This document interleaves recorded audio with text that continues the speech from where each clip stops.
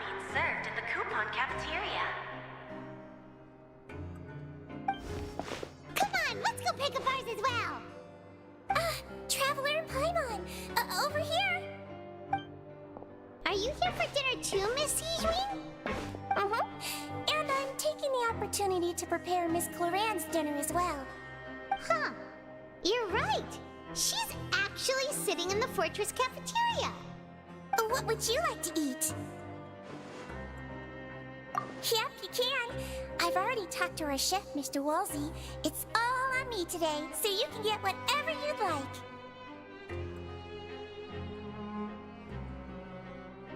Me too! Don't forget Paimon! No problem. Just leave it to me.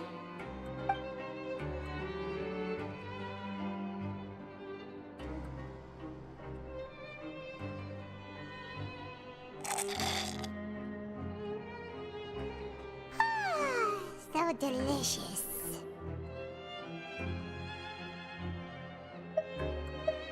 Paimon's so happy. Paimon wants to feast like this every day. Feeling full yet? How's the food? Delicious. I'm so glad to see you all so happy. Oh, see, the expression on your face just now? The muscle here just moved, which suggests that you're feeling quite relaxed at the moment. Jeokjone, do you do this to help your patients or to better understand human beings? A bit of both, I suppose. I'm a Melazine, which means I'm very different from human beings. I must know what you're thinking if I want to take good care of you. You're really good at taking care of people. Even though you're so short, you still talk and act like an older sister. Really? You're reminded of an older sister? That's great to hear. Oh, and what did you mean back in Risley's office? When you said that you were protecting Linny and his siblings as well? Oh, that. I just asked His Grace to look out for those children, especially that diver boy. I was getting a bit worried after hearing that something was wrong with the water. Thankfully, Cloran is very strong and managed to save him in the nick of time. His Grace also sealed the pipes after Cloran left, to make sure that Linny wouldn't impulsively chase after his brother. Although the path was blocked, we still stationed some guards there to stop anyone from approaching. They were instructed to only open the door once Miss Cloran had returned. Oh, and I was keeping an eye on Mr. Linny as well. We had to press him, but we couldn't allow him to be in any real danger. You were all super considerate and really thought everything through. It's just what we do down here at the fortress. At least this has been His Grace's style for as long as he's been the leader. Oh, I really wish Monsieur Nervula would come down here more often too. I feel like he'd like it here, with all the darkness and chaos.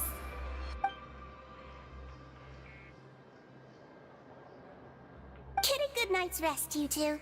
You both worked very hard.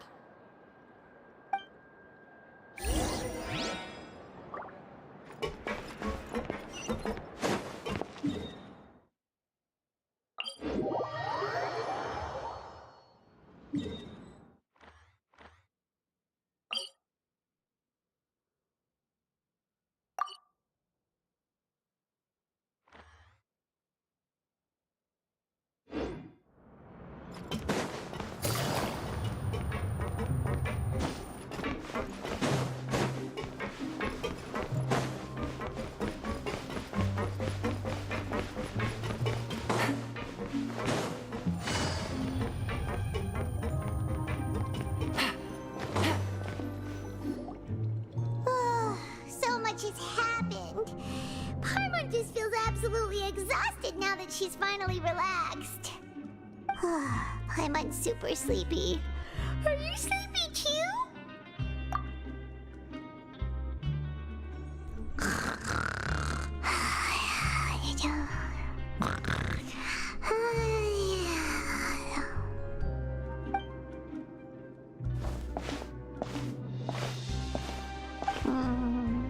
Delicious. Paimon wants seconds for free.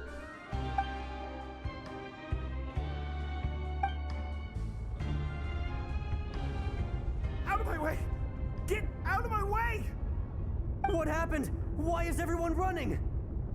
No idea, but something must have happened. Stop asking! Uh-huh. Who's yelling? Paimon still wants to sleep.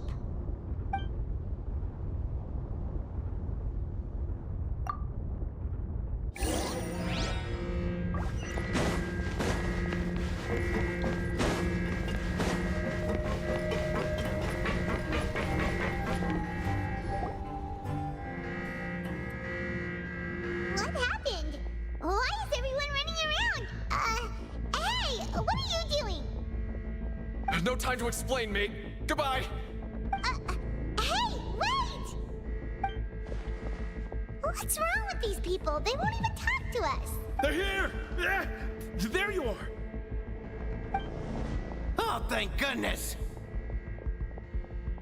Quisto and Lavaroon, do you know what happened here? We came here especially to inform you. Something seems to have gone terribly wrong just now. His Grace is telling everyone to evacuate and get out of here. Lafaroon was saying you two are new here and you don't have many friends, so you might slip through the cracks. Haven't you heard all the stories like that? An evacuation is successfully completed, yet you only find out once you do a head count that 1 or 2 people are missing. Wait, weren't you the one who brought that up?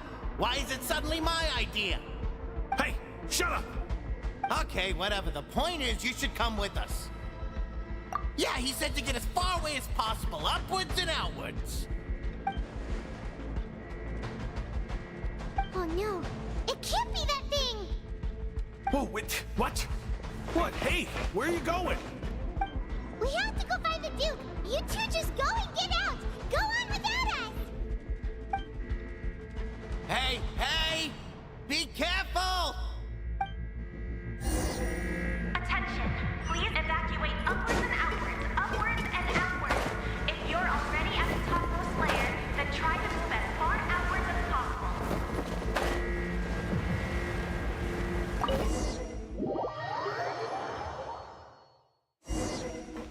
Take it easy.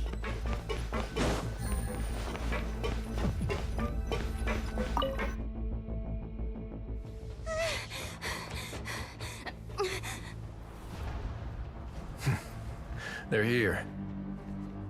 Just like I said. What happened?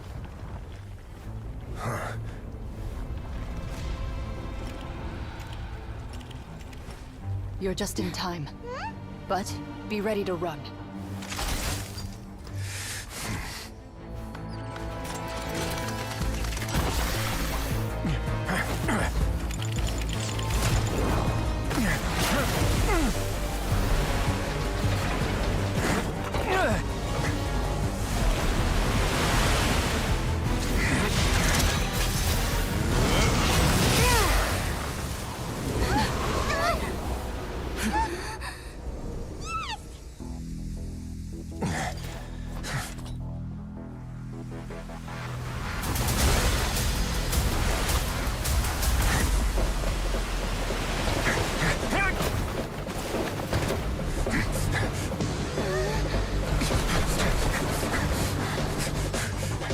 Three, two, one.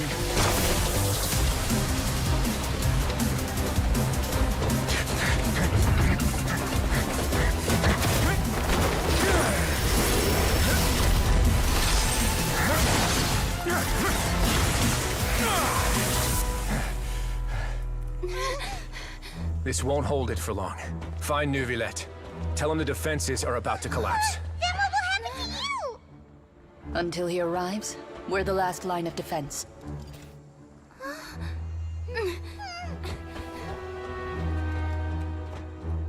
The gate. How long do you think it'll hold? That depends on us.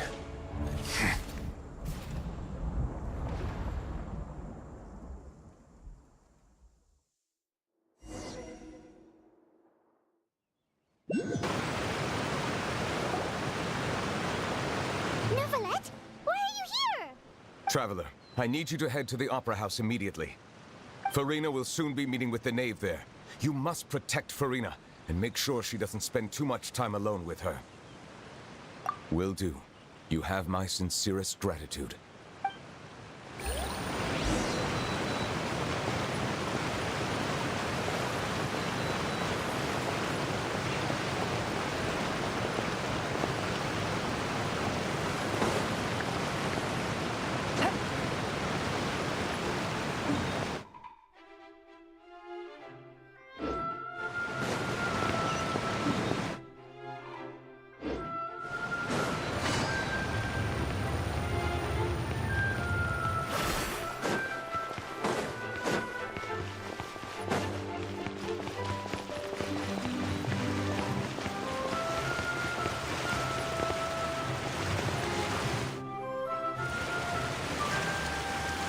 Look! There are a ton of Fatui and Palais Mermonia people over there! The Knave is probably here already.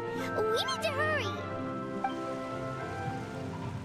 Are you two the Traveler in Paimon? Monsieur Nervalet has left instructions. Please follow me. Though I'm sure he's already explained, this should be a mostly cordial conversation, unlikely to give rise to violence. But it would be most appreciated if you could protect Lady Farina to the best of your abilities.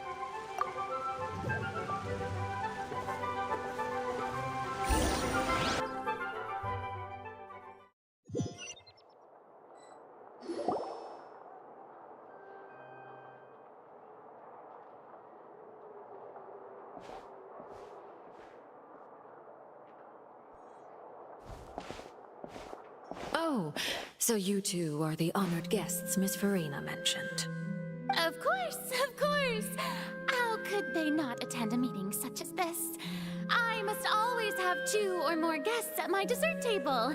Otherwise, the occasion would be too lonely and unbecoming of my station. It is my pleasure to make your acquaintance, traveler. I have heard much of your accomplishments. I am the Knave, one of the 11 Fatui Harbingers.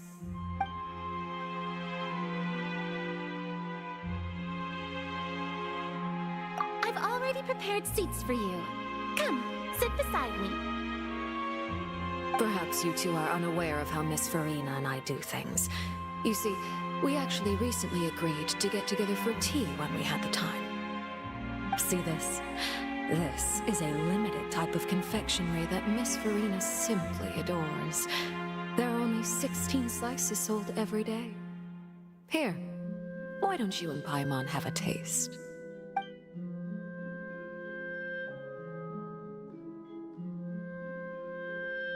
Traveler, what do you think of this cake?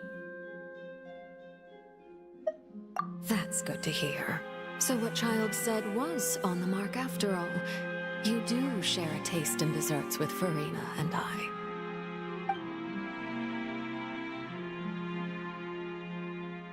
I wonder how he's doing nowadays.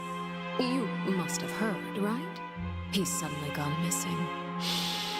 I'm really worried about his safety, you know. Here's to hoping that he's an excellent swimmer. Since we're talking about him, I feel like I should add something. His martial prowess really looked certainly pretty impressive, yeah.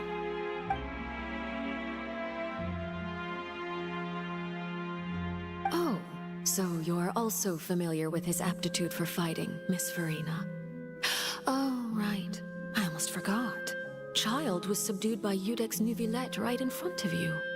Against ordinary people, my colleague would never be on the back foot. But alas, he just never imagined he'd run into such a person. I must express my admiration for Monsieur Nuvilette. Coming from you, that's not surprising at all. But I thought you would be happier to hear the news. Of course, but it's still a bit of a shame. You see, I would have been far happier had I received this news somewhat earlier. As you well know, a long time has passed since Child disappeared. Well, in any case, there's no need to worry. We know for sure that Child is still alive. Oh, and just how do you know that? Because we found evidence that proved he left And where did he go after leaving the fortress? Well...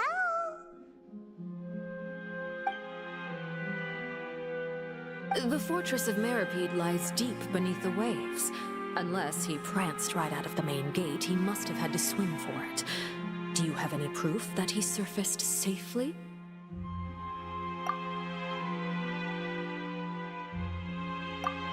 That is good news at least.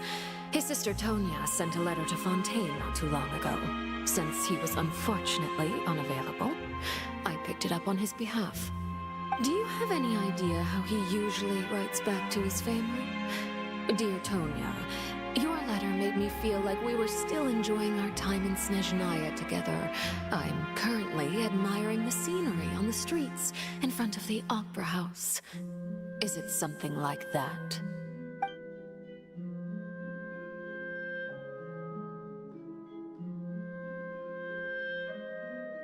All letters tend to follow the same few formats anyway, right? As long as the contents are accurate, it doesn't matter so much how it's written or how it's worded. Hold on. The water in the teacup is shaking.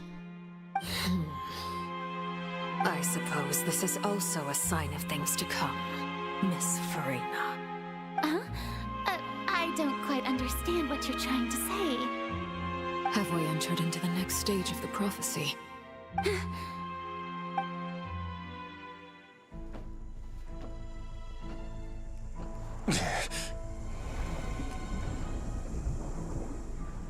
My thanks to you both. I will take it from here.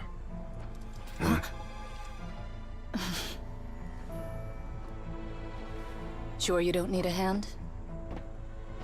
Quite sure. Wow. So, what's your secret, huh? Let me guess. Nah, who knows? Maybe it's just your sense of responsibility. Sounds about right.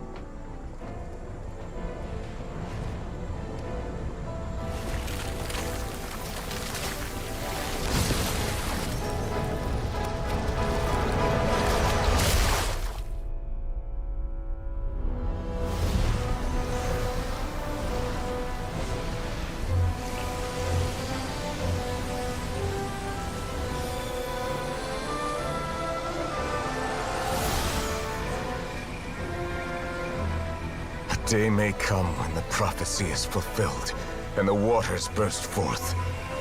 But it is not this day! This ancient power could easily obliterate an entire race. A tsunami of fury would unleash endless catastrophe.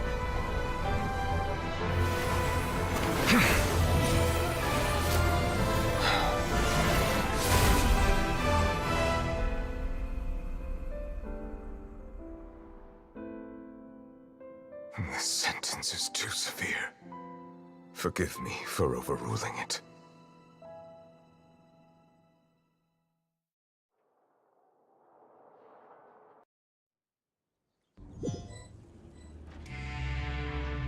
All right. Seems like the problem inside has been suppressed. Let me guess. We're safe for now. Indeed. But only for now. I win this bet. You owe me a present. Very well. It was indeed just as you said. You made a bet? We made a bet on the size of your entourage. Cloran thought you wouldn't come down by yourself. I figured you would have at least brought a few people along for appearance's sake. It appears I underestimated just how confidential the mission was. Shouldn't you have gotten used to confidential missions by now? That's just how the courts operate. So what gift must the loser give? Tea? He already has tons of tea in his office. I'm thinking about a set of legal codices. That wouldn't happen to be a dig at my lack of legal awareness, would it? Well, I'm sure His Grace doesn't consider the fortress to be outside the law. I was under the impression the residents of a place like this would be uninterested in the legal codices. That was obviously a joke.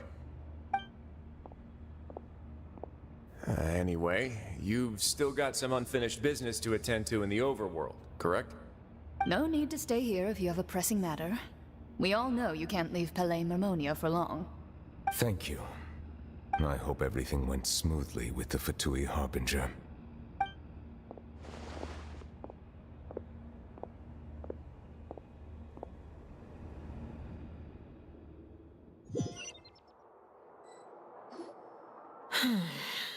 I must say, we've spent long enough playing house. Miss Farina, as the Hydro Archon, I am sure you understand the exact meaning of the phenomenon we just witnessed. Or should I say, that's what I originally thought. But looking at your expression, was I wrong? And you haven't a clue? What are you trying to say?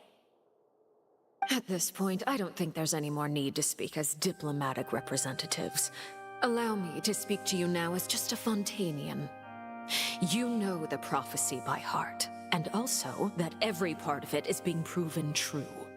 Yet, here you are, relaxing, drinking tea, and eating desserts as if it's all nothing more than a few stray bugs in your garden. Do you really think that's acceptable? The prophecy's hanging above our necks like a guillotine. Every faction is looking for a way to either avert the disaster or save their own. Even the orphans of the House of the Heart have devoted everything to saving their homeland. But you, it beggars belief just how nonchalant and carefree you have been. From the very beginning, you, the god Focalor, you have utterly failed to take action. You're wrong. I've never ignored the prophecy, nor have I just been passing the time in self-indulgence. Retract your accusation and stop doubting the wisdom of the gods with such absurd conjectures. I am not alone in my doubts, you know. All the children of Fontaine may be harboring the exact same thoughts right now. Oh, great Hydro Archon. How are you going to save them? Save us? How are the people you've sworn to protect supposed to survive in a land that will soon disappear beneath the waves? I have my ways, and I've been working on them for all this time. Even if you look down upon me, you have no right to judge me. Fontaine will be saved.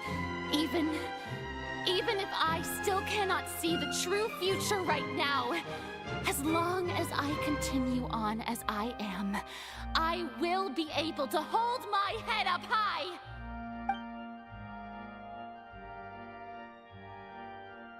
Then I ask you, Miss Farina, just what have you been working on? Where can we see it, and what is it doing to help?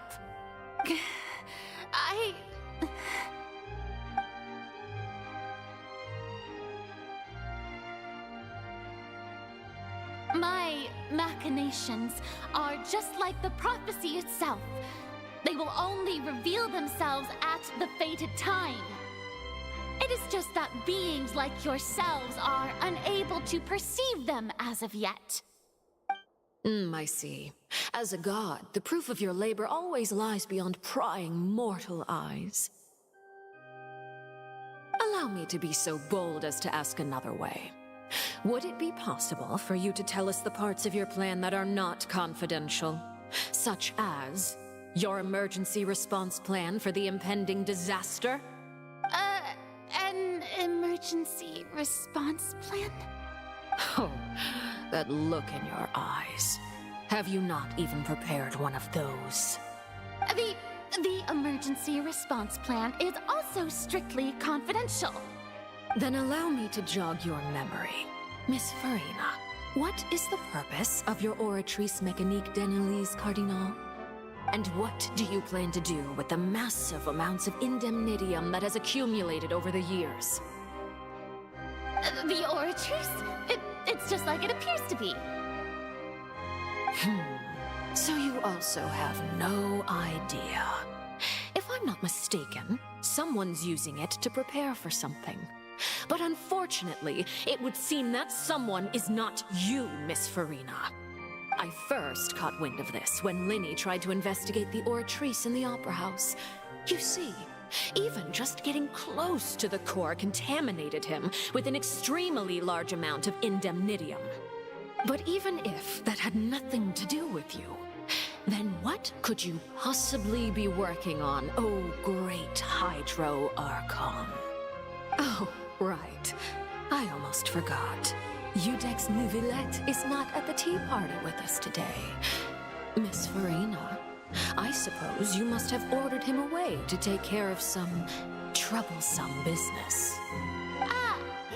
Yes, that's exactly right. Please keep it a secret for me. Of course I will. Although, I must say, Miss Farina, you seem quite insecure without the Udex by your side. Oh, very well. Let's stop that conversation here. There are still a few slices of cake left, so please, help yourselves, everyone.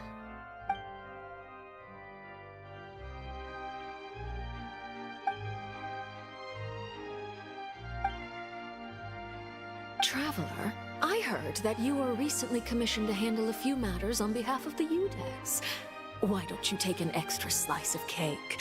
Those who work hard deserve gratitude and praise. You too, Paimon. Thank you. Paimon will take you up on that offer.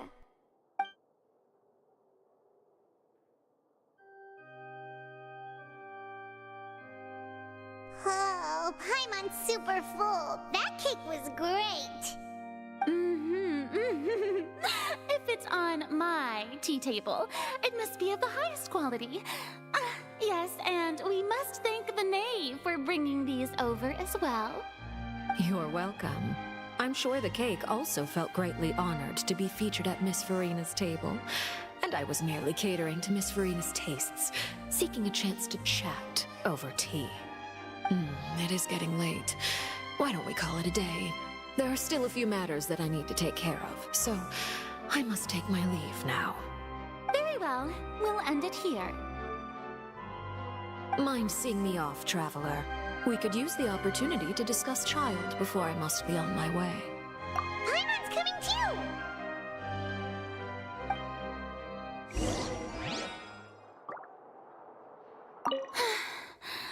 The tea party turned out to be even more difficult than I'd imagined. Why are you looking at me like that? Is something the matter? If there's nothing urgent, then I shall be retiring for now.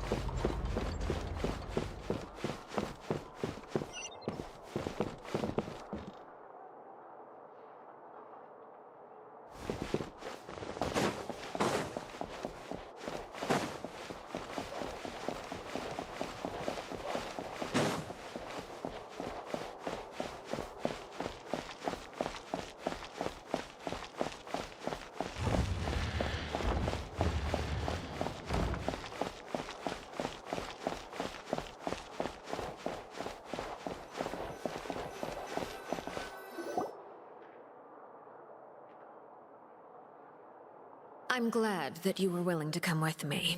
Of course, Child was just an excuse. I have no interest in your dealings with him. That's what Paimon thought. You lent your aid to the children of the House of the Hearth. As their father, I would like to express my gratitude. That was all. Formal topics should be discussed in formal settings, and informal topics in informal settings. I know you just returned from the fortress of Meripede. Relax. I have no intention of trying to get anything out of you. Linny, Lynette, and Fremine are still there, and I trust their judgment and abilities. They've all been working very hard and have always done all they can to fight back against anyone who tried to stop them, especially Linny. You mean Ridesley. He's a tricky one to deal with. It's unfortunate that Linny's so eager to prove himself that he can't learn to rely on others, including me. By the way, and you can just consider this a bit of idle gossip, but what's your impression of Farina?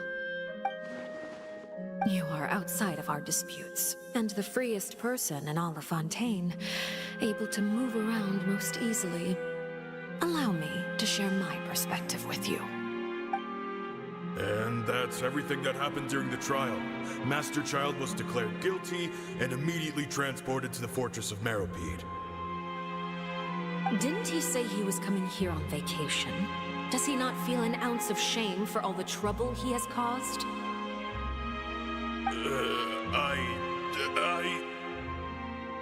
Forget it. He did give us an opportunity. I will be meeting someone shortly. Do you require help with any preparations? No need. I will take care of it myself. I need to meet with Farina, the Hydro Archon. She is at the heart of Fontaine.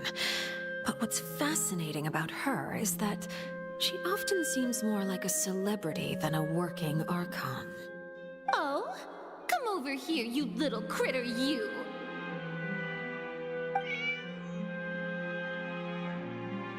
You dare to run from me?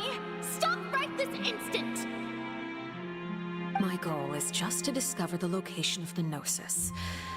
But I didn't expect the chance to approach Farina to be handed to me on a silver platter. This is so easy, it's actually making me a bit suspicious. Anything left unguarded is usually just bait. But no one will blame someone for taking the bait. After all, from the moment it was attached to the hook, the bait is meant to be sacrificed. It's just as I guessed in the second before I struck. The Hydronosis is not currently held by the Archon. In fact, this Archon doesn't seem like a god at all. And I sense that she's under some kind of curse. Who are you? And what are you trying to do? Please don't kill me! I'm begging you, please! The fear in her pupils is genuine, so perhaps she's not bait after all. Either way, targeting her has lost all meaning. I left the scene with ease. Nobody came looking for me, and nobody could serve as a witness to my near assassination of Focalor. I suspect even Farina dares not mention this incident to anyone. Not long after, my informants confirmed what I had guessed. After returning to her quarters, Farina quietly cried alone. She was so scared that she could not sleep that night, nor could she even bring herself to eat her cake. There's no doubt that there's something wrong with her. I began to entertain the possibility that she is not the true Hydro Archon. Perhaps Iudex Neuvillette is actually the genuine article. I have to find the Gnosis. If the Neuvillette hypothesis is correct, he is probably in possession of it. Alternatively, it might have been hidden in a place that's hard for ordinary people to access. Yes, Father. My dear children, please speak. News from the Fortress of Meropide. Master Child has gone missing. On top of that, the contacts and guards we bribed at the fortress have all gone quiet as well. Probably the handiwork of that Wriothesley. I'm afraid so. This is a good opportunity. The value of a harbinger is much higher than most would imagine. We now have an excuse to exert diplomatic pressure on the Fontaine authorities. Set up a meeting for me. I would like to meet the Hydro Archon and Iudex Neuvillette. Oh, and I have an additional mission for you three. Yes, Father. Tartaglia's disappearance was not a part of my plan, but I can use it to make a breakthrough. With this as my excuse, I can ask for an official audience and continue my investigation of Farina and Iudex Neuvillette. The initiative belongs to the House of the Hearth. My wish to investigate the Fortress of Meropide will be a front. Lenny and his group will be responsible for the actual intelligence gathering.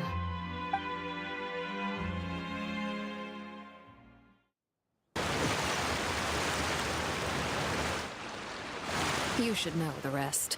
Lenny's group is quite close to you, so they wouldn't have hidden anything from you. You attacked the Hydro Archon? It wouldn't mean anything, even if you shouted it from the rooftops. After all, even Farina herself is still pretending that nothing of that sort ever happened. Alright then. I've now had 2 chances to enjoy tea with Farina. I have to say, the leadership of Fontaine is even more inscrutable than I had imagined. I once surmised that Iudex Neuvillette must be the Hydro Archon, but now, that doesn't seem right to me either. I am a servant of Her Majesty the Tsaritsa. Over my years of service, I've learned how a real Archon conducts and carries themselves. Whether Iudex Neuvillette or Farina, neither fits the bill. It's hard to imagine either of them as the Archon. Of course, that is all just how I feel. Gut feelings often do not require justification. It is, however, quite amusing to me that after all my years working in intelligence gathering, I've come to realize I am at a complete loss regarding the identity of the god of the land of my birth. Don't you think Fontaine is quite intriguing? A catastrophe looms, yet many secrets have yet to rise to the surface. It looks like Fontainians will have no choice but to save themselves. Ultimately, though, one must survive in order to do anything else. Should the need arise, I would be happy to cooperate with you. You don't need to commit to anything right now, of course. I have a feeling that the situation will continue to evolve, and as your name is often connected with noble deeds, I'm sure we will work together someday. He certainly returned quickly. You must want to catch up with each other, so I'll leave you to him.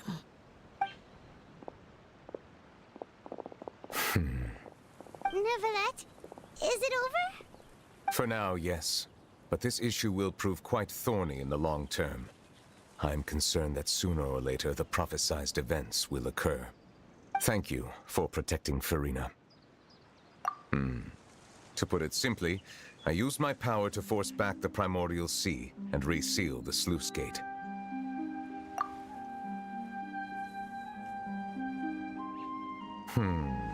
So as expected, the knave has turned up the pressure on Farina.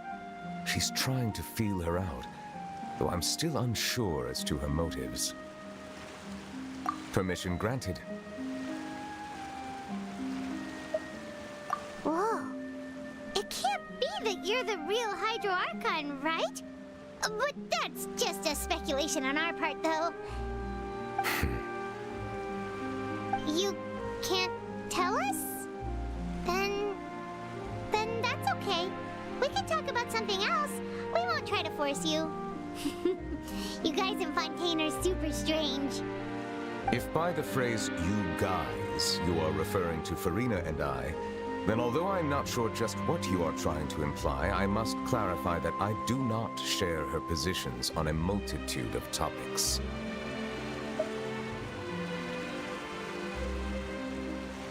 I believe so. The fortress has a long and complex history. It has seen much grief and suffering. And now, another catastrophe will soon be upon us. I mourn this turn of events. Huh? Why is it raining all of a sudden?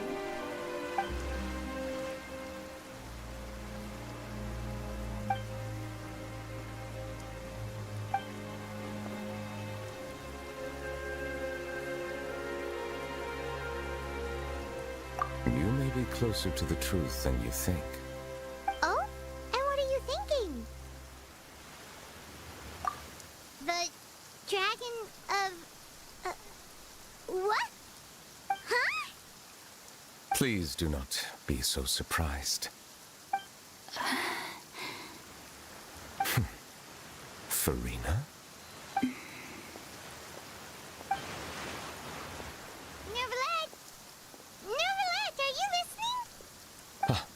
My apologies.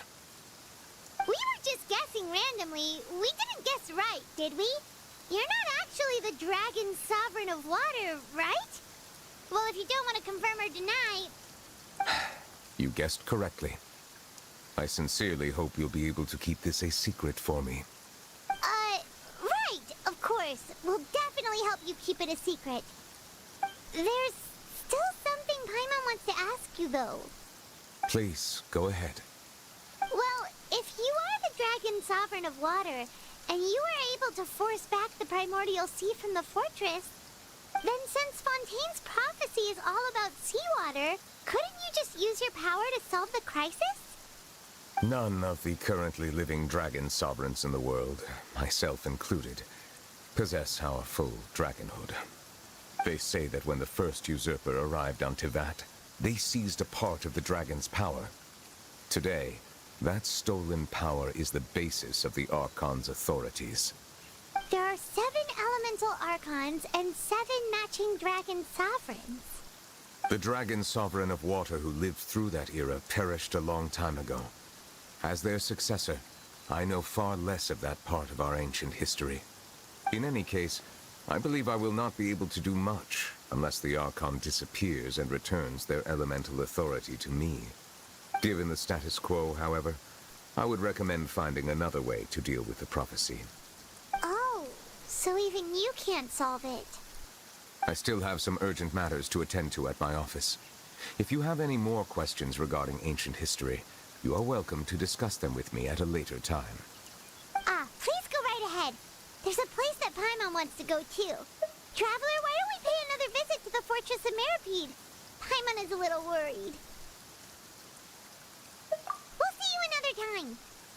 Take care.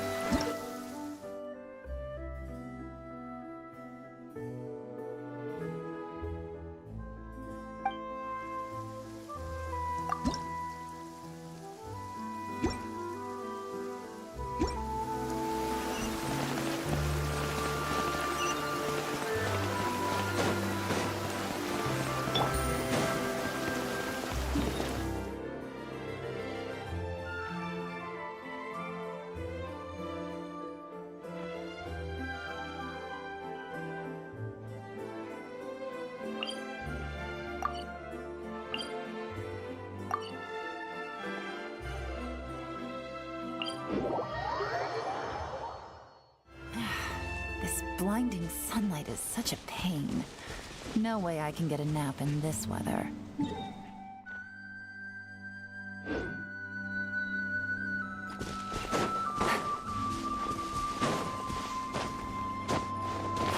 Take it easy.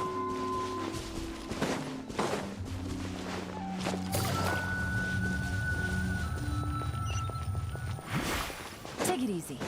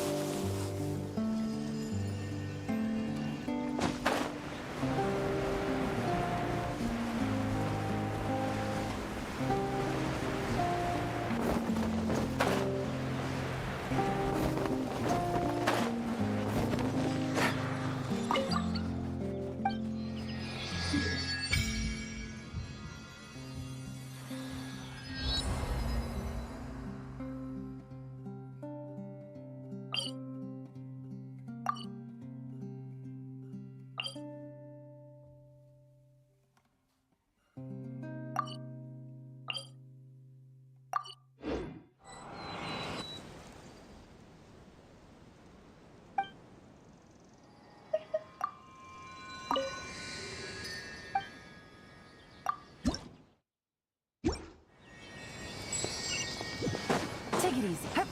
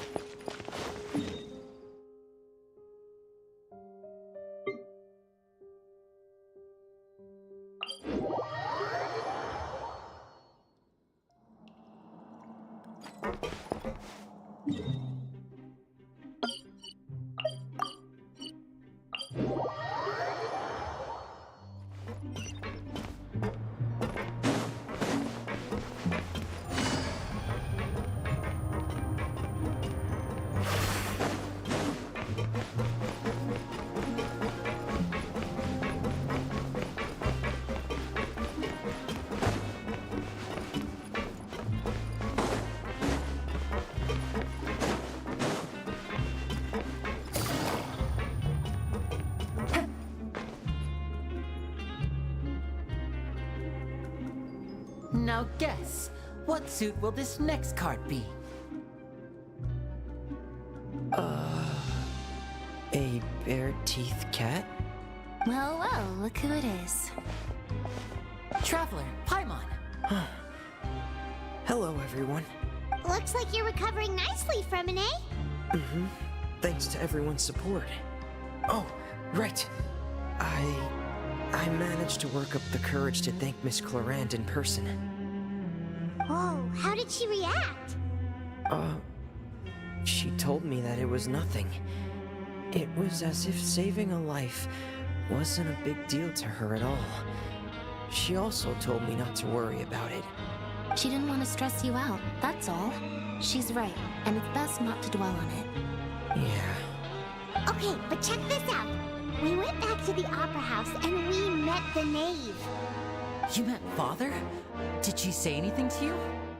She said a few things that were, a bit hard to understand. And also that she's looking forward to working with us in the future. Her attitude towards you is even better than what we'd imagined. That's fantastic. You should believe her. She has her own way of doing things, and she'll do everything in her power to help those she considers close, which now might also include you. Mm-hmm. Father is very capable, and also trustworthy. Oh, Paimon just remembered that she thought Lenny was a bit too proud as well. She said that you should learn how to rely on others sometimes. Got it. Huh.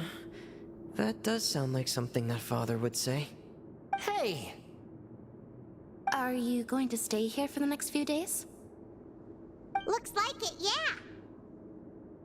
Excellent. I will host a tea party. For real?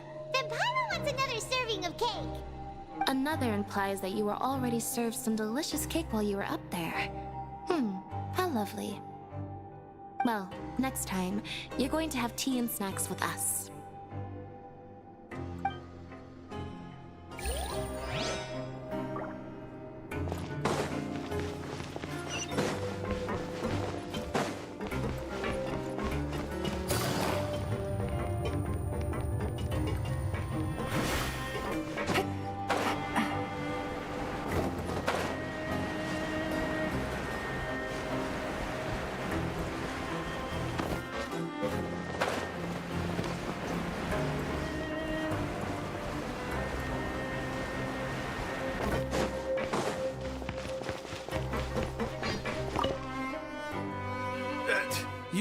You guys are back?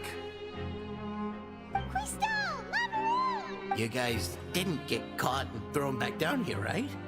Huh? No, not at all. And here I thought you'd managed to escape from jail during all the commotion.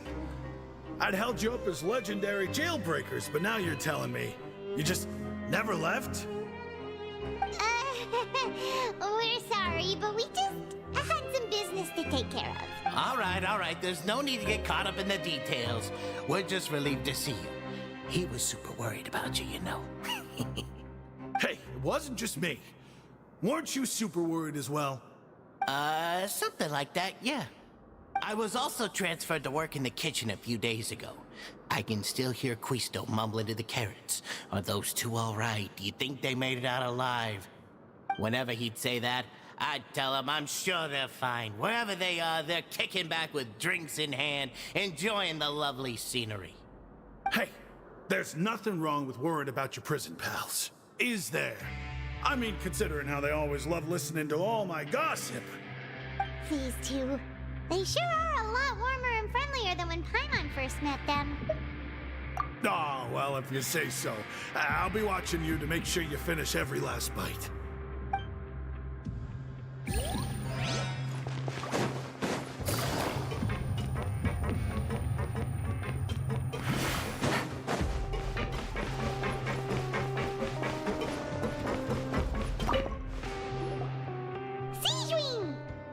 Traveler, Paimon, you're back! Are you still doing all right? Did either of you get hurt? We're fine, but what about you guys? It was such a huge mess. How bad was it? A few people sustained superficial injuries, but that's about the extent of the damage. Monsieur Nervulette paid us a visit. It was all thanks to him that we managed to suppress the crisis for the time being. Oh, of course, we must also thank you for the help you provided. How did Nervulette know that he was needed here? Well, Monsieur Nervulette has strong resonance with the hydro element. When the water level rises, he can feel the waves produced. I ran into the bombshell bros while bandaging the injuries of the wounded. They were mumbling the whole time about how you just ran down without a word. I'm so relieved to see that you're both all right. If you're not too pressed for time, please stay with us a few more days. Just let me know if you get a craving for any particular dish, so I can have Mr. Walsey get your meals prepared. Oh, and please feel free to visit the infirmary for a break at any time. I'd like to take the opportunity to spend some more time observing your facial muscles as well. Your happy smiles are quite contagious, you know. They're so memorable, and I've missed them immensely while you were gone.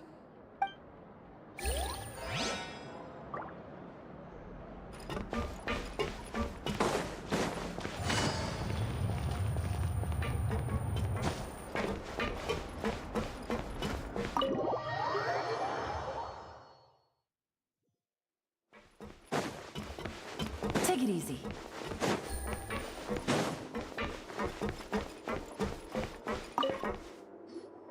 Courier, Miss Jeokjone told me you still haven't eaten.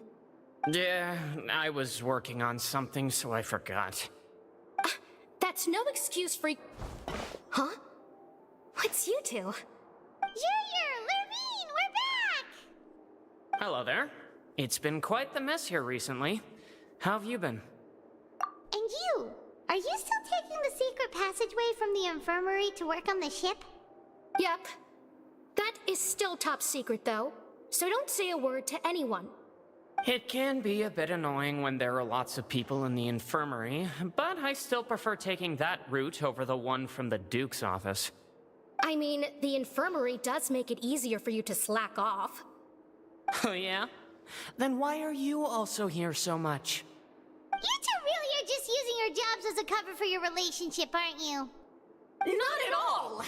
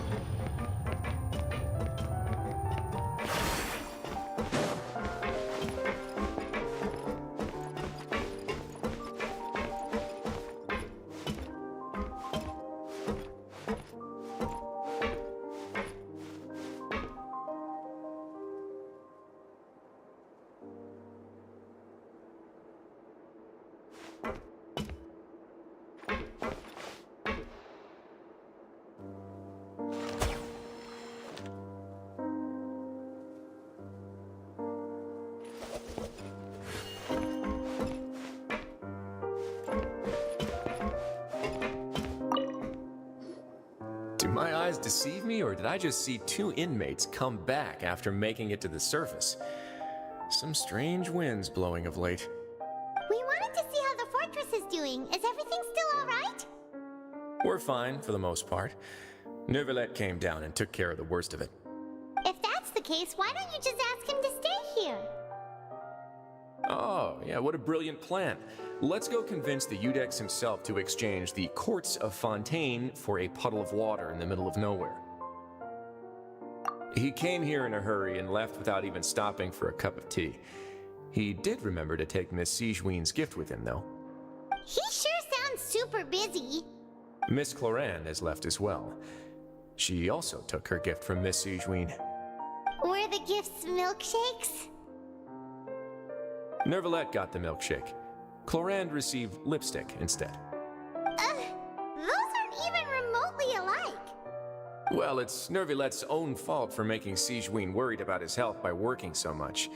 But besides that, our head nurse is still pretty fond of picking out beauty products for the ladies.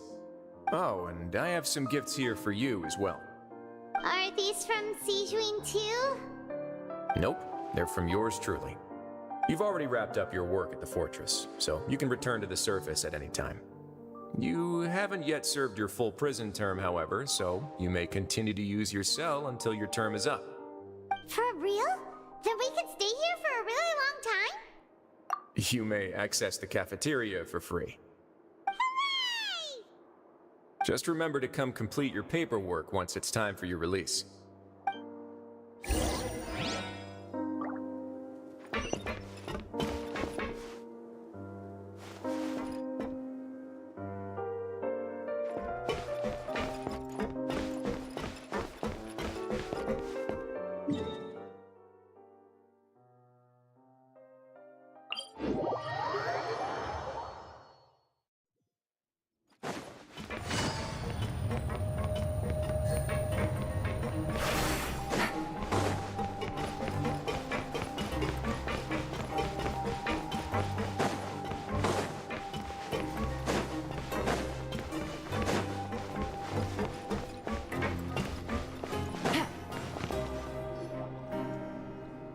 We're back in our cell again. We're no longer prisoners though, so it really doesn't feel the same. Being free sure feels pretty special now. Huh? How did you know? Hey, that's not true! Alright. Okay, Paimon just wanted to say that we really are an amazing duo after all. It's like we've now gone to so many places together and become friends with so many people. We've never stopped traveling or stopped meeting new friends. There are so many bad things in the world, and we're just two people, but we've still been solving problems no matter where we go. Isn't that pretty cool? You're counting Paimon today? Aren't you the only adventurer here? Then let's ask Catherine to give Paimon an adventurer handbook as well. Paimon will also be an adventurer from today forward. Just the thoughts making Paimon giddy. Paimon's gonna crash, so you sleep soon too. The last time we fell asleep here, we woke up to a whole mess outside our cell. The primordial seawater nearly rose up. That was so scary. We should be safe now, right? Alright then, good night to you, traveler.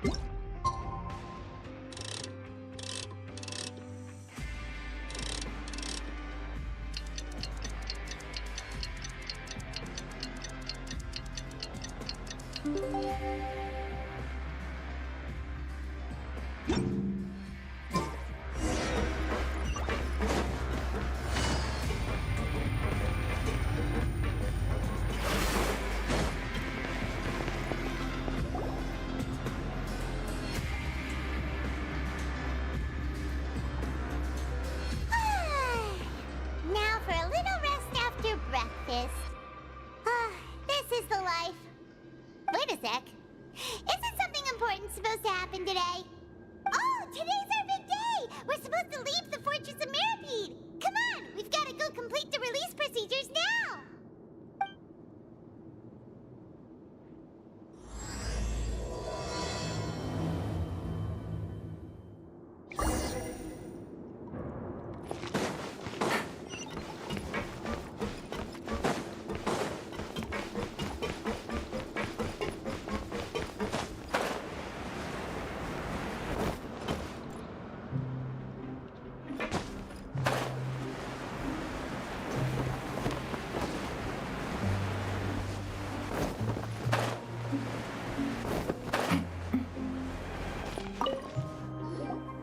Please, sign here.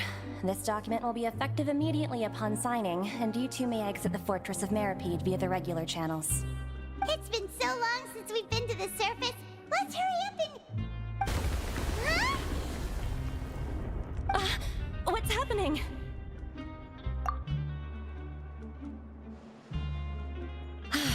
I'm fine, thanks. But I wonder what that tremor was just now. Let's go ask the Duke.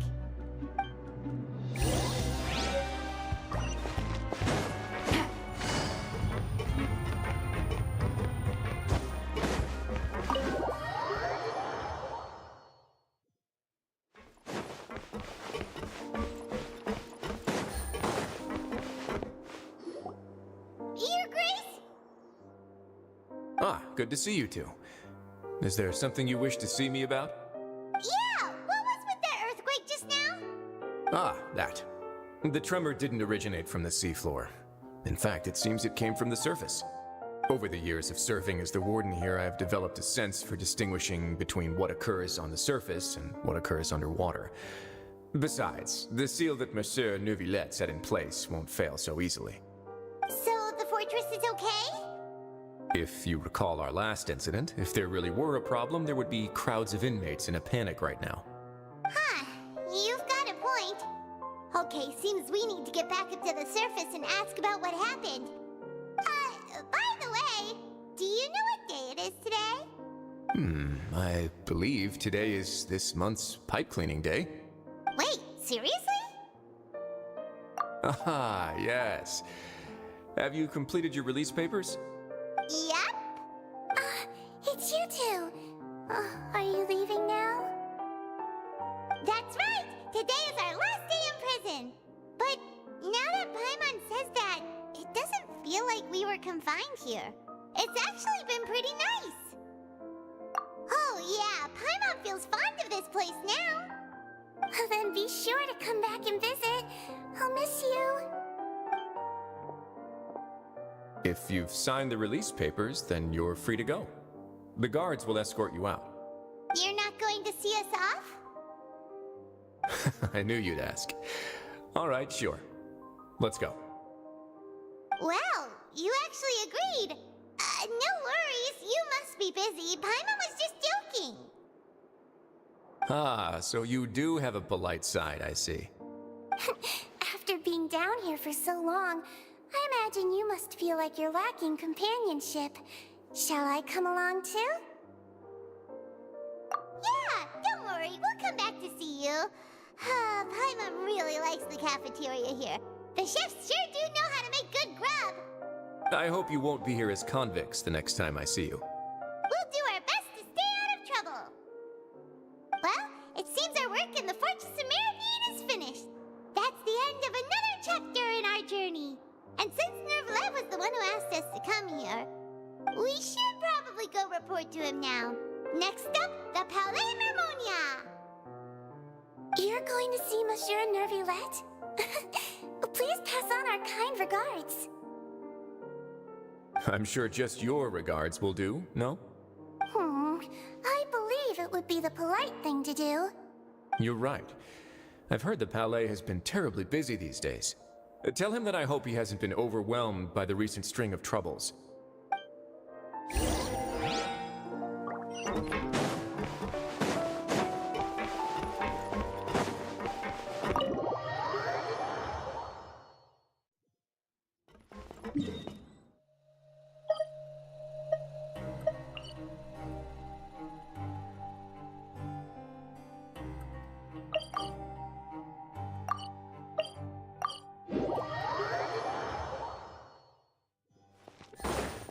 easy.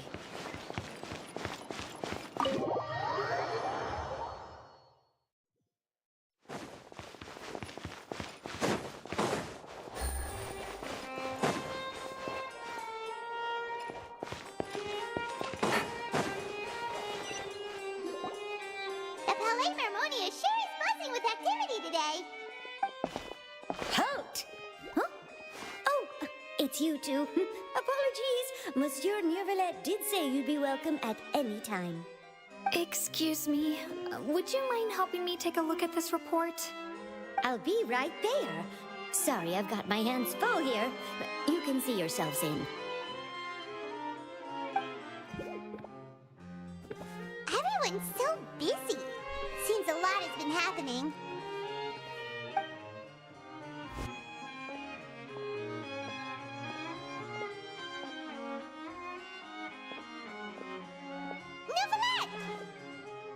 Hello.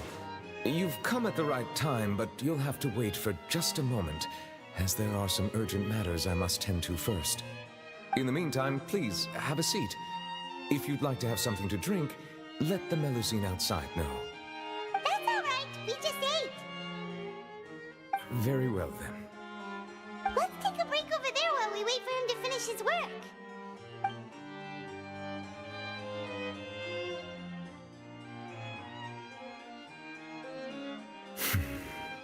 All right. That should wrap things up for now. Are you done with your work? Yes, sorry to keep you waiting.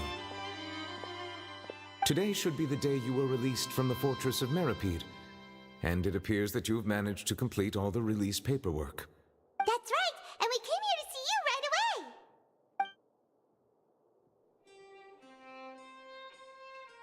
away. A massive whale.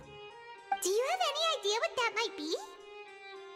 Judging from your description, that cannot have occurred in any ordinary waters, but rather something like the primordial sea. A whale of that size and shape cannot usually be found in the waters of Tevat.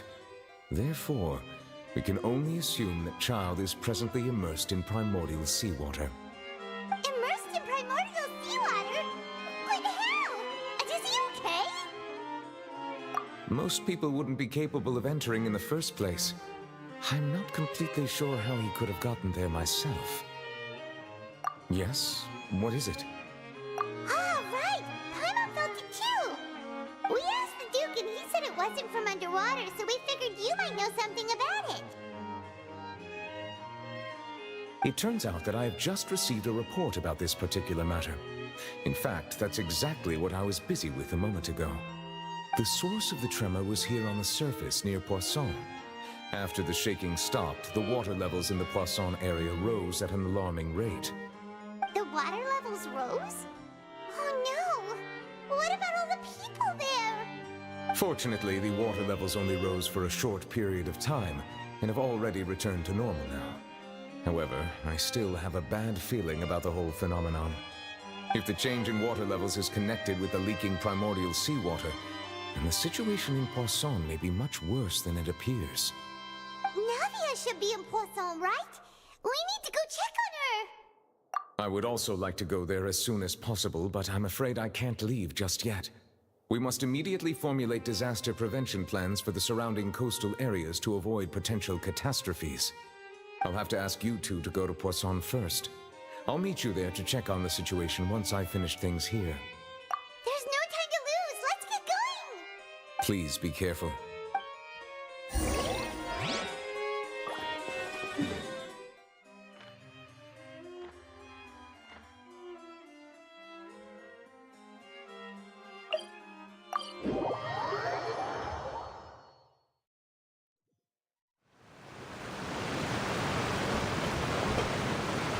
Oh no!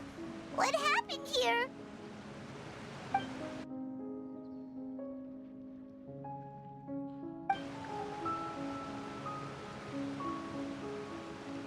Navia should be around here, right? We need to make sure she's still... Paimon means we need to check on her.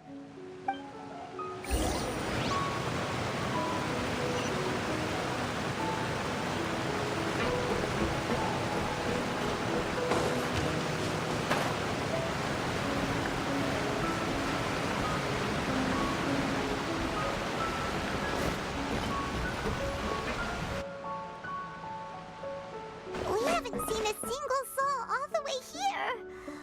Oh, this is getting scary. What will I ever do now? Look! There's someone on the roof over there! Just stay put! We're coming up! Watch your balance! All right! Just hurry!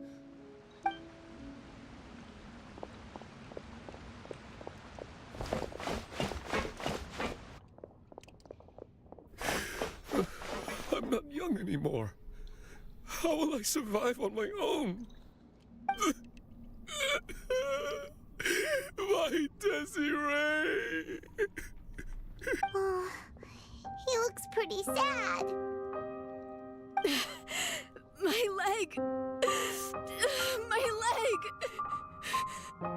How could this have happened? It hurts! Just hang in there. Help is on the way. You can hold my hand if it makes you feel better.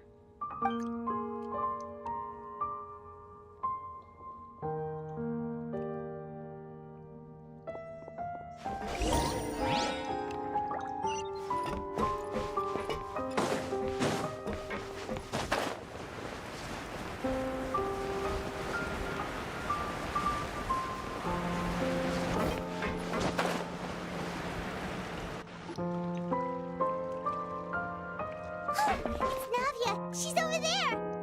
Hey, Navia! Are you okay?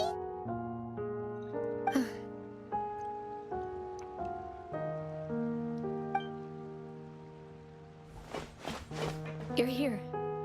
We heard there was a situation in Poisson, so we came as quickly as we could. Yes. As you can see, the water level suddenly rose.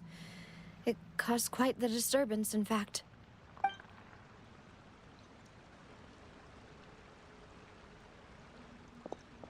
Demoiselle!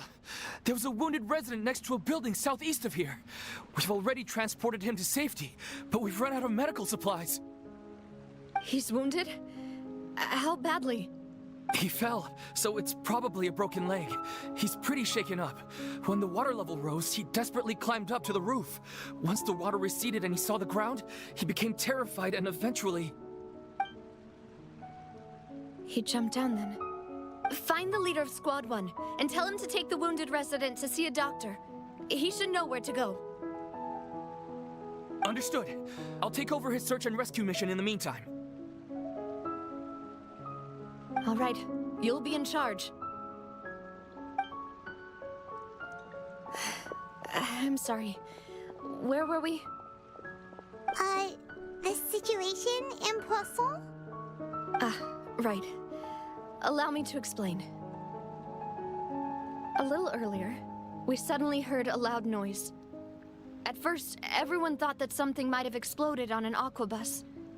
But before we knew it, water started pouring out from everywhere. The rushing water seemed a little odd, almost like the unique color of primordial seawater. Some people didn't realize the danger and thought it was just ordinary water, leaking from somewhere. Everyone on the street who happened to be close to the water didn't have a chance to escape. As the water levels rose, they suddenly disappeared. Those who realized what was happening started to flee in a panic, desperately trying to get to higher ground. Many were injured in the stampede, and some people fell from significant heights. The Spina di Rosula initiated rescue operations as quickly as possible, but there have been a lot of casualties. Fortunately, the water began to recede after some time, and the chaos came to an end. The water that flooded the area contained primordial seawater, so the lower levels of Poisson are still hazardous. To ensure everyone's safety, I've asked the people there to leave as soon as possible. No one knows if this could happen again. All we can do for now is try our best to help evacuate the residents. We still haven't completed the head count, but we'll have some numbers soon. How awful. And all of this just came out of nowhere. It was quite frightening indeed. I only wish that everything that just happened was a bad dream. Is there any way we can help, Navia? Thank you for being so willing to help in a moment of crisis like this. You don't know how much it means to me. I really can't express how grateful I am. Don't say that, Navia. That's what friends are for.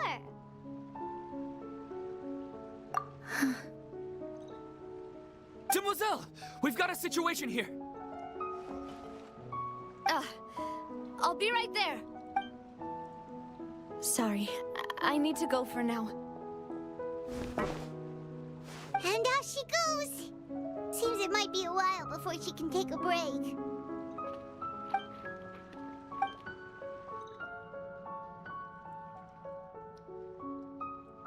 Okay, the wounded are being tended to, and we finished a preliminary head count. More support has just arrived, so I suppose I finally have a moment to focus on my own matters. Of course, we should remain ready for anything, and continue doing our best to rescue others. I'll be sure to have everyone at the Spina di Rosula ready to render assistance. Traveler, Paimon, would you two accompany me to my father's grave for a moment? Huh? Right now? Thank you.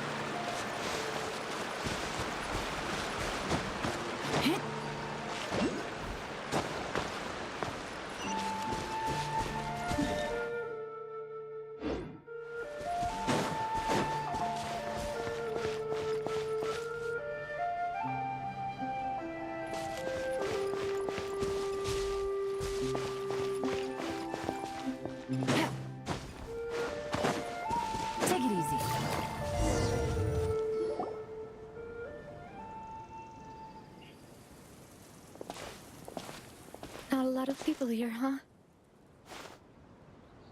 Well, given the time of day and the whole situation in Poisson, Paimon doesn't think there'd be a ton of people here visiting graves. Right.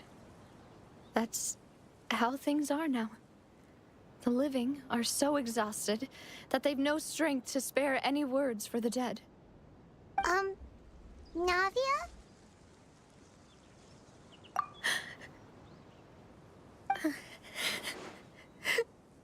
Navia, what's wrong? Sorry. I just... Maloofs and Silver. They won't ever come back here again. What should I do, Papa? Huh? What happened to them? Everyone agreed on the rescue plan, but still, I was the one who initiated it. They were helping evacuate the residents, but they couldn't leave in time. And they were caught in the seawater. What should we do? I've known them for so long. And I know they weren't afraid. But I could at least hold a funeral for my father. And I know where he rests. But as for Maloofs and Silver, they're just gone. I just can't.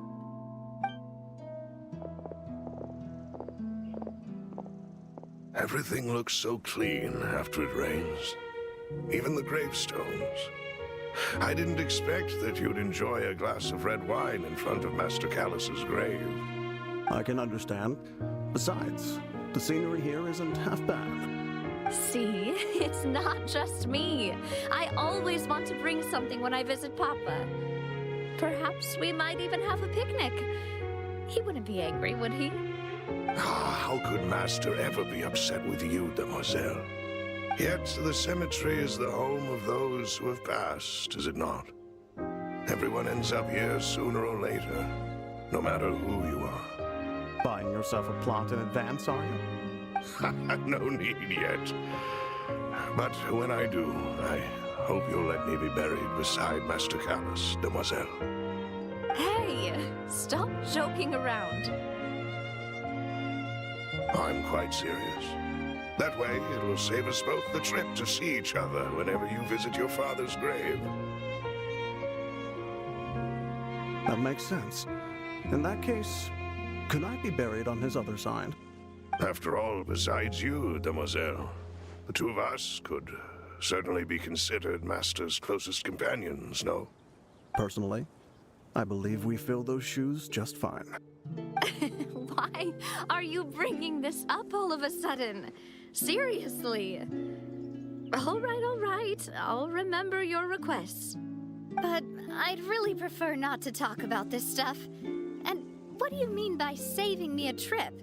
I'd make the journey even if I had to visit you two somewhere else. I'd promised to let them rest in peace here.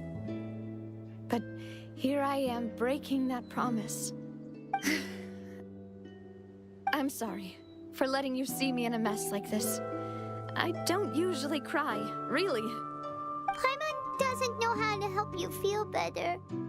But, well, she understands how you feel. I'd always thought I could make my wishes come true. But now that I think about it, that never solely relied on me. Many things can only be accomplished with someone else's help. Malus and Silver have helped me so much. But by contrast, I could do nothing for them. I'm so sorry. You can spend as much time as you need here, Navia. We'll stay with you. Thank you. Right now, you don't know how much that means. By the way, you can have a look at this. It's a list of victims from the incident that took place here. Obena, Khan, Burnett, Giverny, Francine, Karina, Daisy Ray, Joinville, Julianne, Esson, as well as Malus and Silver. So, everyone else is safe. But still... It's okay. I know what you're thinking. And you're right. We lost Malus and Silver. But we were able to save more than we anticipated. The overall outcome indicates that the cost was worth it. Right! Don't think that way, Navia. One person might be saved at the expense of another, sure, but that isn't something we should ever consider a trade. Malus and Silver were not the price for saving anyone. They're heroes. You're right. Thank you, Paimon. What you said just now was pretty amazing, actually. I'll remember your words. Oh, really? Seems you've become more eloquent in the time since we last met. The knave? What are you doing here? Is everything going well on your side? Yes, my people are carrying out the mission according to your request. All the residents of Poisson have been evacuated, and we're preparing to relocate them to higher ground. As for these supplies, we have everything taken care of. There is no need to worry. Thank you very much. Wait, do you two know each other? We just met recently. Right, Miss Navia? Usually, I would call this a coincidental encounter. But that doesn't quite fit this time. Besides, it never even crossed my mind that a Fatui Harbinger would come looking for me. Thanks to the Knave, Spina di Rosula received generous support from the Fatui, which allowed us to complete the rescue and evacuation work so quickly. Mutual aid is essential to fostering positive developments. We were already in the area, in any case, so it was nothing. That said, I must say that you're a lot sharper than you let on. I'm sure you understand what I mean. I apologize for all the ways in which I tested you previously. We've never worked with a Fatui before, and it's extremely important for us to know who we're working with. My subordinates have reported that Fatui soldiers have been observing water levels and taking head counts in various locations. I hear that they've also prepared a large amount of emergency supplies. I'm quite surprised. This is nothing to brag about, nor do I intend to. It is simply the way of powerful organizations to act forcefully, whether they are doing good or ill. You've witnessed that firsthand, in any case. As I've told this traveler before, I know of the prophecy, and I intend to prevent the impending disaster. Lending your organization a hand was a natural first step in accomplishing that. As such, do not be troubled by this token of our sincerity. Perhaps one day, you'll also be able to help me in the same way. Without your help, there would have been many more casualties. I won't forget your kindness. Furthermore, I sincerely regret what happened to Malus and Silver. I only wish that my people could have arrived a little earlier to prevent this from happening. Don't say that. You and your subordinates did everything you could. As Paimon said, Malus and Silver didn't choose to sacrifice themselves for any specific person. And they weren't the price paid for other salvation. They chose to become heroes themselves. I've never liked hearing people put it that way. It's like trying to relieve pain by saying some noble-sounding words. But right now, there's nothing more suitable. They really did become heroes. You're right. I'm sorry for your loss, Miss Navia. Water is life to Fontaine's people, and it also spells disaster. It's no wonder that people always say that prophecies represent fate. Fortunately, I've never been one for such opinions. So, you're one who will try to change fate, then? Of course. That is why I'm going to Hotel Bouffe de Thé. I still have some things to take care of, and the children need my attention. By the way, Traveler, Paimon, one more thing. Alright, then we'll just... Huh? This isn't right. Paimon thought you would ask us to walk with you for a moment so you could tell us something in private. That is a clever and useful conversation technique, which I do like to use when necessary. But there's no need today. It would not hurt to have Miss Navia listening in. Traveler, I'm sure you remember that I said we could work together when we had the chance. You and I both know that there may be issues with the Primordial Sea. Previously, it was the Fortress of Meripede's sluice gate, and this time it was the water levels in Poisson. These are both signals. Indeed. Allow me to share the latest intel I've received from the House of the Hearth's intelligence network with you. During some recent investigations, a child claimed to have discovered some ruins near Poisson. The ruins date back to ancient times and seem to be worth investigating in many ways. Judging by the dating of the ruins, they may be related to the prophecy and the coming crisis. The situation is becoming more urgent, so any pertinent information will prove extremely precious. My people initially came to prepare for ruin exploration. Unexpectedly, this disaster struck, and at present, we're all busy prioritizing the rescue effort. So that's why the Fatui were already in Poisson. I wanted to take the children along, but unfortunately, Linny, Lynette, and Fremine have all been dispatched to higher ground to assist affected residents. Linny told me that outside of the house, the person they trust most is you, which is why I want to give you this task. The House of the Hearth's members see each other as family. But Linny, Lynette, and Fremine said that they also see you as such, even though you are not from the house. I'm sure you already understand how earnest they consider their friendship with you to be. Oh! That somehow makes Paimon feel kinda happy. The intel I just shared about the ruins could fetch a high price. But since the children consider you family, it's only natural that I freely share it with you. Got it! So all we gotta do is go to some ruins, right? We can handle that. Excuse me, but may I tag along? You wish to join, Miss Navia? But are you sure you're up to exploring some ruins? You need to rest. Well, I'm sad, yes, but I can't just go back and plop myself into a chair by the roadside and do nothing. There's no point in being depressed while we still have a disaster on our hands. As my father's successor, I must live up to the hopes he had in me. Besides, I'm also doing this for myself. I need something, a distraction, to keep my mind off Malus and Silver. Since you put it that way, I have no objections. What do you say, traveler? All right. The ruins are to the south of Poisson.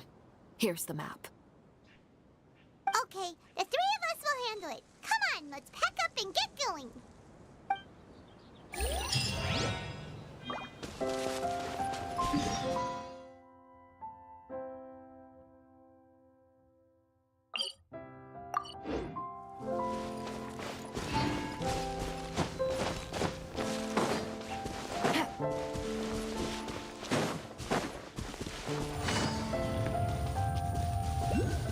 Take it easy. Take it easy.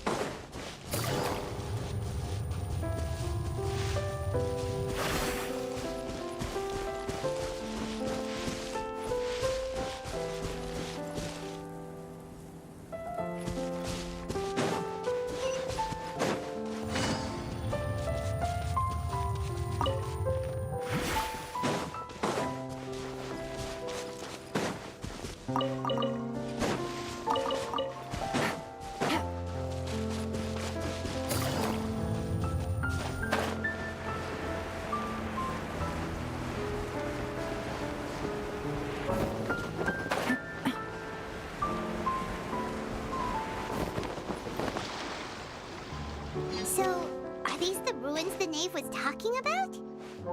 Whoa, talk about old. They seem to be pretty ancient, all right. Let's go in and have a look. Just be careful.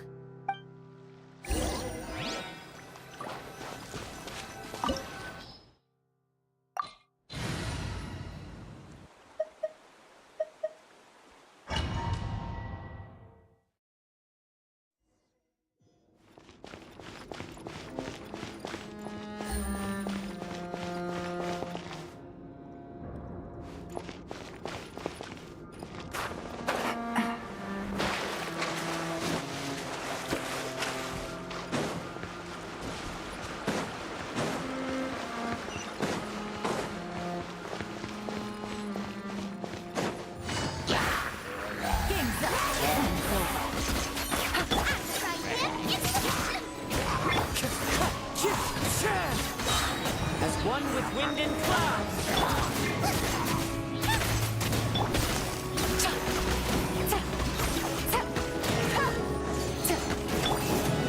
Nice and spicy.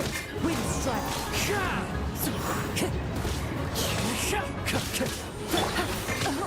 Here comes the catch.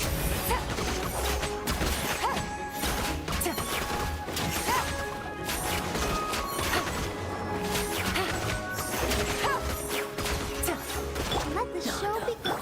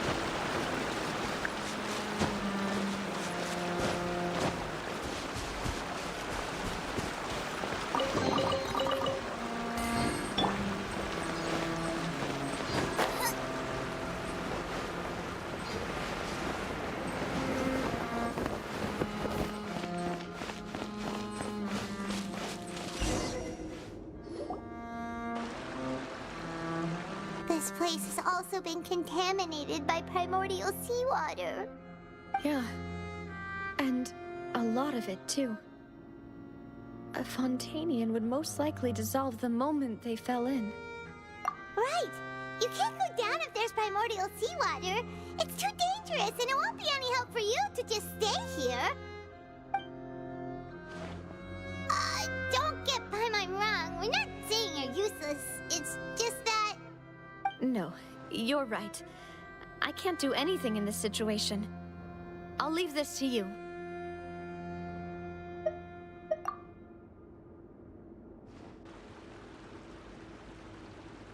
That complicates things.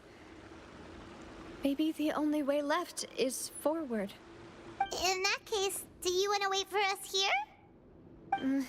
The water levels here are unstable, and there's a chance the water will rise. So staying here wouldn't be safe either. I'll go together with you. Perhaps we'll find the exit just up ahead. All right. Come with us for now then, but please be careful.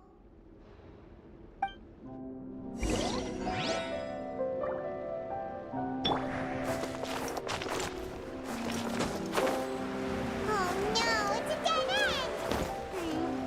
Let's try climbing over from the side.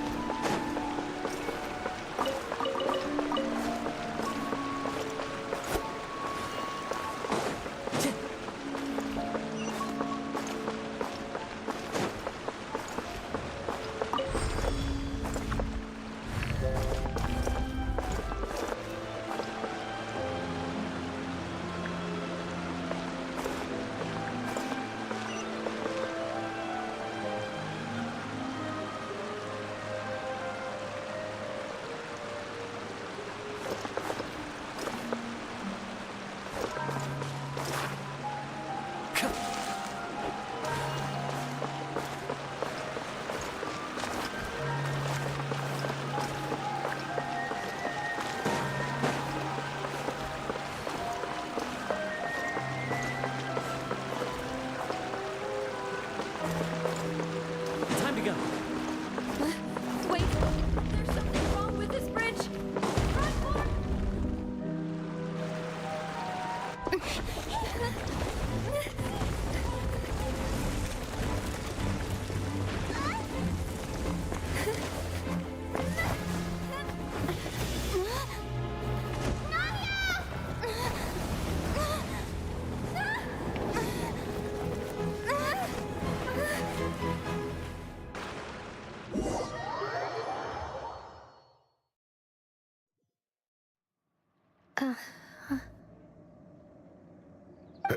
Demoiselle?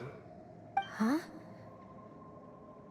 Demoiselle, what are you doing here by yourself? Would you be standing here till dark if I hadn't come to get you? Maybe she just wants some time to herself, Maloose. Oh, was I sleeping? Yes, it would appear so. I must be tired. That's quite possible. However, you were the one that suggested we go out for a walk. Oh, right. I nearly forgot. It must have slipped my mind when I dozed off. I haven't had a nap today yet. Have I? This is a familiar feeling, yet something's a little strange. Is something the matter, Demoiselle? Oh, no. No, I'm fine. I was just trying to recall why we came out for a walk. Do you remember Mr. Jeokjone? He'd requested our help before with foreign merchants who had a debt dispute with him, and we'd resolved the matter not long ago. We were headed to see how things were going with him at the moment. right. Yes. I remember now. Oh, Miss Navia. Ah, Mr. Malus. And Mr. Silver, too. It's good to see all of you. How have you been? I've been great. Thanks to your help, those bothersome merchants finally realized that I wasn't the one they were looking for. Why, I wasn't even the guarantor for that person. They were knocking at my door day and night. Even my neighbor, Obina, was getting fed up with them. Sometimes force is required to calm someone down and get them to listen to what you have to say. That's right. Oh, by the way, Burnett, what was it that you wanted to give to Miss Navia again? Oh, yes. One moment, I have it right here. Miss Navia, these are some flower seeds that I prepared. Please take them. They're a very good variety, and they'll become very big and beautiful once they bloom. I don't know what we would have done without your help, so this is a little token of our appreciation. I hope you won't refuse. Ah, did you cultivate them yourself? Thank you so much. I'll certainly take them. Malus, we do still have some empty flower pots at home, right? Why, we can have as many pots as you'd like, demoiselle. Perfect. In that case, we'll swap out some of the decorative plants for some of Mrs. Burnett's flowers. Very well. Wait. Something seems to be off here. Excuse me, madam. If I'm not mistaken, your name is Burnett, correct? That's right. Is something wrong? No, it's nothing. This is the first time we've ever met, but your name seemed familiar to me. I must have heard it when I was discussing things with your husband previously. I've heard this name before. Sometime recently, I'm sure of it. And why are there so few people around here? Where did everyone go?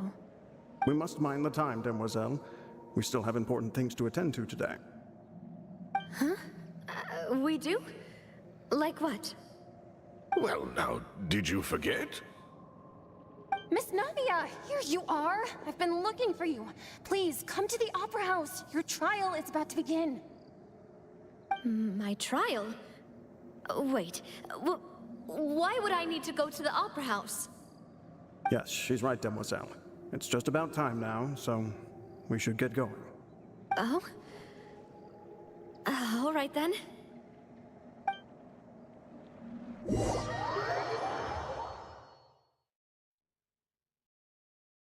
Look, it's Navia!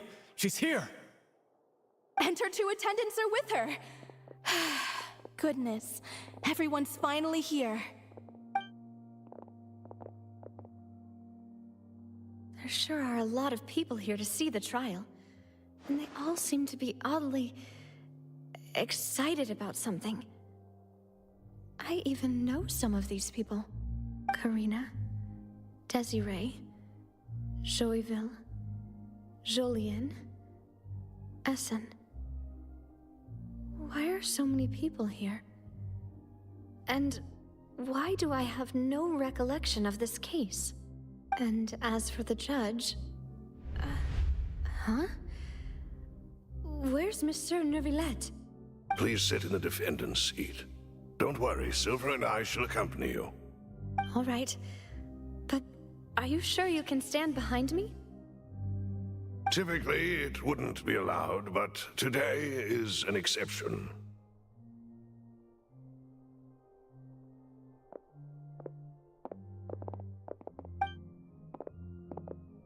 Hey, what kind of place do they think this is? Come on, do they have any idea what they're doing? Seriously. Enough with the whispering! Could someone please tell me where Monsieur Neuvillette is? And why I'm standing trial? My dear Miss Navia, have you not yet realized what you've done? In that case, allow me to explain. As all here know, you are Master Callus's successor, the head of the Spina di Rosula, someone held in high regard by every soul in Poisson.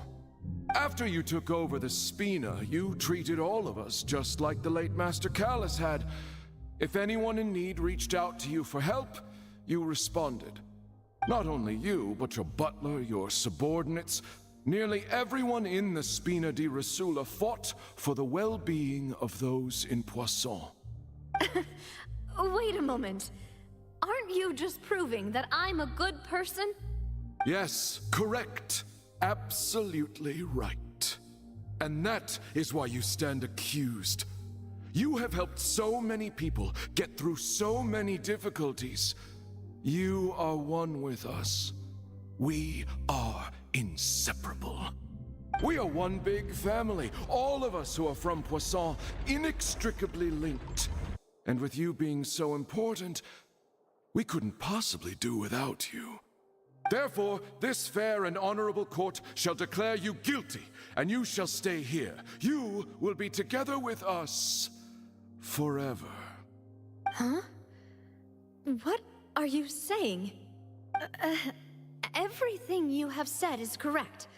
I have indeed done a lot for my hometown, and I would be willing to be with you all, but what is the purpose of having me stand here like this? What is there to discuss? Ah, well, if that's what you think, then I have no further comments. How wonderful, Miss Navia! I know all these people. Why are they laughing? I seem to remember now. Yes, I get it. This trial is... Wait just a moment. This isn't right! Malus? What was that, Mr. Malus? Our conclusion is very clear and unanimous. Let the court judge her now. She's guilty! Stay here, Navia! You're one of us! Demoiselle, don't admit guilt. This trial means to keep you here forever. I wish to exercise my right to defend Our Lady. Mr. Joinville, you only know of Navia's goodness, but nothing of her utterly independent mind. She was born a free and independent spirit. She has never been tied down by anything. Indeed, even the death of Master Callus couldn't stop her. Her actions cannot serve as proof that she identifies herself as part of any group. She merely acted as an individual, extending her hand to help others. Please do not mistake her actions as being otherwise. Really? As an individual, you say? Don't forget, we are all Fontanians here. This is the nation of justice, the nation of Hydro. Even if Miss Navia only voluntarily rendered her assistance, that doesn't change the fact that her beautiful soul must return to everyone. Water accepts all, blends with all. It will surely accept her kindness. Everything is measured here in the nation of Hydro, and in the end, everyone shall meld together. Thus, when a unanimous opinion emerges, that opinion represents justice. Now I speak for everyone. Our opinion is consistent. Navia should stay. We and Navia are one. And you would call this justice? Preposterous. You are merely jealous that Demoiselle still has a chance to exist as an individual. Have you forgotten how much you all once longed to become individuals, to become independent? Do you mean to defy our justice? If your justice is flawed, then why should we acknowledge it? As you said, we can also have our own justice. Silver and I shall defend Demoiselle. And that is how we will enforce justice.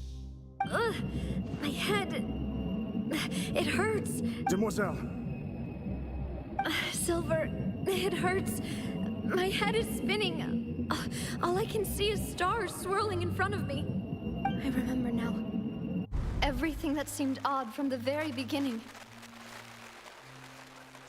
Karina, Desiree, Joyville, Jolien, Essen, and Mr. Giverny and Mrs. Burnett, who we met earlier. Even Malus and Silver. I don't want to admit it, but they're all dead. Don't be afraid, and don't admit guilt. We will protect you to the very end. Absurd! Who are you to say that she cannot be judged? We are the majority, and in the nation of trials, the majority is absolute justice. We are the will of all. Don't let them escape! We shall keep Navia here with us! Mr. Malus and Mr. Silver, must you be so stubborn?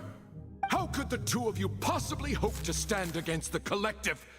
Do not resist. This judgment is fair and just. Navia belongs to us. After all that happened, she should not be left alone in Poisson. What are you saying? No more excuses! She says we're jealous. Jealous? How could she possibly be an independent individual? What's with these people? Who's jealous of her? She belongs to us! Miss Navia, she... Silence! That's...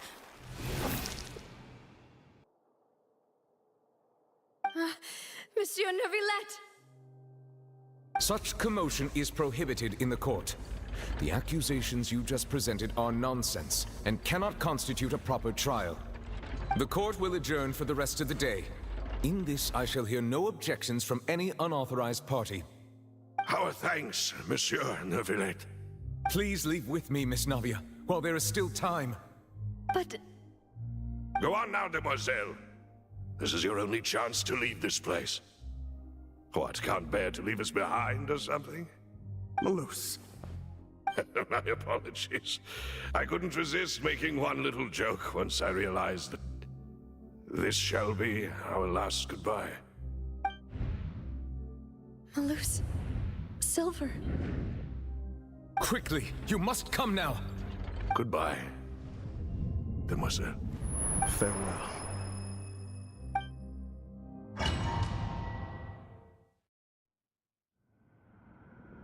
No, wait! Just a second! Navia? You're awake? Good. I must have been dreaming. Malus and Silver were still alive, and they were defending me at some insane trial. It looks like you're all right. Did all the sad feelings cause you to have a nightmare? Paimon could give you a hug. The ruins you were exploring suffered a cave-in. When I arrived, I found you falling toward the water. You were just about to be dissolved within, but I...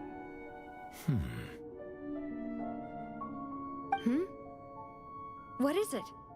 I think I saw two Oceanids protecting you. It was only for a moment, perhaps even a fraction of a second, but they gave me the chance to retrieve you. Were it not for their intervention, I would not have been able to rescue you before your consciousness dissipated. Wait, did you say Oceanids? You mean like what happened with Vache? Perhaps those two Oceanids were the people you saw in your dream. I always told them that they didn't have to protect me. To think that they'd keep doing so even after death. Please come with me.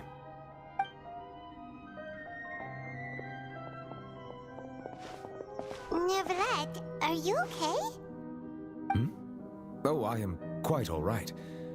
Perhaps there's something we could chat about? Why do you look so stiff all of a sudden? Oh, Paimon knows. You're the type who feels awkward when there's nothing to talk about, right? I merely thought that we should give Navia some time to herself. Huh? Why didn't you just say so then? Don't you think it's even more awkward to call us over like this and then have nothing to talk about? I suppose so. Ah, Jeokjone. I hope all is well with her these days. Her work in the Fortress of Meropide has not been too much for her, has it? No way! Don't worry. She's doing fine down there. She's an amazing head nurse. I see. Well, that is good. I have always worried that Jeokjone would need a lot of time to understand the world of humanity, just as I have. Oh, and the Duke also says hi. Even though Jeokjone made him do that. He hopes that you haven't been overwhelmed by all that's happened lately. Thank you. I have indeed been busy lately, and I also hope that everything is going well in the fortress of Meripede. He still doesn't know what to talk about. Let's chat about something else then. So, Neuvillette, you're probably quite the swimmer, huh? Yes, of course. This isn't going anywhere. Let's try something else. How did you find these ruins? Did the knave tell you? Yes, in fact. I had arranged to meet you in Poisson, but when I arrived, I discovered that the Fatui were helping the residents evacuate. They had even transported a large quantity of supplies to the area. Amid my astonishment, I ran into the knave, and we had a chat. She informed me that she had asked you to investigate the ancient ruins here. Yeah, we originally planned to meet up with you, but we thought you might still be busy with all those official documents. We didn't think exploring the ruins would take very long, and who would have thought you'd wrap things up so quickly?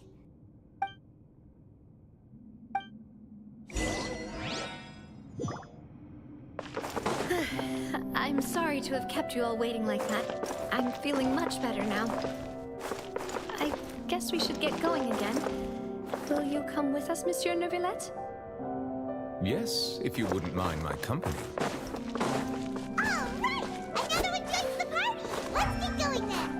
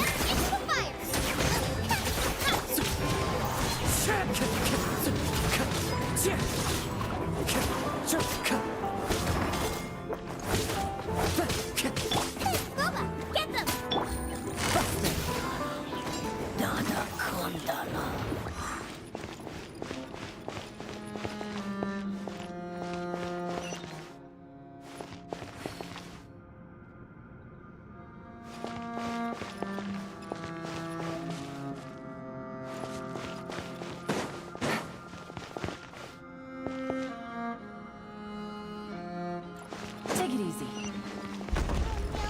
Another unstable path. Watch your step.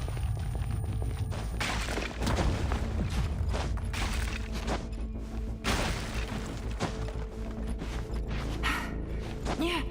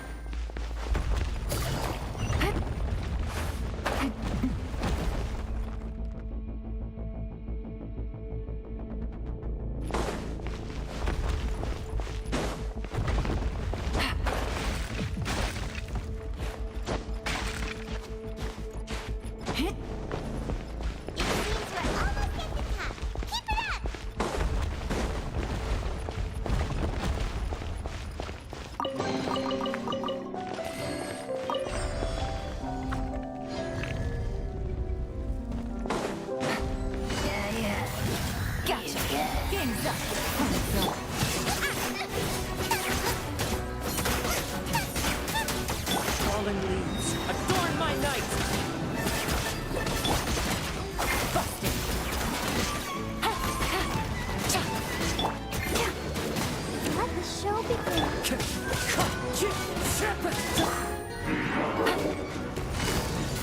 Quietly now. Here comes the catch. Bubba, get them!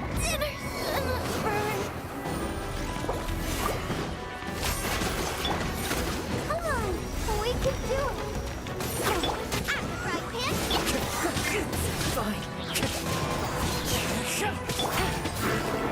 Gotcha. As one with wind and cloud. I'll protect us. Yeah. Sister.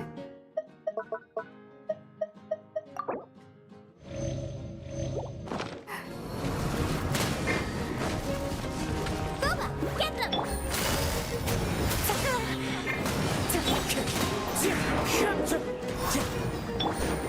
Things are about to get dicey.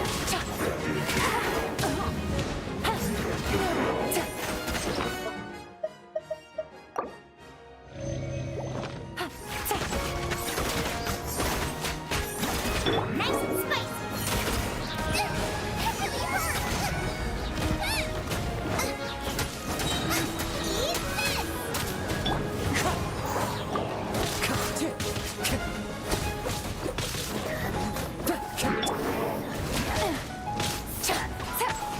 Quietly now.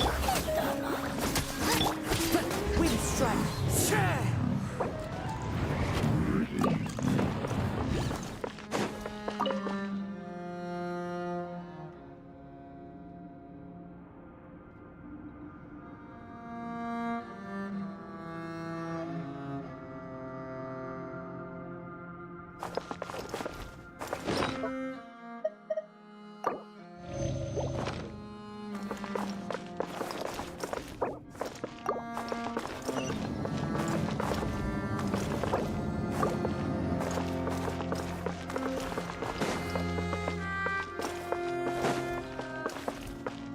Time to go.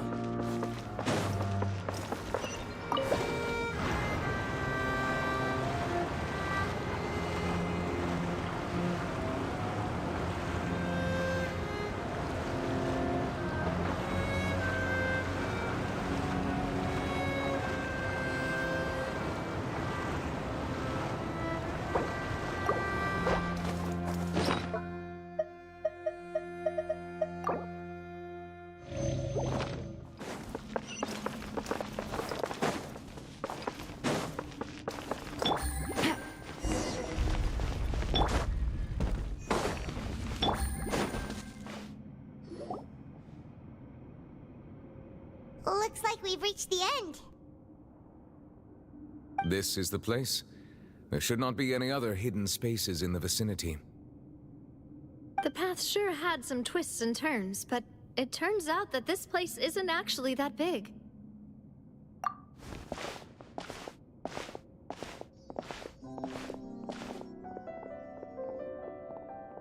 Stone slates. It seems like they were put here as an offering. Could we take them down and have a look? Perhaps we should just leave them be for now.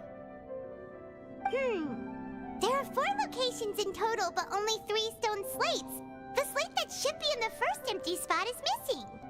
The surrounding walls also show signs of damage. There's something written below. Let Paimon see. Reason dictates that this nation be destroyed. I shall record the history of its future here in its past.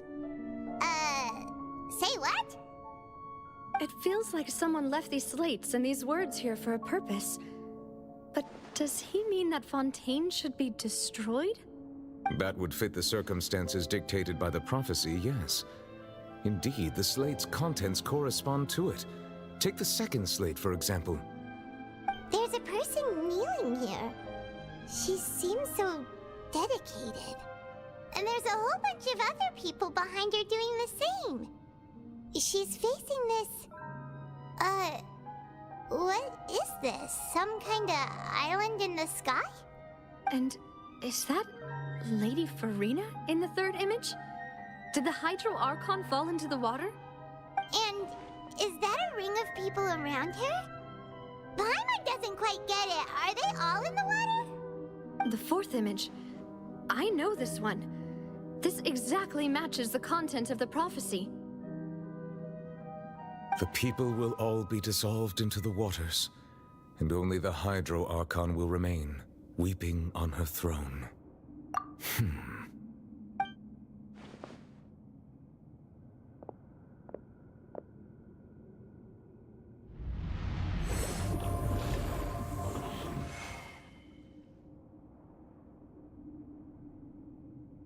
More information should be hidden in these slates, but I fear I cannot easily uncover it, most likely due to us missing the first slate. I am very sorry. Don't blame yourself, Monsieur Neuvillette.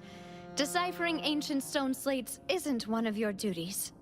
Ooh, Paimon's getting the chills just looking at these slates. This says that it's the history of the future, right? That means the prophecy's sure to come true. I really hope it doesn't mean that. Still, Paimon feels like these images are kind of weird when you look at them together.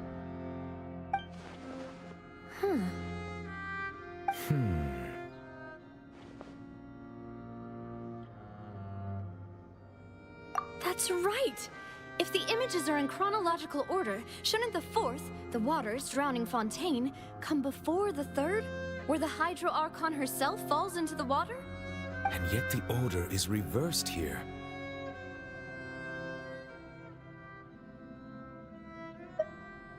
If we go by timing, Lady Farina only emerges in the third image. That means that the person in the second image might be the previous Hydro Archon. Egeria, then. I had never met her, but her appearance here does match the records. The previous Archon kneeling before the floating island in the skies, as if confessing a sin. Did she herself commit that sin? And if not, why would she be in such a posture? Also, I'm still wondering why these ancient stone slates are here at all. Judging from their contents, could this place be the origin of the prophecy? But who would have created these slates and left these words here? It seems that any further clues will have to come from Farina. In that case, there's no time to lose. There's nothing else to be gained here, so let's head back first. Yeah, we better get somewhere safe for now.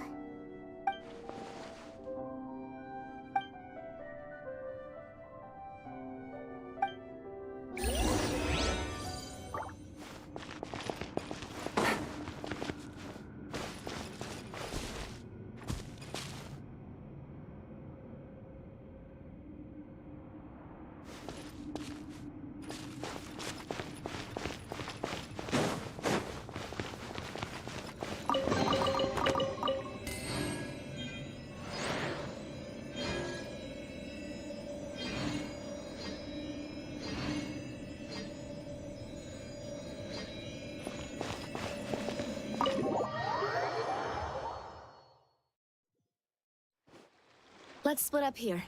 I'm going to check on what's happening with the Spina. You know how it is. There's some things you just need to be there for yourself. You still have energy for that, Navia? Paimon's already beat. Just head back to the Fleuve Cendre and have a rest then.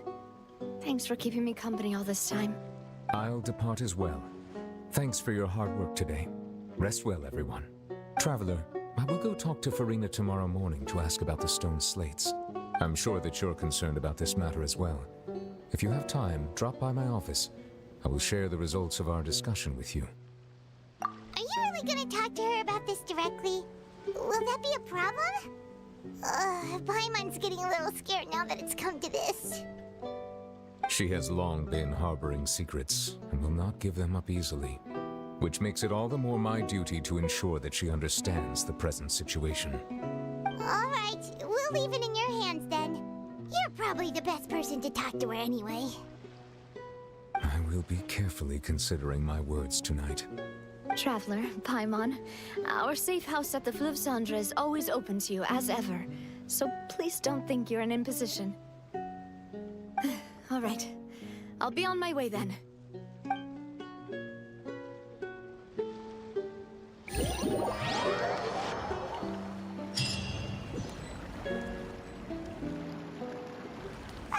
We're finally back! Welcome back. We've got a special menu prepared for you two tonight. Yay! And there's good food too! Navi, no, the boss is the best. Ooh, desserts! Nice! These are all Paimon's! Paimon's already starting to forget what happened today. Oh, that voice. Is that who I think it is? Huh? It's you two. What are you doing in Fontaine?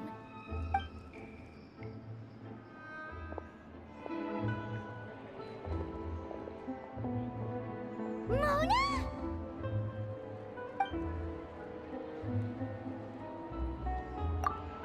Seriously, nobody just uses a scry glass whenever they've got time to just see who they'll meet on the road. Still, we didn't expect to see you here. Wait, you're not a Fontanian, are you, Mona?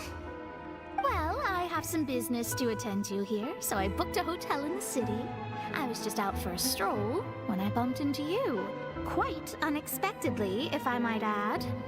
Why did you think I was from Fontaine, though? Is that because Magistus doesn't sound much like a Mondstadter surname? Yeah, let's go with that. Well, I used to have my own surname, which was, well, some other thing. Either way, the old hag told me when she took me as her disciple that the first step to being a great astrologist's pupil was to change that name. There was nothing for it, really. She really is amazing at astrology, so I changed my name to what it is now according to her wishes.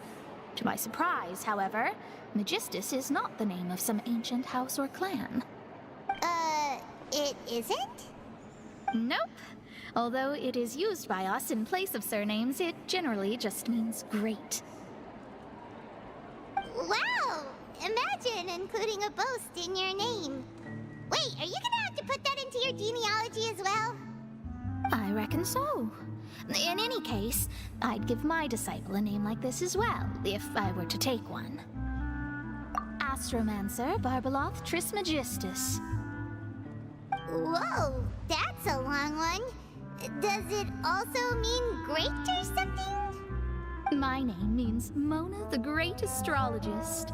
As for the old hag, hers is, in plain speech, the thrice-as-great Scholar of the Stars.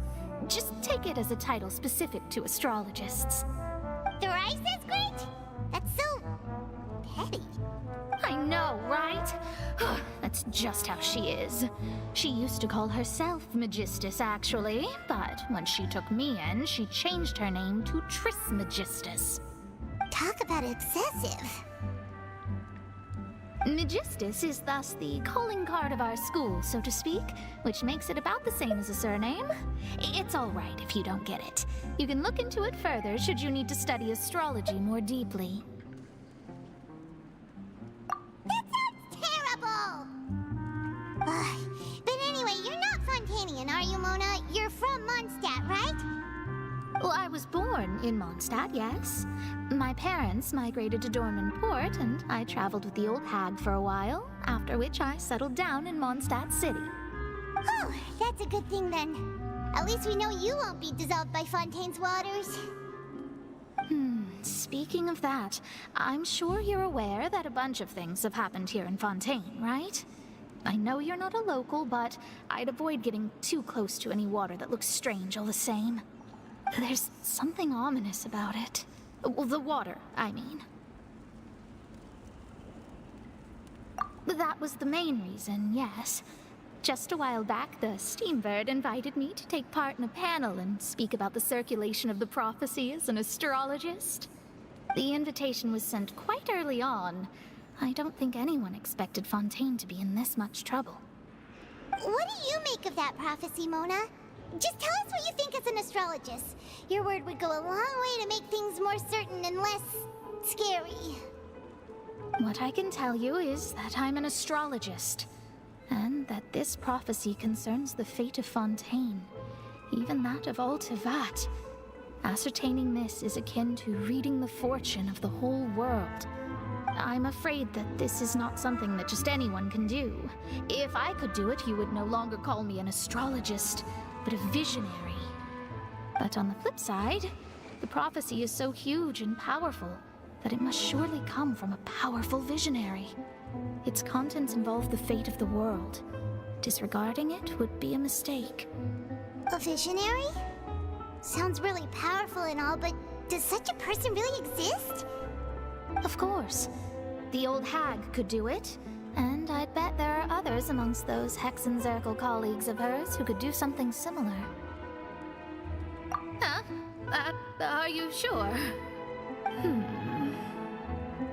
All right, I'll help you. It isn't often that I see you with such a serious look on your face. I'll tell you once I hear back from her. Thanks, Mona! You're amazing as always! Oh, well, this is something only I can do after all. So yes, your praises are quite welcome. That's the greatest of astrologists for you! Of all the people we know, you know the star's the best! Indeed, indeed. That's the spirit. Oh, sorry. I came to see what all the commotion was about. If there's anything you need, do not hesitate to inform the Spina di Rosula. Oh, whoops. Guess we were getting a little too carried away there. Well, I'll go tend to my own business now. If I receive any news, I'll be sure to come find you two again. And there she goes, quick as rushing water. And here we are with the Spina guy giving us suspicious looks. If Paimon hadn't spoken for you, it'd be you getting all the weird looks. The things Paimon does for you. That's more like it.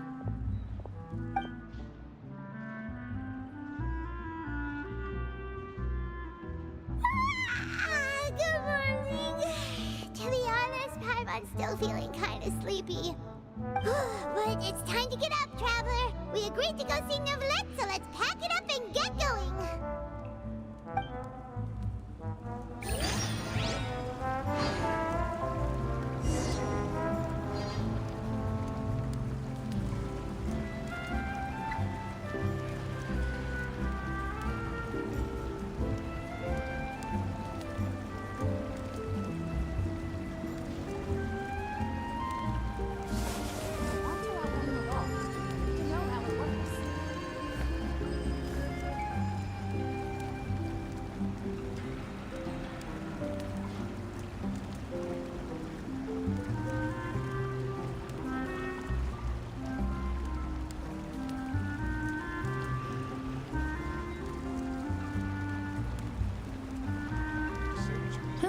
Good roll.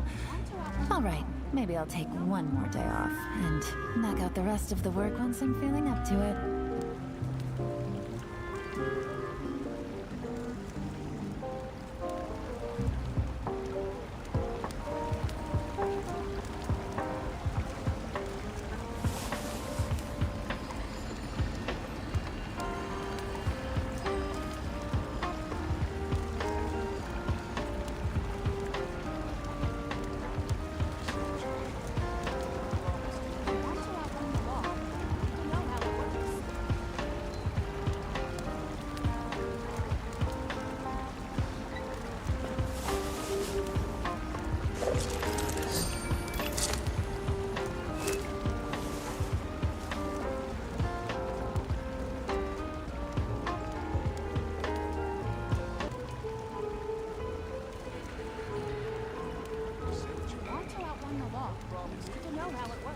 Navigating the world is a whole lot easier with a few different identities to choose from. Need me to come up with some for you?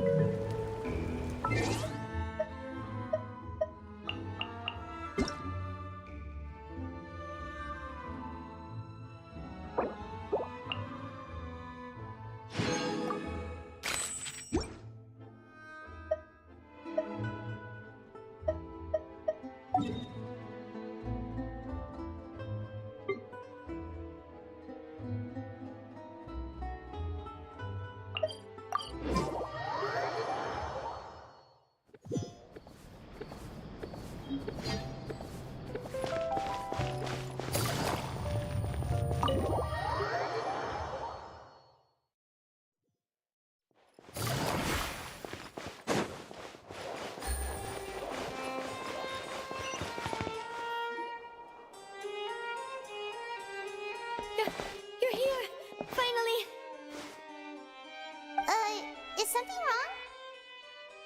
Monsieur Neurvalette and Lady Farina, they seem to have gotten into a dispute.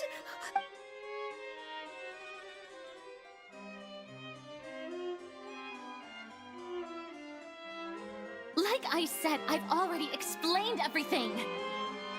And yet the problem has not been properly solved. There is little space for excuses between us. It is not my intention to offend you, but please, tell me where you stand. You are the Hydro Archon Focalor, are you not? Look at this. This is a list of the victims from the recent Poisson incident.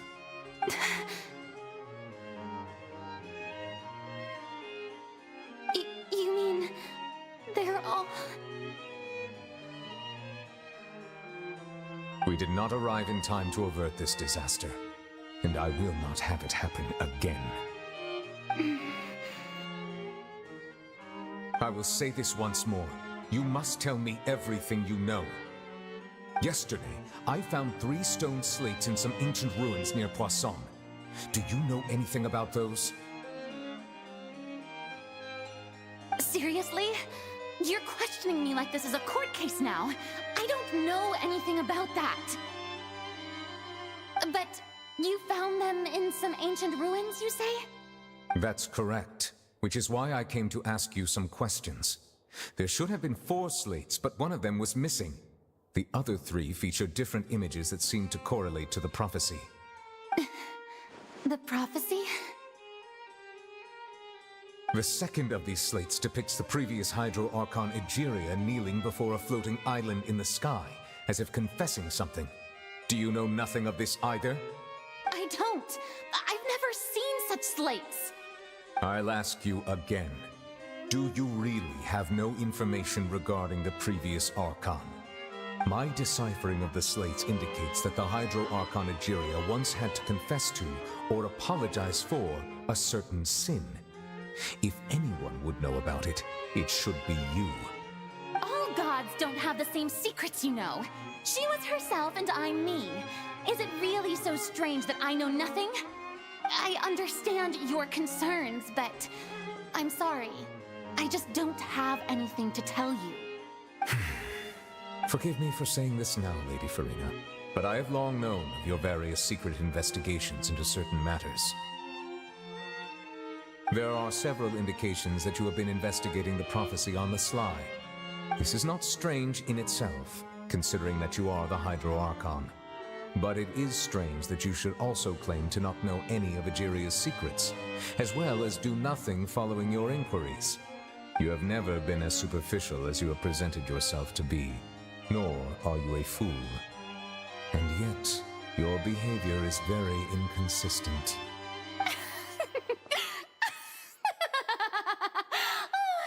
So you've been watching me all this time, have you? I didn't think you were that type. You... Well, since you know about my secret investigations, then you should know I'm actually working to take care of it. There's no point questioning or suspecting me. You're the Eudix, but you're still my subordinate. You should be following my lead. Just trust in me, you're Archon, and do as I say. Never mind whether you can truly convince yourself to or not. It'll all turn out fine. That's all I have to say. We do not discuss this matter again. Oh, the opera's about to start. Toodles!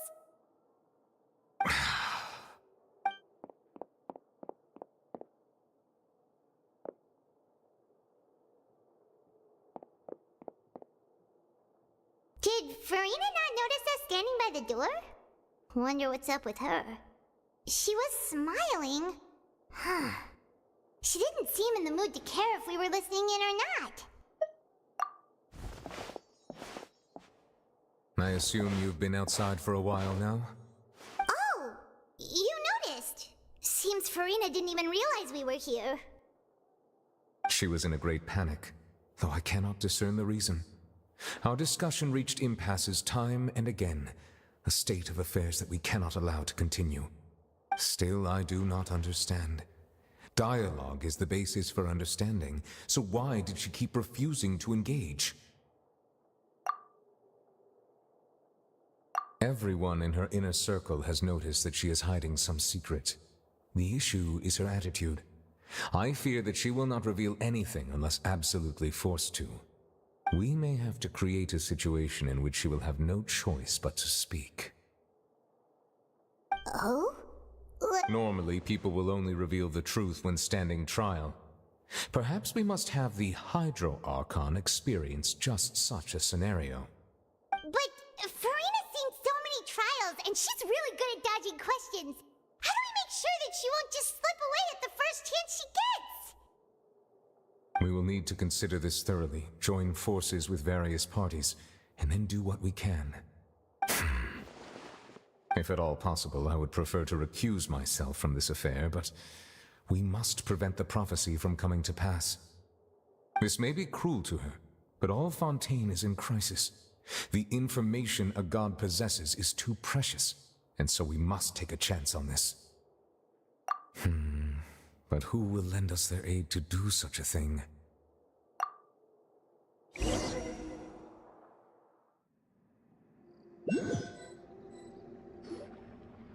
Well, that's everyone, huh? Speaking of which, it was pretty smart of you to think of hiding here. Poisson was just involved in a disaster, so it's presently devoid of people. That naturally makes it the best choice. And here you are drinking tea like it's the most natural thing in the world, huh? That's what family should do. Sit and enjoy a leisurely time together. It's nice to enjoy tea here, you know? Care for a cup? Lend me your ears, everyone. Or perhaps one of you might like to start us off. How about you, friend? Me? No, I don't think I can. Then, how about you, good sir? I fear that I will cause the mood on this boat to become as somber as it is in court. Well then, I guess we're lucky we've got a local like me to organize things. Wonderful, the spotlight at last. I guess I'll be facilitating things from here. That was a little long-winded, don't you think? Oh, you might be right. Anyway, to cut to the chase, our friend here, the Traveler, has brought us together to discuss something. As for what that is, well, let's start by saying that we'll be pooling our efforts together to create a series of traps. Oh, how intriguing. Well, it's just an expression, really. One that I just learned from Chlorand, and used on the spot. So, let's invite her to explain in detail. A round of applause, please. Huh? Didn't you say that you would be facilitating this? Oh, come now. Your work doesn't involve much public speaking, right? This is a good chance to practice. You might even pick up some fancy oratory tricks to impress your boss with in the future. I see. And what does my boss say? He is glad that you consider him your boss. Do go on.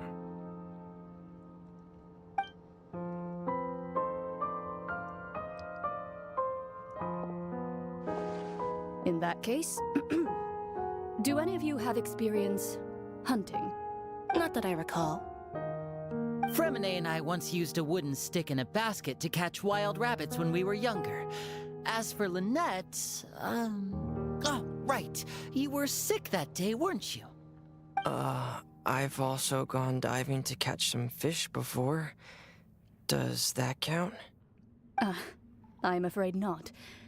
You may or may not have heard, but Fontaine once played host to a group known as the Marechaussee Hunters. Though that was their name, they did not hunt animals, but rather various monsters left behind by the ancient dynasty of King Remus. Today, Fontaine's monster population has already thinned greatly, so the hunters have blended back into society, taking up arms in other lines of work. They even left a unique methodology of hunting in their wake. A trap comprises of the following components: bait, a trigger, and a containment device. Sometimes a lethal implement will also be necessary to deal with the prey. So, if we were to build a trap together, right now, what would you choose to build it with? For me, I would prefer something basket-shaped. Pigeons and rabbits will see the bait and naturally enter the snare. Our line of work requires a deft hand, and we're some of the best in the industry, so you can count on our techniques. You used some of those techniques while moving the people of Poisson, didn't you? My subordinates mentioned that you even performed some magic for the bawling children. Yes, and I even managed to gather some intelligence in the meantime. I'm quite the multitasker if I do say so myself. I'm afraid I can't claim that as my strong suit. I prefer more stable methods, like placing bait in the water and waiting for the fish to come within reach. That's the kind of method I would count on. Calm and steady. Exactly the kind of person who would catch loads of fish. And I can be their assistant. With discretion, I'm sure. I'd probably use some sort of mechanical animal. Papa once bought me some small clockwork squirrels, mice, and such. When placed in the forest, they can attract others of their kind. I remember that you liked those too, didn't you? I did. And that would be a good way to go about it. If they're realistic enough, animals of the same kind will follow them all the way to the trap. What about you, Monsieur Neuvillette? I fear I do not have any related experience. That makes sense. You usually solve problems directly, without the use of any such tricks. But I do have one more question for you, Monsieur. If we were to create a trap now, how would you design it? I would like for it to be effective, but bring no harm to the prey. A more gentle trap would be ideal. Kind, as always. However, our intention doesn't necessarily change the containment device and the type of implement we need. If we wanted to kill the prey in one strike, we would need a powerful implement. However, that also goes for prey that must be captured and safely contained. Wait, why's that? Only a hunter who's a true expert at subduing their prey can snare it without harming it.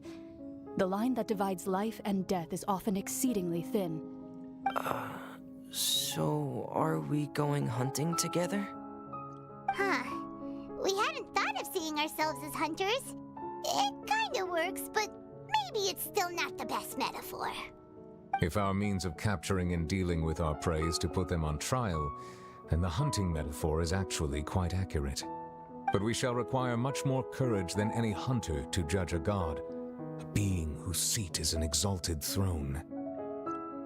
Oh, so that's what's going on. Sounds very interesting.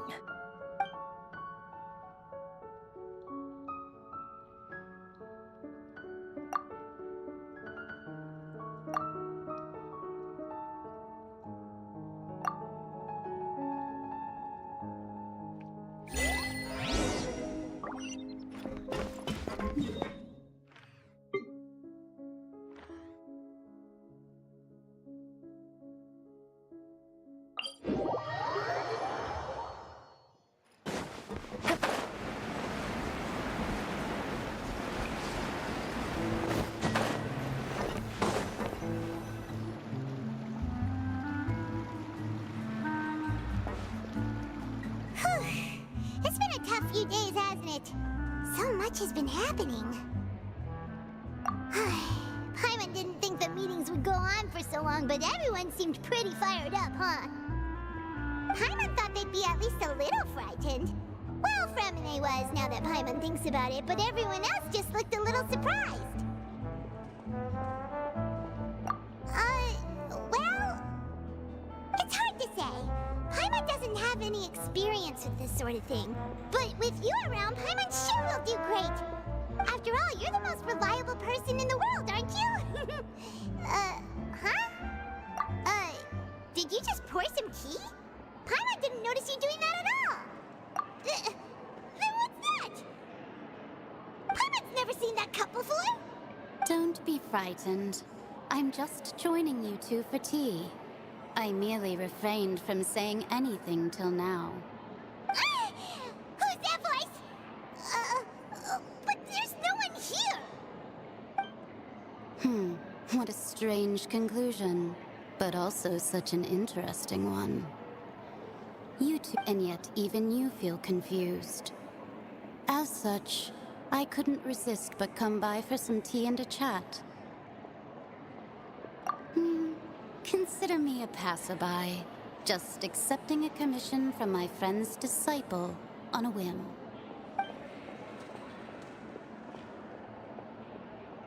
Precisely. Call me N, a mage who wanders the world. At least, that's how my friends have suggested that I introduce myself. The prophecy. Yes, what has been prophesied will be fulfilled. You may view such things as the history of the future. What? Then is there any way we can stop it? People call such things fate, and it is written in the stars. It cannot so easily be altered. Ah, so you've caught on. Just as prophecies are usually only the future as seen from the perspectives of the gods, could things be happening in hidden corners where the gods' gaze does not fall? Are the things that you shall see different from the fate that the gods perceive?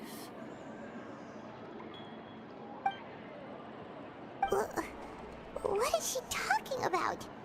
It all sounds really impressive and important and stuff, but it also sounds kind of scary. I believe that you understand, right? Some things are insignificant, but others you must reach out to change. Ultimately, fate shall serve as your only guide, no matter what will happen in Tevat's future. All you need to do is to play your part. This was good tea, by the way. Thank you for your hospitality. Well, that'll be all for today. The voice. It's gone.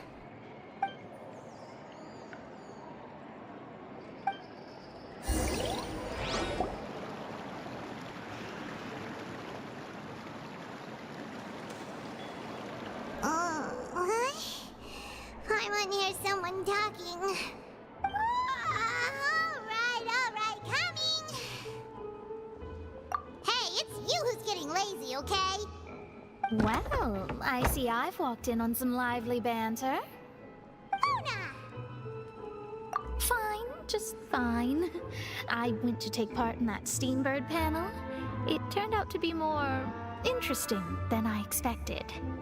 Not all Fontainians are pessimistic about this. One journalist mentioned that sitting around and waiting for the end to come would be wrong, and that they should make their own rescue preparations. I agreed, so we had a brief chat with her.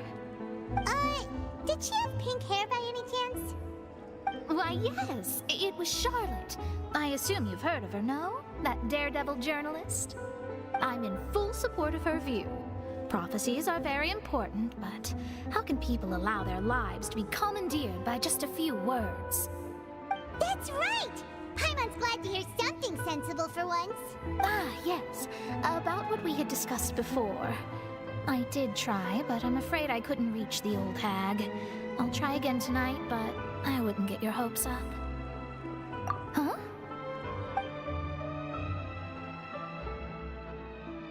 Goodness gracious. Are you serious? She said that even the god's gaze has blind spots. Pretty bold if you ask Paimon. Most people would believe the gods to be all-knowing, right? The Hexen Circle members are certainly anything but ordinary. As for the mage named N, the old hag has mentioned her a few times. She said that N's sense of direction is incredible, and that she loves guiding those who are lost. But I've never met her, and if she were still alive, she'd be... well, suffice it to say that the hag's at least a few hundred now, and N's been around for longer than that. Whoa. The Hexen Circle sounds like a scary group. But they must really stay in shape to live so long. Their abilities alone are pretty terrifying. If she came to see you personally, then the problem you're facing must truly be of great importance. Well, it's not like Paimon could understand anything she said. Yes, she was quite cryptic, but I suspect she means that there is still a way to turn things around. She didn't say when or what that would be, though, so... Perhaps it is something that you cannot know right now.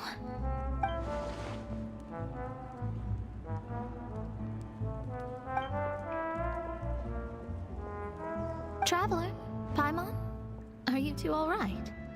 Oh, we're fine. We're just a little down right now. It kind of feels like the end is coming, you know? I see. I feel that same sense of desperation, too. I guess you could consider me someone who has often witnessed fate. So far as I have seen, it cannot be swayed. But even so, I still hope for and believe in miracles. Astrology is eternal and rational, but fate may not be. It is cruel, but it can also be beautiful. Perhaps that's what En was trying to tell you. Not to lose heart, and to believe that what you are seeing playing out before you is not yet set in stone. I did originally think of steering clear of all this, but I couldn't. Even if this is all futile, I still wish to help everyone. If we don't struggle to the last, then how can we face the end when it comes? Huh. You do have a point. There I go, talking about astrological principles again. Sorry about that. The moment I start talking about work-related stuff... I need to get going. It was worth trying to comfort you, even if only a little. I believe that you'll help those who are struggling in the same way I did. I suppose that might be why we always seem to meet by coincidence. Paimon feels kind of moved by what Mona said, but also kind of sad too. Hey, Traveler, Paimon suddenly feels like going outside for a walk. Let's go. Let's walk around the city, shall we? There's a few spots we always like to walk by.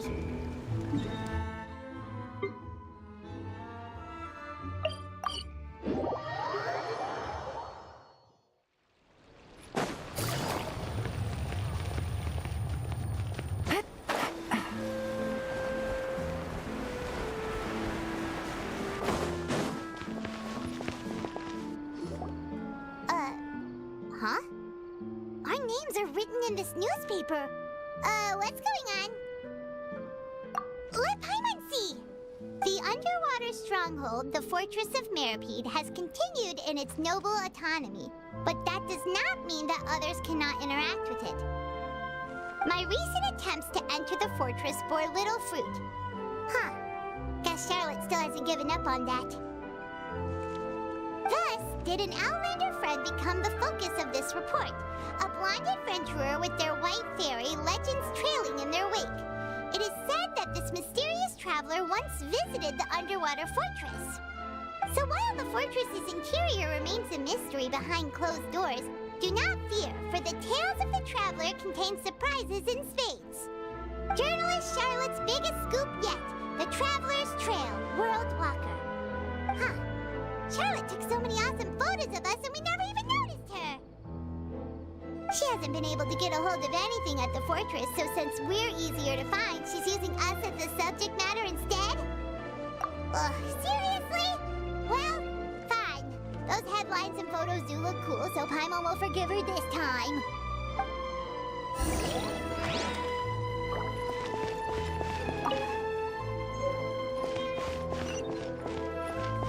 Take it easy.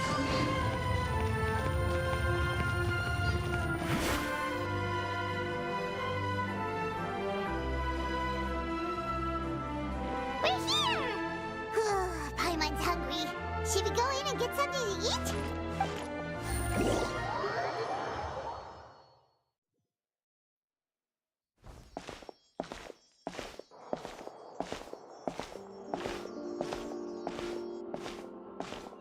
Hey, quick! Look! That's the limited edition only 16 slices a day cake! It was so delicious the last time we tried it! Despite the tense situation we were in, let's give it another go. I'm sure it'll be great! One slice of cake, please. Someone showed up after all! Oh, wait, you're the one from the Palais Mermonia. Oh, are you here to buy cake too? It seems Monsieur Nervalette was right. You really can eat. Wait, did he really say something like that? That's right. Even he has his own preferences when it comes to food. As for me, I love the cake and coffee here. Do you come here often? Usually every day. Every day? It's part of my daily schedule, apart from work. I shall have my cake and coffee. Then what if someone told you one day that this place would be closing soon, and you wouldn't get to eat cake here anymore? What would you think? But why would it close? Well, Paimon doesn't know either, but maybe the waters will rise tomorrow. You know, like in the prophecy. Oh, the prophecy. To be honest, I haven't paid much attention to that. No, still, even if there'd be no more cake tomorrow, that wouldn't keep me from having some today. No, it's the same for eating in general. You might not be able to eat tomorrow, but if you can do so today, then you should carry on. That's what people call living, you know. Huh. Don't be sad. Excuse me, could I have 2 more slices of cake to go? These 2 slices are for you. Jeokjone said that this kind of expression you're making is what humans call being sad. Oh, you know Jeokjone? I sure do. She was born before me, and she sometimes comes to the surface to teach us things about humans. She said that humans are creatures that are saddened easily, yes, and you can only lift their spirits by feeding them delicious food. So please try the cakes here. I've got something else to do, so I'll be going now. You two try to stay in a good mood after eating, all right? Bye.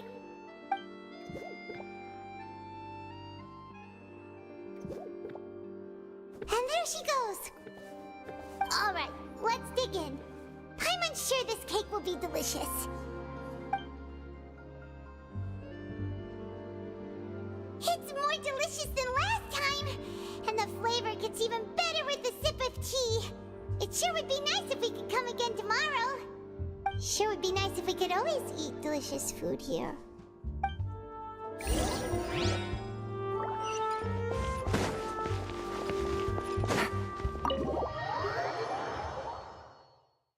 Oh, we're near the Seabird office. Let's go look for Charlotte and have a chat.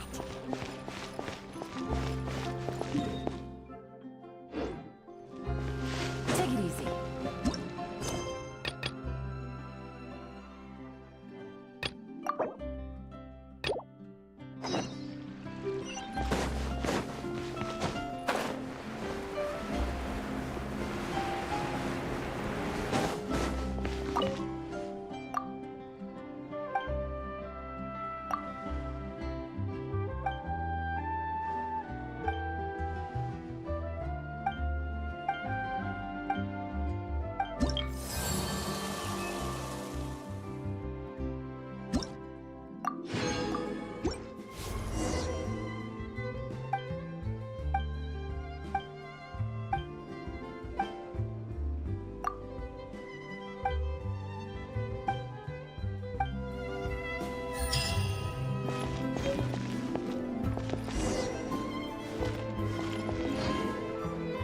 Wow!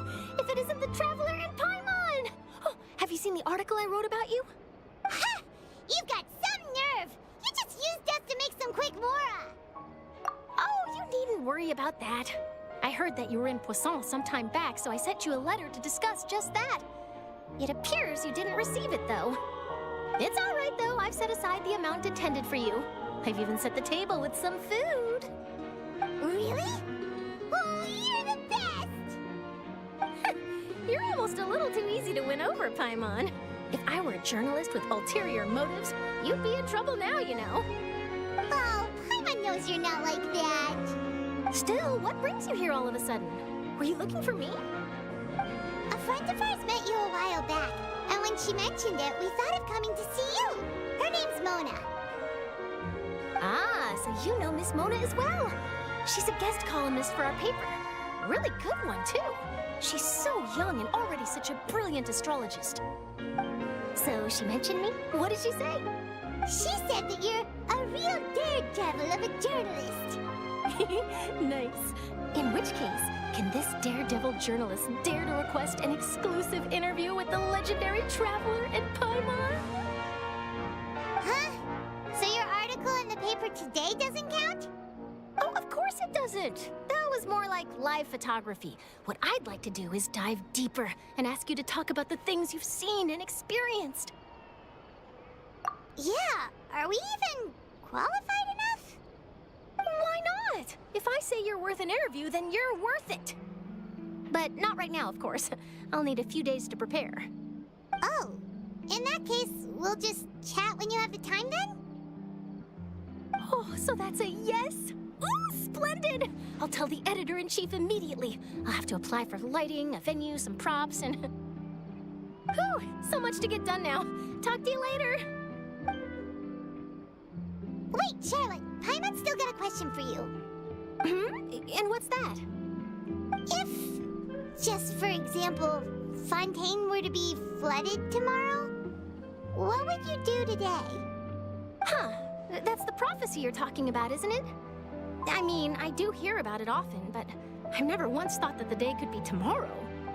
If you're seriously asking, then I might try and think of a way to leave Fontaine. Oh, but I'm still a journalist first and foremost. That means I have a duty to be reporting from the scene. And secondly, I wouldn't forsake my homeland that easily. From what I've seen, most people don't know what they'd do should the worst come to pass. In truth, it might be better just to behave like normal rather than worry over such an end. So in all likelihood, I'd probably still be prepping at the office for that interview of ours. I know what you're thinking. That sounds a bit sad, but I've always believed that it's best to do what you enjoy. Just think about it. If this nation really were to be suddenly destroyed tomorrow, but I still successfully finish an exclusive interview with a truly unique person, then the story I would wind up writing would truly be timeless. And then do you know what I'd do? Well, I'd write that story, send it for printing, and use messenger pigeons to get copies out to the various nations as soon as possible. I'm not a dreamer, nor am I a workaholic, but I do love my job, and I'd be proud of leaving such an article behind. I guess you could say that I was born to be a journalist. But anyway, that's my answer. And on that note, I'll get back to my preparations. That's so nice. All of a sudden, Paimon actually kinda envies her. Anyway, let's go and take a look at the sea, shall we?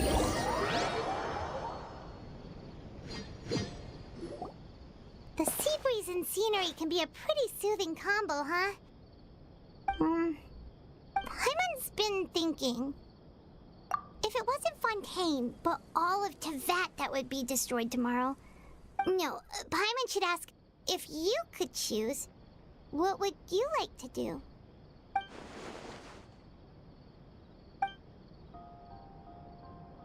We've always been moving to the next destination, so we haven't spent much time thinking about these kinds of things. We didn't have to either, with us always being on the road and whatnot. You mean, still traveling?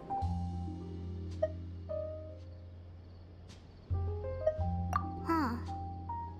Wait, isn't that what we've always been doing?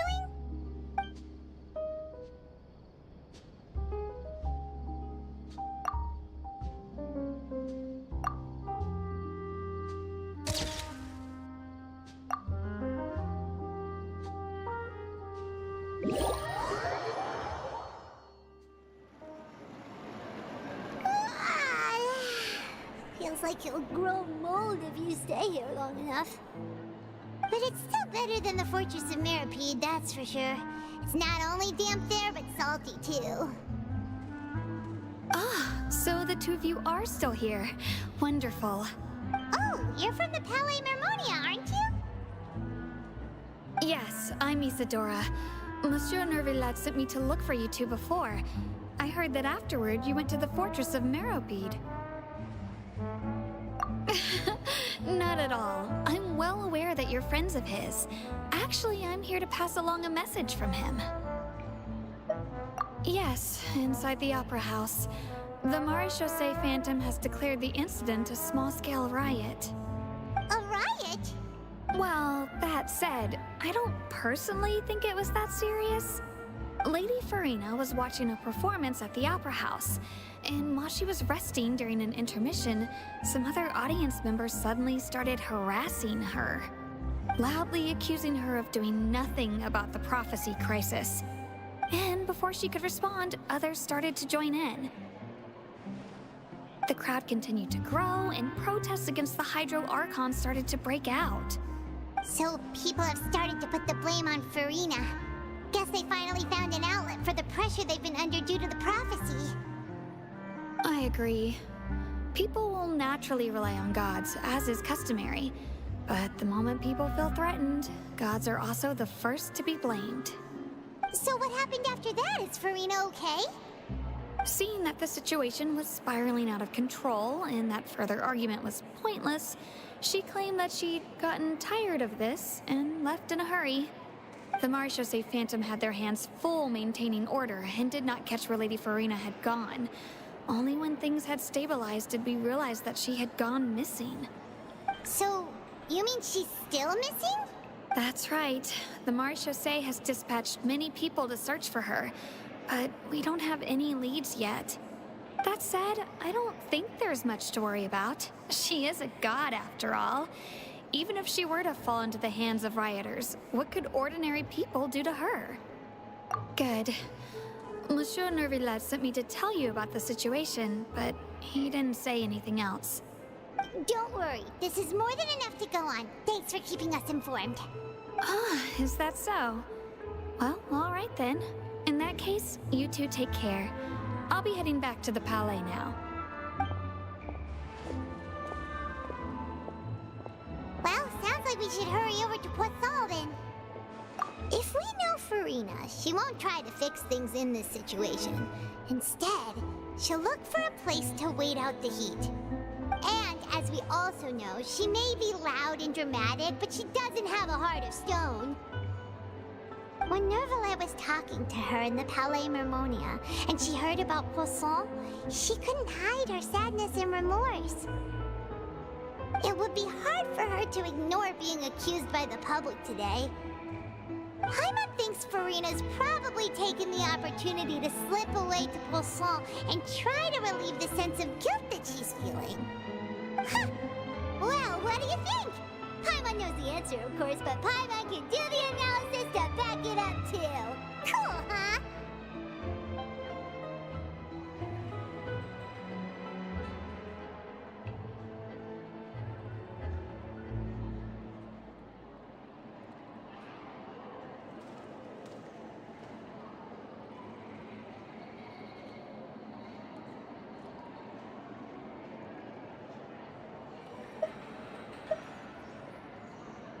In that case, there's not a moment to lose. Poisson, here we come!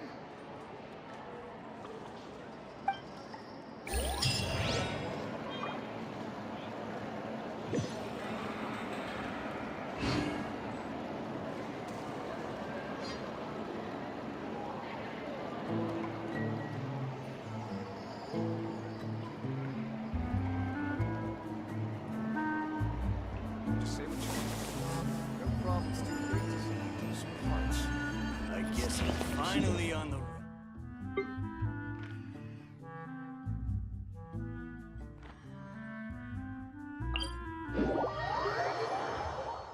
This place looks deserted.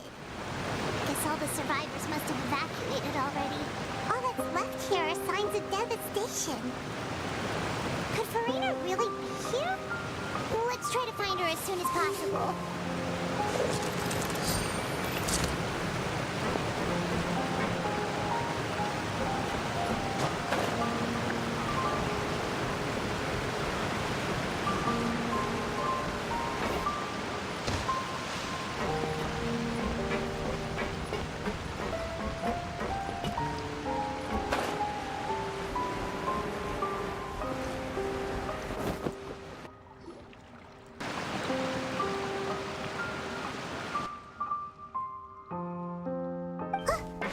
Farina, right over there. She really is here all on her own.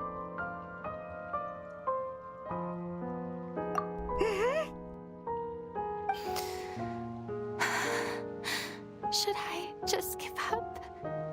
This is all meaningless. What was meant to happen did happen after all. Everyone's dead. I'm sorry. I am so sorry. Give up, Farina. There's no point in holding out. I'm sorry. But what can I even do other than to repeat meaningless apologies over and over?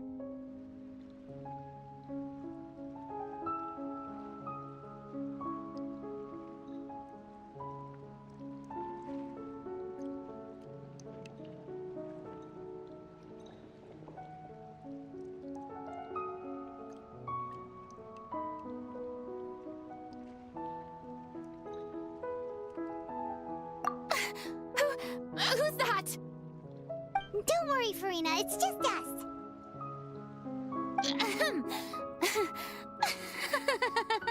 So it is you, blonde traveler from another land. Why, I almost thought you were someone from that mob of my ignorant subjects, come to kneel and beg for my forgiveness. Farina, you were crying just now, weren't you?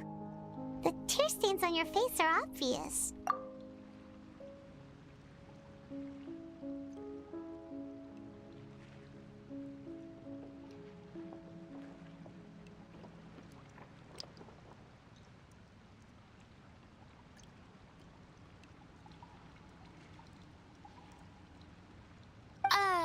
What do you mean, tear stains? Oh, I remember. The show at the Opera House earlier this morning was so moving. I'm still trying to process it. Who did that uncivilized rabble think they were, disturbing my enjoyment of the arts? They even dared to tout their Archon. I must teach them a lesson. I can just imagine their twisted and frustrated faces once they realize that I'm nowhere to be found. Oh, and I'm sure Nouvellette and those people from the Marche Chaussee Phantom are freaking out right next to them, too.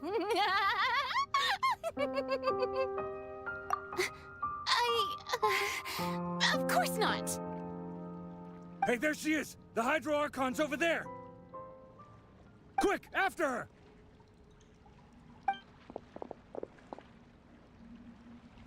Farina, those people seem to be after you. They are? They're just some rabid fans who want to cut the line because they haven't been able to meet me in person, aren't they? That's against the rules. I can't let them get their way.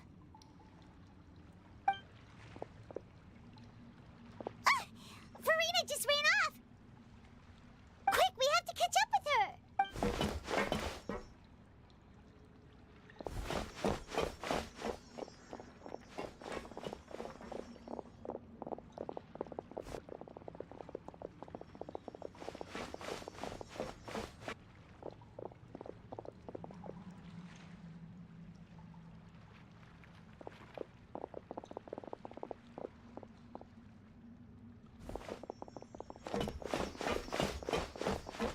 This should be the place, right? Hey, Farina! There's a good hiding spot over here. Quick, come to Paimon before the rest of them catch up to you. What is this place? Hurry, they're almost here! Fine. I suppose haste is warranted. Lead the way.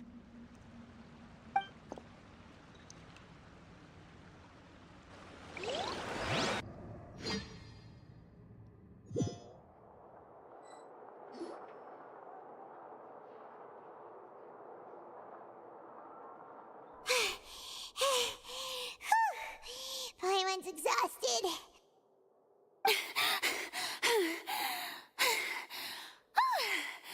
I'm so tired. I totally thought they had caught me. No, I mean, I merely gave in to the sheer enthusiasm they displayed.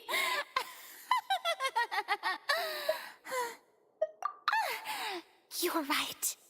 Yep, that's a good girl.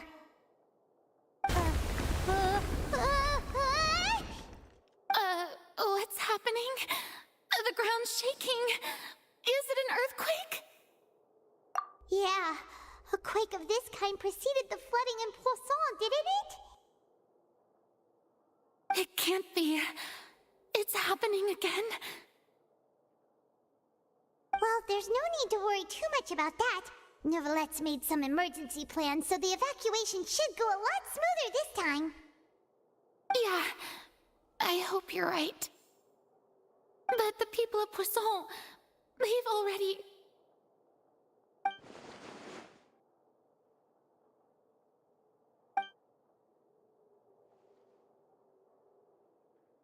It's true. I've been investigating the prophecy for hundreds of years. I once had informants all over Tevat, searching for clues and feeding information back to me. I've tried all kinds of ways, too, to hold back the sea. Anything to keep the coastline from advancing. But all my efforts proved to be futile in the end. Really, the truth has been clear to me for a very long time. We cannot make an enemy of the divine. No matter what we do, the will of the heavenly principles will have its way, and the prophecy shall be fulfilled. Give up. I do love the sound of that phrase. It would mean finally coming to terms with fate, but also for me to finally be free. Indeed, I've thought about giving up so many times, especially after we almost lost Poisson. Fate is really unreasonable, isn't it? It has no heart and obeys no rules. The prophecy has only just started to come true, and so many people have already lost their lives. But just now, it all became clear to me. I still don't have the right to come to terms with fate on behalf of everyone else. As long as the final moment hasn't come, it's still not too late. Don't worry. I will keep hope alive for everyone until the very end. Well, that's enough for now. I got the impulse to play the stricken maiden, but honestly, considering my rank and station, that wasn't a good fit at all. Don't take any of what I just said seriously. How could I possibly let Fontaine fall to the whims of trivial prophecy? Come on! Paimon could have sworn you were actually being honest just now.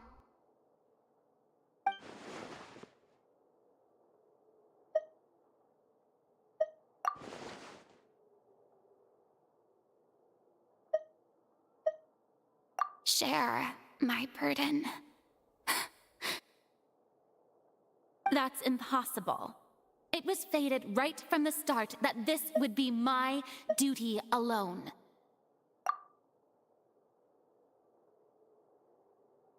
A witness.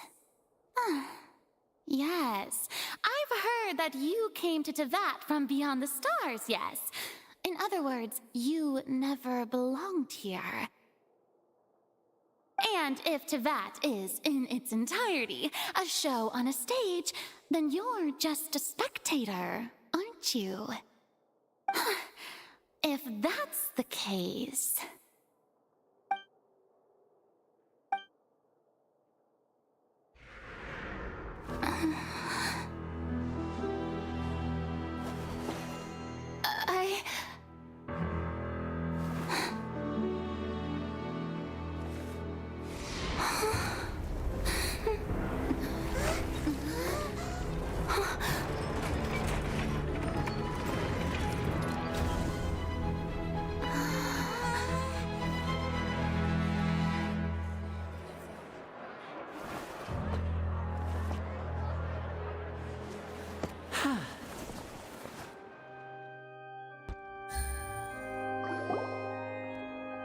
Ladies and gentlemen, this concludes my opening performance.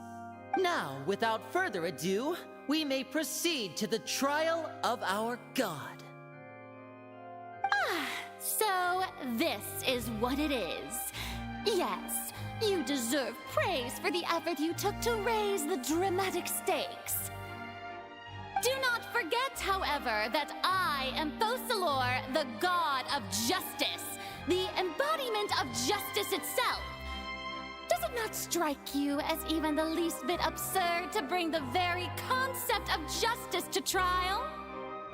May I interpret these words as your refusal to stand trial?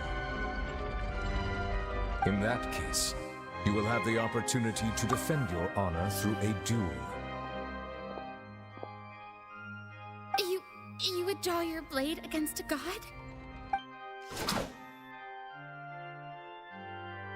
I see. It seems like you have made up your mind.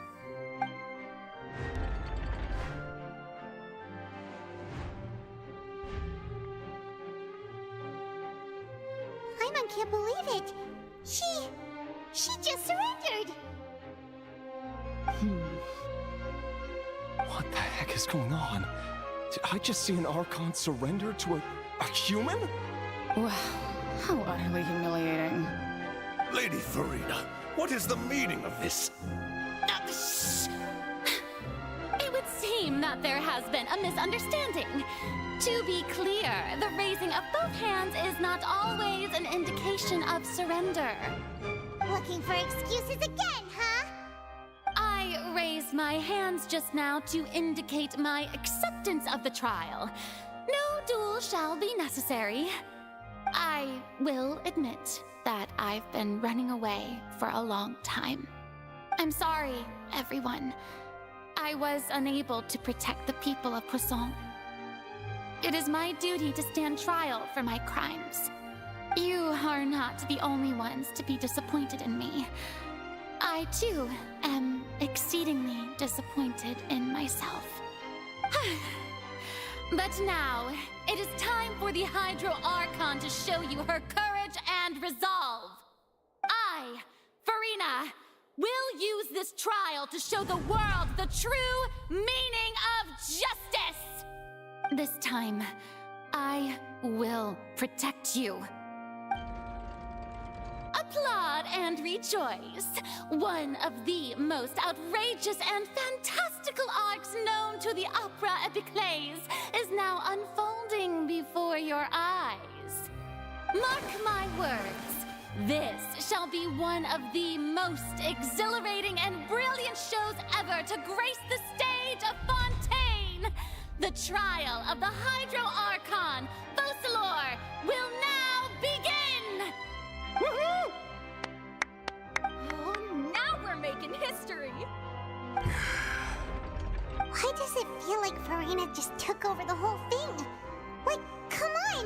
Didn't she just get forced to stand trial for her crimes? Also, even though she's still acting super dramatic, she is taking this seriously this time, right? All right, then. Who will be my opponent in this trial? The court asks the prosecutor to please take the stand. Is that so? Very well. Then please speak, witness of Tivat, my accuser and fated opponent.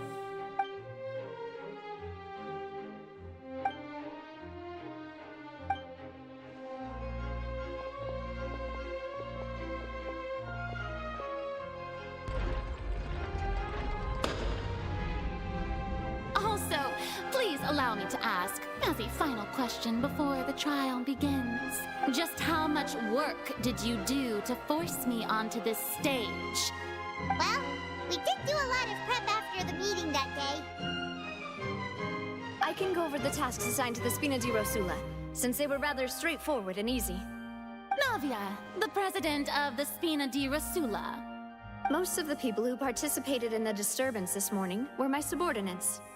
They changed into plain clothes and came to the Opera House as regular audience members. waiting for the perfect opportunity to incite insurrection against you. The people's resentment against their Archon has been building as more and more of the prophecy is fulfilled. A spark was all we needed to turn smoldering anger into a flame. Moreover, according to our understanding and analysis of you, when something like that occurred, you would likely flee the scene and head to Poisson by yourself. So, we arranged for a second group to lie in wait there. So, you mean the ones who scoured the settlement for me were also from the Spina? And their goal was to force you to step into the giant magic box so you may personally participate in the greatest magic performance in all of Fontanian history. That's right. That house was a magic box, rather than someone's residence. As the super ultimate version of the setup that I used when I first performed at the Opera Epiclese, the volume of the box was increased by a whole order of magnitude, and the distance it traversed was the entire gap between Poisson and Araneas. Its cargo, of course, was an Archon instead of a human. My thanks, Farina. Without your help, we could never have pulled off such an extraordinary performance. You're welcome. Of course, this performance was only made possible with Father's support. The House of the Hearth spent a massive amount of labor in Mora to pull this off. We had to select a location, construct the giant magic box, dig a tunnel, and open up a path through the water. It was a lot of work for all of us. So, in other words, the earthquake that we felt within the giant magic box was just a normal tremor from the transportation of the whole house? That's right. It wasn't a sign of another disaster to come. Then, I can guess Nervilette and Cloran's parts. You gathered a crowd, prepared a stage, and made sure that the champion duelist would be immediately ready for a fight. Also that as soon as I appeared on the stage, the trial may commence without a hitch. Am I right? Yes, that is correct. Well, Clorand, I must commend you for your courage. Only the most outstanding champion duelist in all of Fontaine would accept a duel with an Archon without flinching. Thank you. As for you, Traveler, I suppose your role was to keep me distracted with conversation once you found me in Poisson. You'd make sure that I didn't notice anything amiss before revealing yourself as my prosecutor once we'd arrived onto the stage. Oh?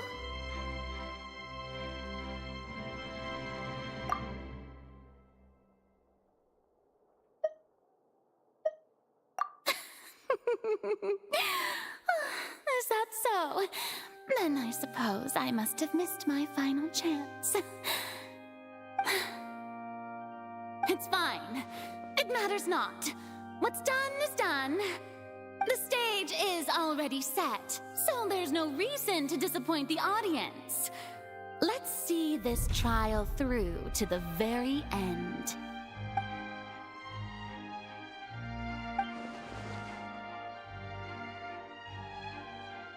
Madam Prosecutor, please allow me to pass this along. This is a document that Miss Charlotte applied for and received permission to share with you during the trial. According to her, it should speed up proceedings. Huh? Charlotte wanted to give us something? Oh, so she's here too! Hey, Charlotte! Oh, let Paimon see. Isn't this the exclusive interview that she did with us before? So she's already finished it, huh? Wait, then that means this document is a perfect timeline of everything that's happened ever since we stepped foot in Fontaine! So in other words, we can refer to this anthology of evidence every time we want to use something from our journey as evidence for an argument! Let's quickly confirm the information in it. Just think of it as a refresher, alright? You defeated the Hydro Archon in the very... I didn't think that you'd wind up getting to the bottom of the case I've been following all this time. This is the first time Monsieur Nervilette had a difference of opinion with the oratories. Even the Hydro Archon can't figure it out. A Fatui Harbinger. She's an extraordinary person. Her instinct must mean something. The fortress of Meripede was almost destroyed in a single day. According to Monsieur Neuvillette, both Child and that whale should have been in the primordial. I nearly lost my awesome friend Navia. The words of someone as extraordinary as a witch can probably only be truly understood when something surreal happens to you. The prosecution and the defense are both in position. The trial shall now begin. Oh, come on, Neuvillette. There's no need to repeat all the unimportant legalese. Just fast forward to the part where the prosecution lays out my offenses. As the defendant and the lead actress of this performance, I still haven't even been informed of my supposed guilt in all of this. Of course, it is only natural for humans to struggle to understand the actions of a god. However, you will need more than that to convict me of a crime. That's true, but my charge here is unrelated to your conduct as an Archon. Instead, I would like to charge you as a fraud, who's never been the Archon in the first place. Wait, what was that? Lady Farina's a fraud? Hey, I came here thinking that we were going to try the Hydro Archon for forsaking her duty, but did I hear that right? Charge accepted. Lady Farina, do you plead guilty to the charge? Lady Farina. I plead not guilty. How can I be guilty? There is no way that I, Focalor, otherwise known as Farina de Fontaine, a member of the Seven and the Regina of all waters, kindreds, peoples, and laws of Fontaine, could be anything other than your true Archon. Yeah, even though Lady Farina can be rather eccentric, isn't it going too far to doubt her very identity? Yeah, I've never questioned her identity either. Sure, Lady Farina can be super irresponsible, but what grounds does that prosecutor have to make such a huge claim? I have cause to believe that common sense will prevail in this case. Many of the members of the audience have known me as the Hydro Archon ever since they were born. There would be no fooling their memory. See? Even the Oratrice has decided to show me its favor. Are you sure you want to commit to a charge that will never be upheld?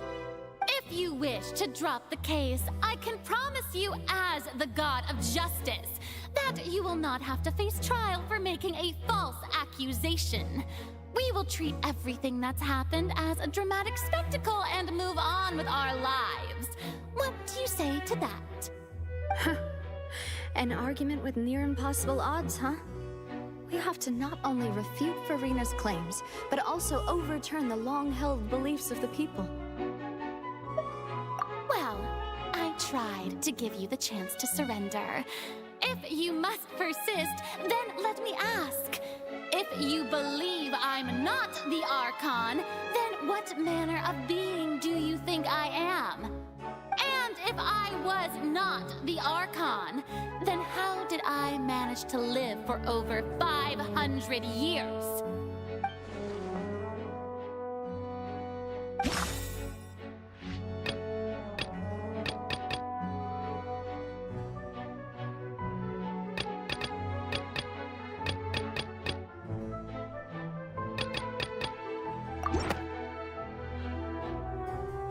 First of all, you may be a member of another long-lived race, which would allow you to naturally possess an extended lifespan. And second of all, even if that wasn't the case, there could be other ways to extend your life. Who gave you that idea? Was it the knave? You'd sink so low as to use a harbinger's words against me. A curse? I once thought it possible that the aura of an Archon might naturally resemble a type of curse. But in light of this claim, perhaps what I sensed was not your divinity, but a curse after all. Neuvillette sensed it too, huh?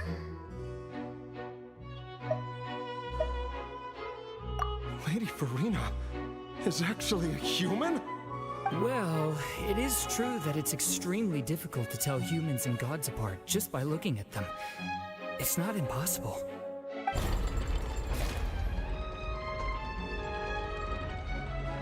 Well, don't start celebrating too early now. Even if I have been carrying a curse like you said, how does that prove that I am merely a human being? Besides, everyone knows that the main difference between a human and a god is the possession of authority. Gods can do what humans cannot. That's why they're worshipped as gods. For centuries, manifestations of my authority have served the nation of Fontaine. One need only to turn their eyes towards the Oratrice Mécanique d'Analyse Cardinal in this very opera house, or consider the indemnitium that is used in every aspect of life.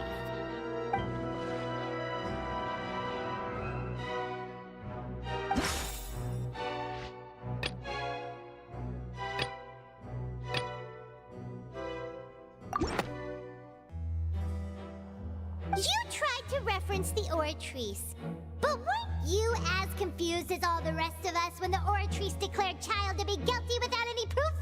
Otherwise, you should have come up with a good explanation for that by now. Didn't I make myself clear at the time? The decisions of the gods are naturally difficult for humans to comprehend. There is no need to provide an explanation. Lady Farina, I believe a reminder of your current circumstances is in order. While the court is in session, the principles of justice and the law must come before all else. While you are an Archon, you are also first and foremost the defendant in this trial. You will prove yourself unable to defend against the prosecution's charges if you continue to withhold vital information against the rules of the court. I never thought you'd use that kind of rhetoric against me. That was no trick of rhetoric, Lady Farina. I've merely reiterated the rules of the court.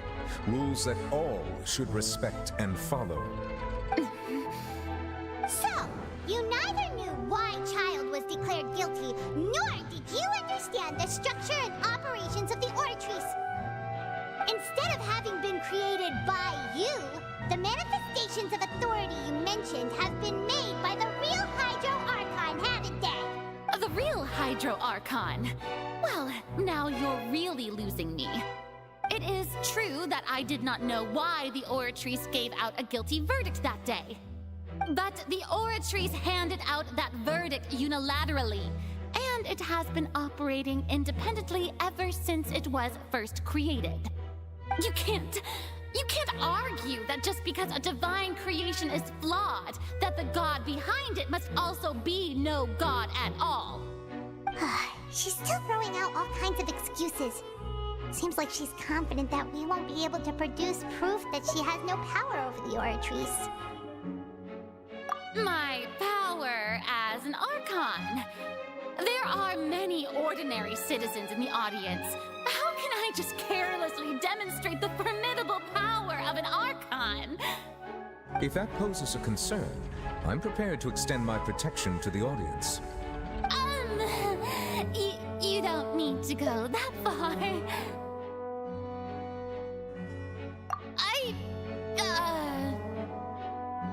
Aren't you the Hydro Archon? Or is it that you can't even wield the power of Hydro, much less the authority of a god? Indemnitium! Yes! It's all because of Indemnitium! All Archons derive their power from the faith of the people, and I've converted the people's faith in justice into Indemnitium! Thus did I give up all of my divine power to provide everyone with energy for their daily lives. Have you ever seen a more magnanimous god? Isn't that a huge stretch? Yeah, no matter how generous an Archon can be, how could they give up all their power? Can a god with no power even still be called a god? It seems like nobody's buying Farina's excuse. Hey, come now, everyone. Please don't stare at me as if I was a liar. I'm still the same Farina you knew, right? The one that you loved. Shouldn't you want want to believe in me? Please? You've got to believe me! If what the prosecutor said is true, she really has committed a grave offense. Did she deceive all of us? And all of our parents and grandparents too? And all of our ancestors? Ever since they were born? Enough! That's enough! Tell me then, if I'm not the real Hydro Archon, then who is? If you have no evidence of another Hydro Archon's existence, nor can you find anyone who can back up their claim to be such, then what grounds have you to say that I'm not actually the real deal? Wow, she came up with yet another argument. How can we refute her now? Seems like she really doesn't want to give up.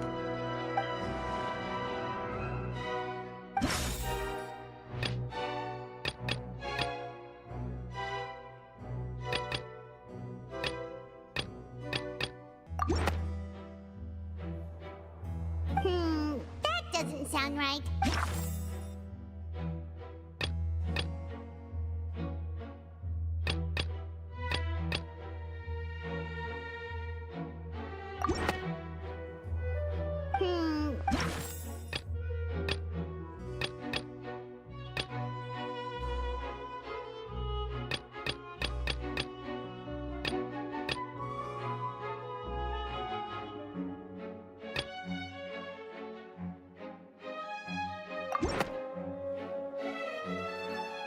It has been established that all Fontanians can dissolve in water from the primordial sea. And that means...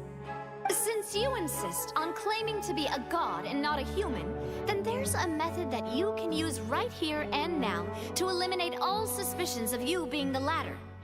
Miss Navia, please apply to serve as a temporary attorney for the prosecution before addressing the court. Though you act in partnership with the prosecutor, you must still adhere to proper procedure. Super sorry, Monsieur Chief Justice. I swear this really will be the last time that I'll speak out of turn. Now, I've brought some seawater from Poisson. As everyone knows, a massive flood struck the area not long ago, taking many lives, including those of some of my closest friends. So, Miss Farina, would you dare to touch some of this seawater? If we are to believe that you are indeed the real Hydro Archon, touching this seawater would have no effect on you. All it should do is strengthen your case. But if you don't dare to touch it, then we would have basically proved the reverse. Oh, and I must remind you that after the disaster at Poisson, nobody wants to see any more people dissolve.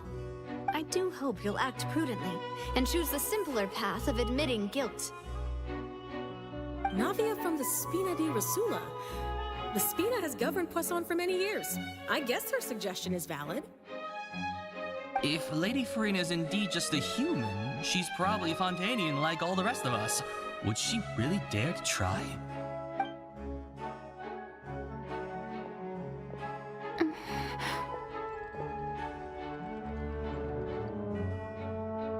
Lady Farina, this test has been unilaterally proposed by the prosecution. As it falls outside the realm of standard court proceedings, you possess the right to decline participation. Well, of course he had to tell her that. But refusing to participate is basically the same as a confession of guilt. She's just staring at the water without saying a single word. It really does seem like she's quite terrified of it. That could only mean... What's going on? Is she really planning to... that's not what we thought she would... Due to the inherent risk of the test, Lady Farina, you may... What? Hey!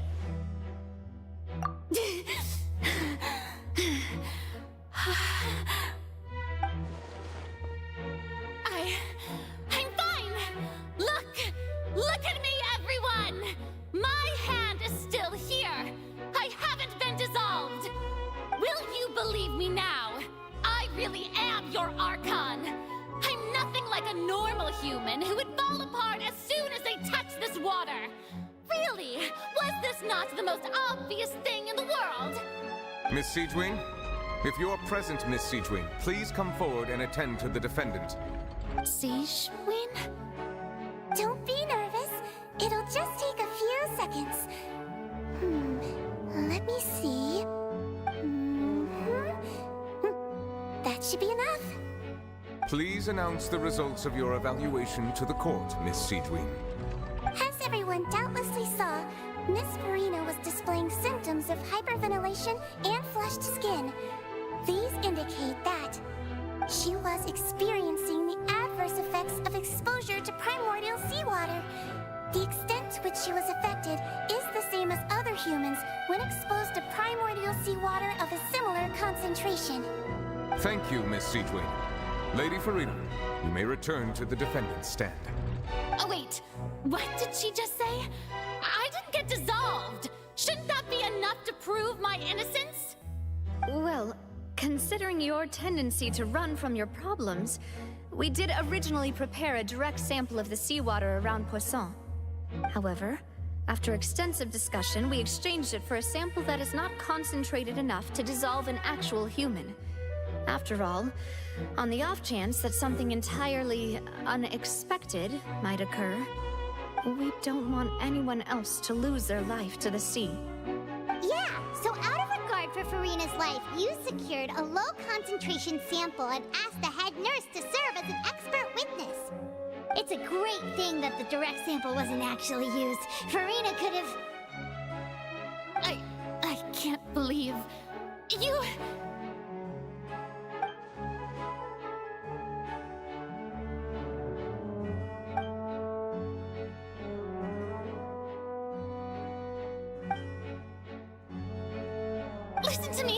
Listen to me, everyone. Please don't give me such cold and disdainful looks. What happened just now didn't prove a single thing. Think about it. How can you conclusively prove that an Archon can't also be affected by the primordial seawater? Also, if I was really just a human, why would I dare to just put my hand in that kind of water?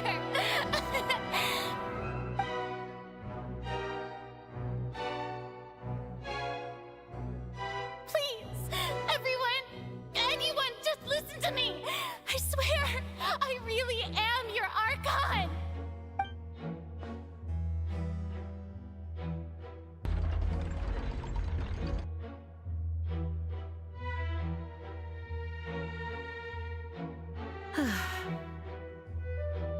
I don't think anything she says at this point will sway anyone. The odds are just too stacked against her now. With all the things that have been said, Paimon doesn't think there's any way left for Farina to win. I believe the time for arguments and presentation of evidence has come to an end. If there are no objections, we will move on to the final judgment.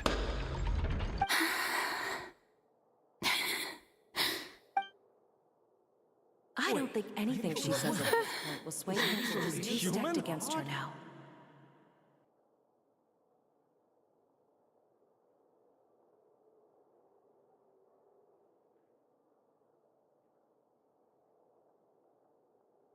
In my capacity as Chief Justice, I shall now render judgment on Farina's misrepresentation of herself as the Archon of Fontaine. As a human who knowingly deceived her fellow citizens, Farina is... guilty.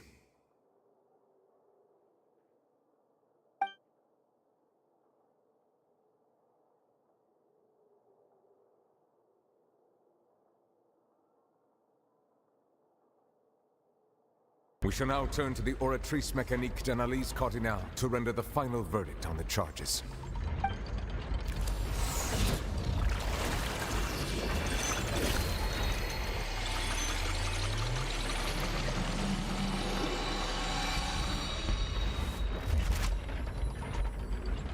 According to the judgment of the Oratrice Mécanique d'Analyse Cardinale, Farina is...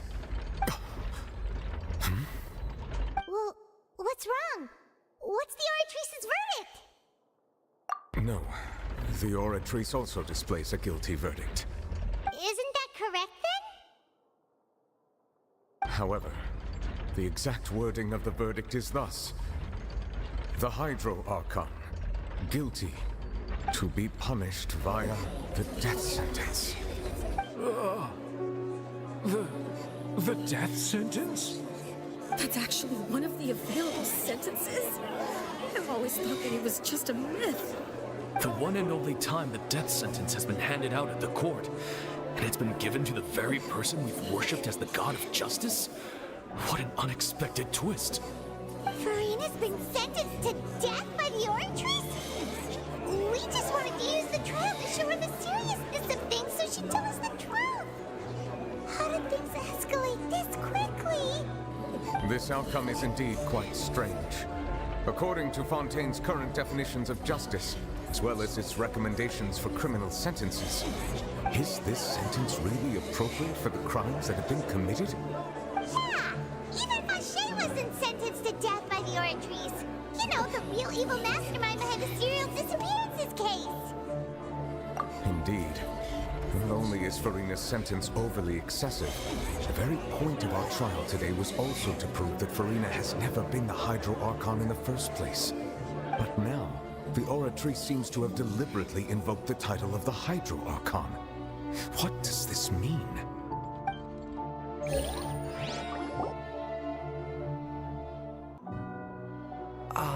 Excuse me, if I may interrupt. Is the trial still going? Fremine! You finally made it. I assume this means you've completed your mission? Mm-hmm. Any mission Father assigns to me will always be top priority. Is that the first prophecy slate? Huh. So the knave privately arranged for Fremine to try and find the missing slate. I looked everywhere and finally found it at the bottom of the sea. It took me a long time to get around some dangerous stretches of water. But has the trial already concluded? Then doesn't that mean I've come too late? Oh no. Father will be disappointed in me. Thank you for your hard work, Mr. Fremine. Please allow me to review the record left on the slate. Traveler, I believe that you have already seen the other existing slates. We'd like... Huh? So what do you see? What is it?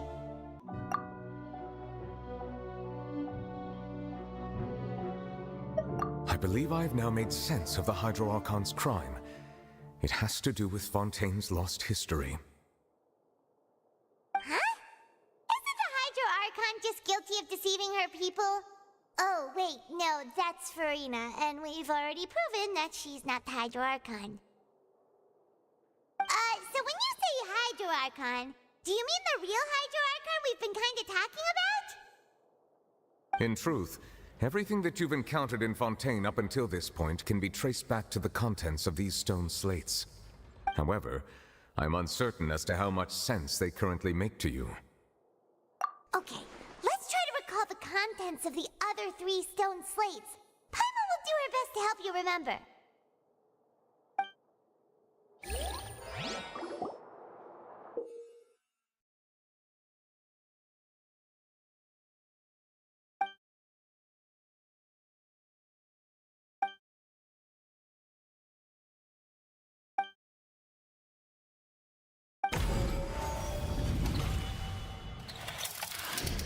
The first stone slate describes what you just said.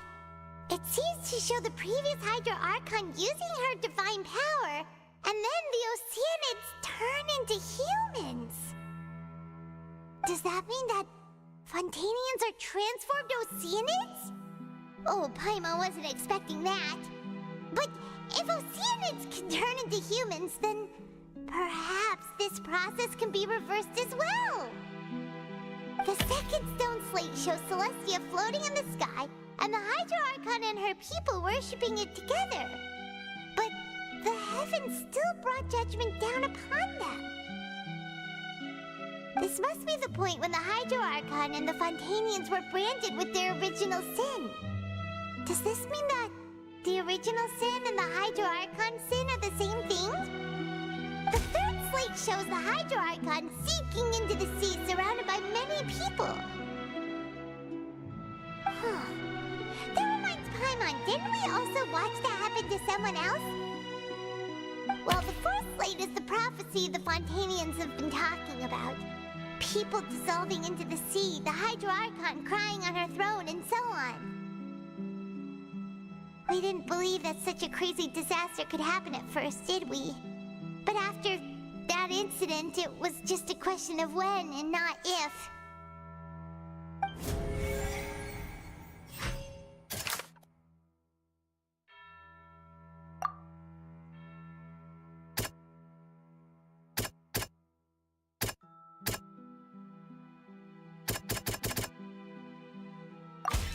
We know from the case of the serial disappearances of young women that Fontanians can be dissolved in primordial seawater. And the first stone slate tells us that long ago, the Hydro Archon used her power to turn Oceanids into humans. This might be the reason that Fontanians can dissolve.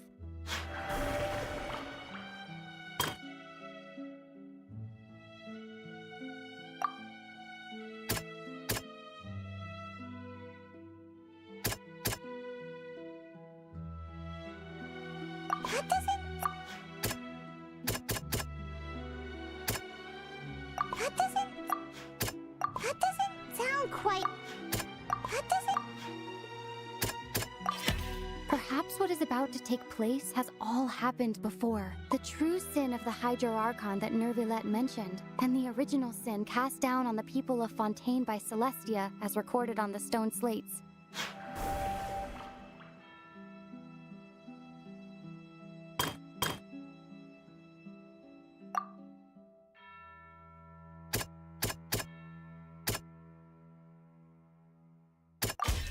It's not as simple as falling into the sea. When Navia fell into the sea, her consciousness was subjected to judgment. The stone slates show the people gathered around the Hydro Archon in the sea. Could that be alluding to the same thing?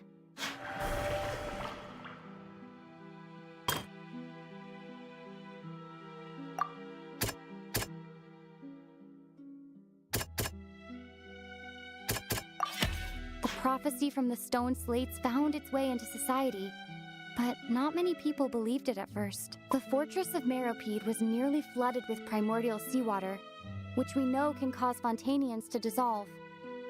It seems increasingly likely that the prophecy may come true. If we hadn't dealt with it in time, things could have gone very badly. They'll dissolve into the primordial sea but won't cease to exist. Their essence will flow in the seawater, converge, and take the form of an Oceanid. The Hydro Archon was sentenced to death in court, shocking everyone present. Perhaps this means that her sin was actually Fontaine's original sin. Navia fell into the water inside those ruins, and she nearly dissolved. She was surrounded by the people of Poisson in a court within her consciousness, and was forced to take part in a trial meant to make her stay. The eruption of the primordial sea at the fortress of Meropide was the surest sign that the prophecy was about to come to pass no matter what. The stone slate's content can all be verified by recent events. If we combine what we know together, loads of truths should come to light.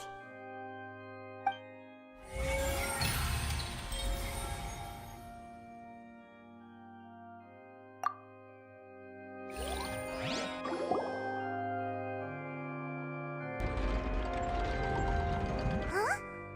Oh, Paimon gets it now! So that's how you can make sense of it. But then it feels like we're going to have to share some truly shocking revelations. Let's hear them. Incredible. Linny, did you hear that? We're not real humans. All Fontanians were originally created by the late previous Hydro Archon, with Oceanids as their basis. The evidence for that can be found in how only Fontanians could dissolve in primordial seawater, and how all the girls Vacher dissolved were also turned into Oceanids. Oh, and according to Navia, when she was about to get dissolved, she also saw everyone gathered around for a trial, all of them in the shape of Oceanids. Indeed. Yeah, and it follows from the content of the first slate that she probably anchored Celestia by creating humans without prior permission. That could also explain why the Oratries judged the Hydro Archon to be guilty. It's to account for that ancient sin. The Hydro Archon's true sin was creating us? And yet, after many hundreds of years, the Hydro Archon's creations have turned around to try to judge the Archon within the Opera Epiclese. The twist. Yeah, isn't the image here just like when Navia fell into the sea? So wouldn't it be trying to show the image of the Hydro Archon also falling into the sea once the prophecy has been fulfilled in the fourth slate? In the end, the people will all be dissolved into the waters, and only the Hydro Archon will remain weeping on her throne. Only then will the sins of the people of Fontaine be washed away. Did Paimon get all that right? You've made some keen deductions. I must say, given how much you still don't know, it is impressive that you've already managed to connect so many pieces of the truth. However, while you were able to decode all the information on the slates, they've also been etched with an additional layer of hidden information using a different power source. When we were at the ruins, I tried to decipher the hidden information recorded in the slates. But since we only had 3 slates at the time, I was unable to come to a full conclusion. Now that the slate collection is complete, I shall make another attempt to decipher the narrative recorded within. If everything goes well, we should finally be informed of the unadulterated truth.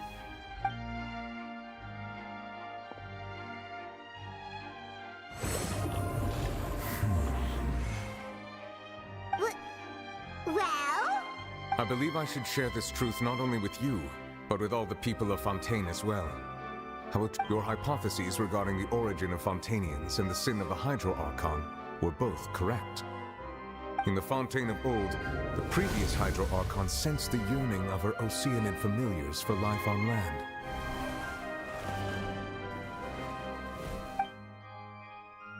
The Oceanids were enamored with the beauty and romanticism of human beings, and wishing to have those experiences for themselves, expressed to the Hydro Archon their desire to become of a similar kind. However, even though water as an element is intricately linked with the power of life, the Hydro Archon, as one of the 7, did not possess the authority to create a new form of human life. Not one to give in, she eventually found a way to create permanent humanoid bodies for her familiars by appropriating the power of this planet's primordial sea. She poured primordial seawater into the Oceanids' blood vessels, creating humanoid mimics in the process. But if Fontanians were to ever come into direct contact with water from the primordial sea, the power within their bodies would escape these artificial restraints and return to the sea. As a result, their forms would collapse, and they would be reverted to their original forms as Oceanids. Of course, the Hydro Archon never received permission from the heavenly principles to create a new human race. And thus, the Hydro Archon and all of her creations came to shoulder the original sin of appropriating the power of the primordial sea. That is the true history of how the people of Fontaine first came into being. So we were all Oceanids before we turned into human beings? That's way too much information for me. I think I'm just going to pretend that I never heard a single thing. Wait, but if that's the truth, we can't let the Hydro Archon be sentenced to death. After all, her only sin was creating us. This really might be too much information for your regular Fontanian, but it does answer a lot of our questions. Alas, your hypothesis regarding the 3rd and 4th stone slates was inaccurate. The slates' respective positions are, in fact, correct. A key point of the visual on the 3rd slate is how all the individuals depicted in the water are humans rather than Oceanids.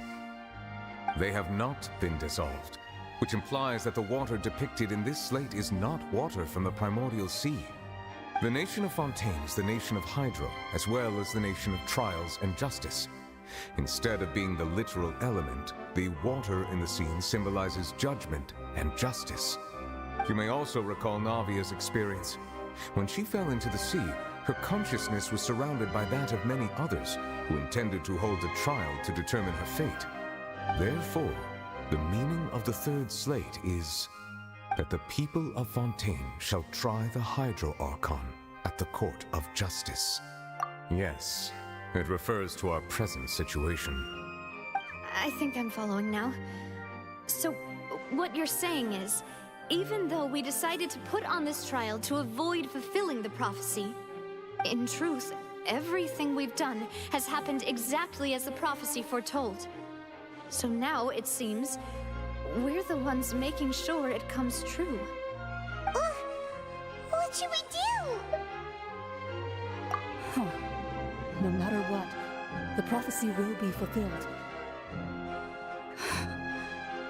If that's the case, does that mean the scene in the fourth slate will also be fulfilled soon? Traveler, I would like to point out another small fallacy in your deductions. About the fourth slate, you probably thought that the eruption of primordial seawater beneath the fortress of Meropide served as the surest sign that the prophecy was about to come to pass, yes? However, I believe that rather than being a sure sign, that eruption could in fact only be a small warning of something far worse to come. As for the root cause of the catastrophe, I believe you've already encountered it once before.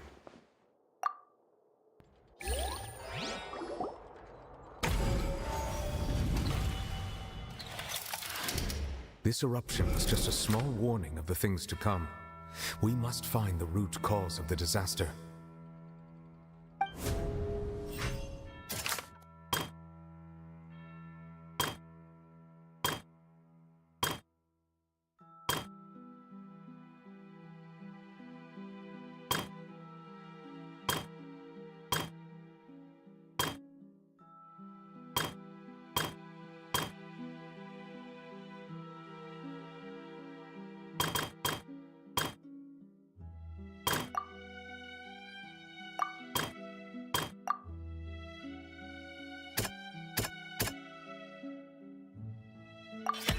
It was both dream and reality.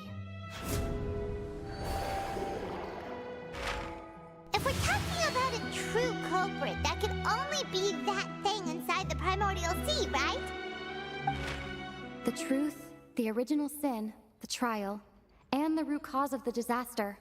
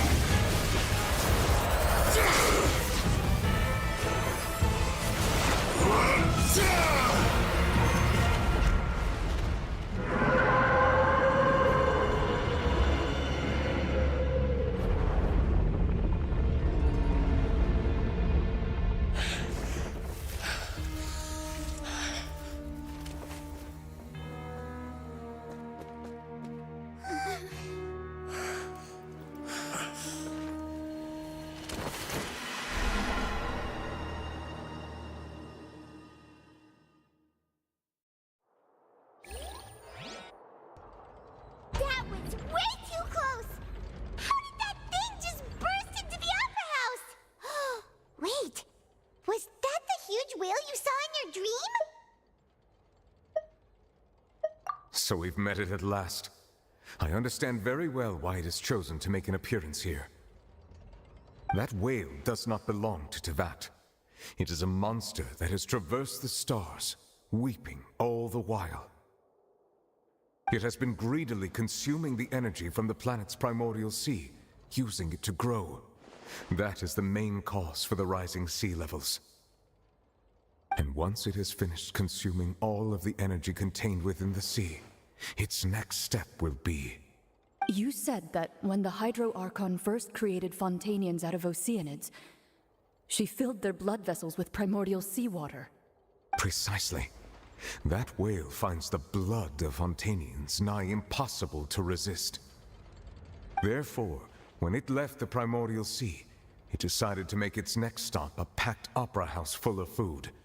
Food in the form of Fontanians. We just barely managed to push it back, right? In that case, won't it come back to target the people again once it's managed to recover its strength? That is correct. Indeed, it is more accurate to say that we should thank that Harbinger for buying us some time. Without him, the whale would have likely come onto land far sooner. From the way he looked, he must have been fighting the creature for quite a long time. That battle maniac. We've always known that he had a special connection with that whale, but we definitely didn't expect it to help us out like this. Anyway, now that we know that this whale is the actual cause of the disaster recorded in the prophecy, all we need to do to stop the prophecy would be to find a way to beat it up, right? It is too late. It had already absorbed too much of the primordial sea's energy before we could notice it. At this point, it has become practically integrated with the sea itself. Even if the entirety of Tevat were to be destroyed, it could still survive and swim off towards some other world. That's not something I will accept. We've already done everything we can, and we even found the true culprit. We've come so far. You can't just tell me that the last hurdle is some impossible foe. That's just not fair. Indeed, that's not how a grand performance should end. I'll fight it to the end, no matter what. So the prophecy will be fulfilled no matter what, huh?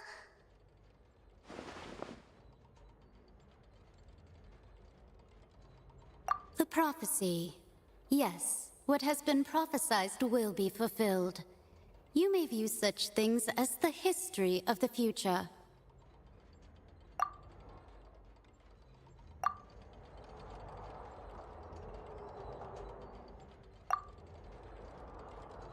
Just as prophecies are usually only the future as seen from the perspectives of the gods, could things be happening in hidden corners where the gods' gaze does not fall?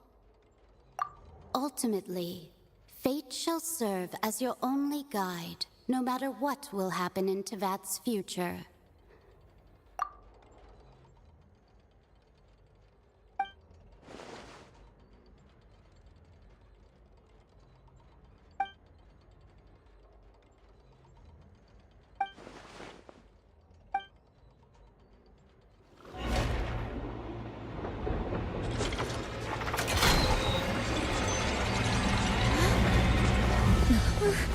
What's happening with the oratories?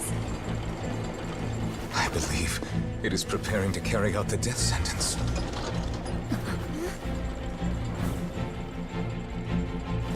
Farina!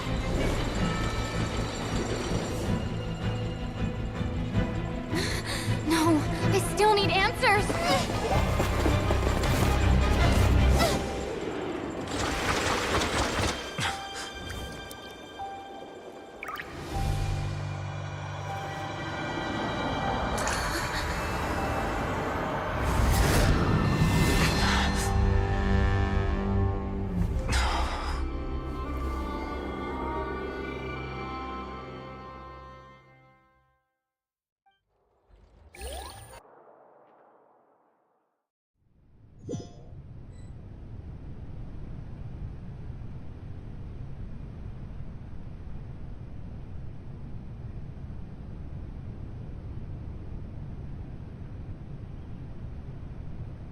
You...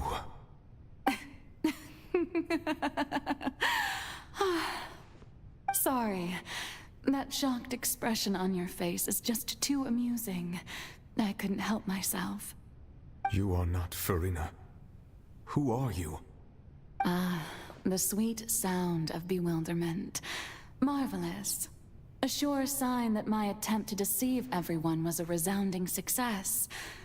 But to answer your question, I am Focalor. Focalor? Why did you deceive us? Oh, that wasn't my goal, of course. Goodness, no. But I had to fool everyone else too, if I was to stand any chance of deceiving the heavenly principles. Deceiving the heavenly principles? It's all because of that pernicious prophecy. Dreadful, wasn't it? Everyone doomed to dissolve. Fontaine condemned to be flooded. One was not amused. In fact, one was positively bemused when that problem was thrust upon me by my dearest predecessor. That's the former Hydro Archon Egeria for the uninitiated. It hardly gets more disastrous than a preordained national catastrophe, now does it? She knew full well that the prophecy would surely come to pass. And as one of the seven, she also knew full well that one defies the heavenly principles at one's peril. So yes, as you have no doubt surmised, it was a rather impossible situation that I found myself in. I spent a terribly long time mulling it over, alone on the ocean floor. And I was almost growing barnacles by the time I finally realized there was only one possible solution to this confounding conundrum. I had to outwit the heavenly principles, allow the prophecy to be fulfilled, ostensibly at least, while saving everyone at the same time. I'm a genius, I know. I can only assume that's why Egeria chose me as her successor. Although, looking back now, it was hardly the inheritance one dreams of. Between the task of saving the nation, the quotidian duties of the Hydro Archon, and not to mention the original sin of creating a new race of humans, I dare say she left me quite a colossal mess to clean up. But one can only play the hand one is dealt. I did not choose this, any more than I chose to be one of her Oceanid familiars. So you were also once one of the Oceanids, transformed into a human by Egeria's hand? Yes, I was. I always dreamed of becoming human. And I still do, even now. In my eyes, to be human is to be part of the greatest opera ever known. After becoming a god, I separated my divinity from my body and spirit, leaving behind only a self that was as naive and bewildered as my past self on her first day as a human being. The me you see before you now is that divinity. And the human counterpart I left behind, I named Farina. She could feel joy, sorrow, and everything in between. She could be as vain and conceited, or as meek and vulnerable as she wished. Her strengths were of a kind only a human could possess, as were her shortcomings. But in my eyes, Farina's humanity was what made her perfect. She was perfectly human in every way. The person I always wanted to be. Anyway, so then I cursed her. All part of the plan, of course. The plan to deceive the heavenly principles. Do you still remember the final scene of the prophecy? The Hydra Archon alone, weeping on her throne. In order that the prophecy might appear fulfilled, I invited Farina to be an actress, to play the part of the Hydro Archon in the prophecy. Under the curse I placed on her, so long as I, Focalor's divinity, continued to exist, she could not die. But nor was she free to live her life in the pursuit of happiness. Instead, she was forced to take the stage in the opera house, to embrace the role of leading lady, to forever play the part of the god from the prophecy, all to create a deceitful appearance of that prophecy coming to pass. I suppose now you probably understand why your court is called the Opera Epiclese. But Farina is only human. Even though she has had a long life, her mind is no stronger than that of any other ordinary human being. I cannot begin to fathom what she has had to endure. It has indeed. And although she is, in a sense, me in human form, I most definitely owe her an apology for it. It's been 500 years, and all along, she's been playing her part in the most unimaginably long, unbearably lonely, and agonizingly painful opera of all time.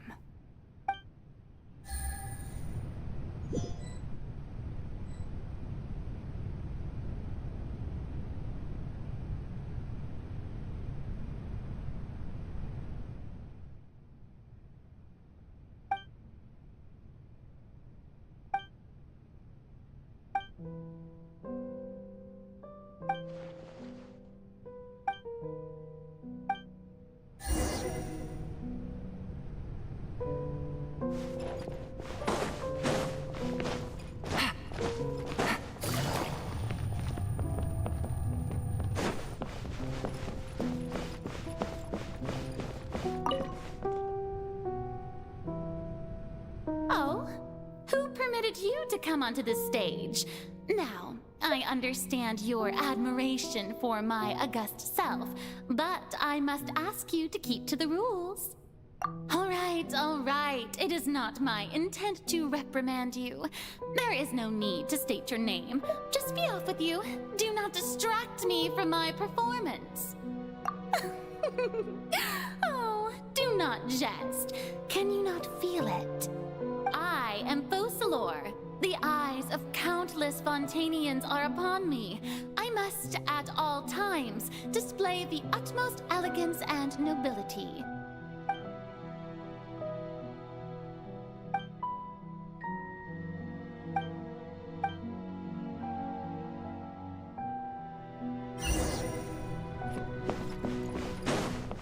Dear audience, the performance is experiencing a technical difficulty, but worry not. The guard shall resolve it soon.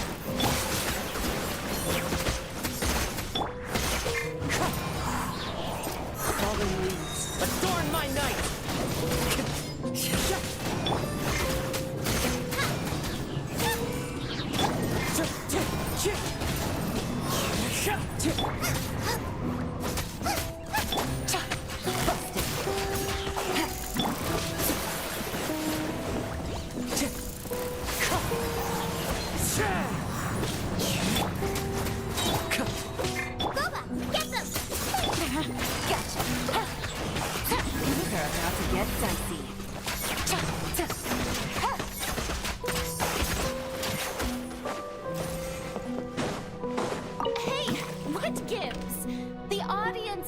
Watching me, you know.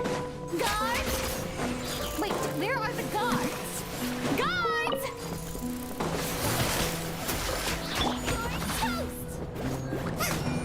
Wind strike! Clouds high, the birds call! Here comes the catch.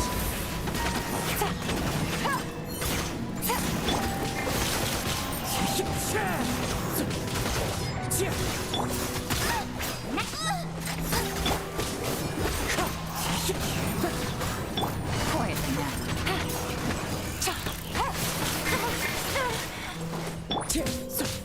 Wind strike! That hurts! Let the show begin.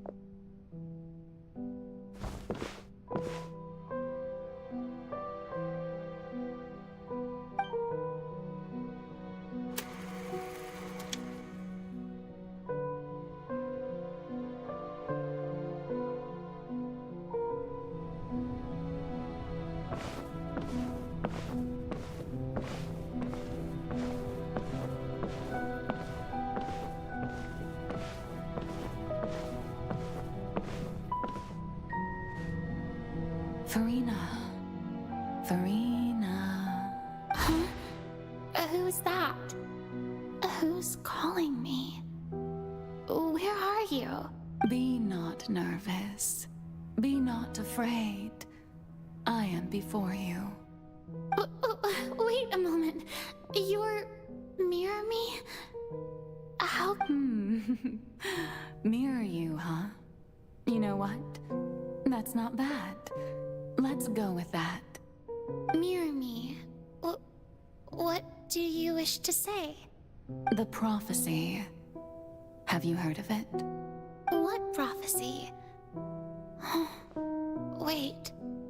I know. I don't know why, but it's in my head somehow. The people will all be dissolved into the waters, and only the Hydro Archon will remain, weeping on her throne. Oh, very good. What's going on? I can't seem to remember anything clearly. The only thing I know for sure is this prophecy. Will it really come to pass? Yes, it will. And that is why I've come to you. Disaster will come to Fontaine sooner or later. Things will develop just as the prophecy declared. There is no escaping it. But doesn't that mean everyone will die? I'm a Fontainian just like them. Will I dissolve too? Oh, don't worry.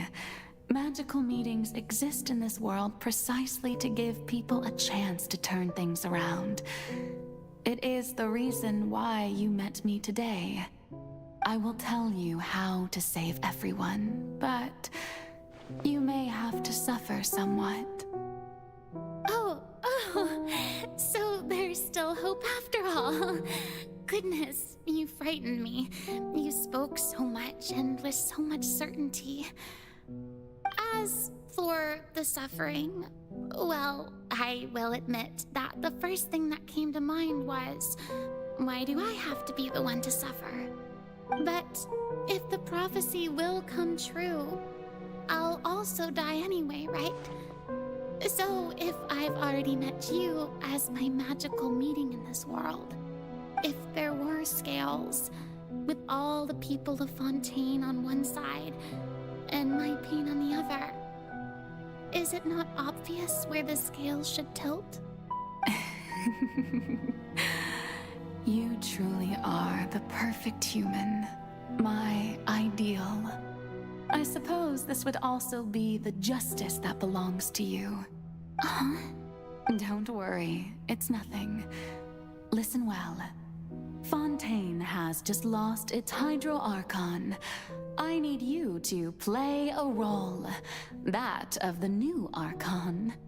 Play as a god? That's right. You must begin a never-ending masquerade. You must never let anyone suspect your identity. If you can keep it up, then I shall have my way of defying this prophecy. But should your identity be revealed, then all hope will be lost. But how will I do this? A human assuming the role of a god without being exposed? Don't worry. What you must do is not to turn yourself into a real god. You simply need to play the role of a god as humans imagine them to be. Being a human yourself, I'm sure you already know what such an entity would be like. Remember, your true challenge will not be pursuing divinity, but contending against humanity. I'm still not sure I understand, but I'll try. So, how long am I going to have to play this role? To accomplish this mission, you will have to stay on the stage for many, many years. You will endure and not grow old until your task ends.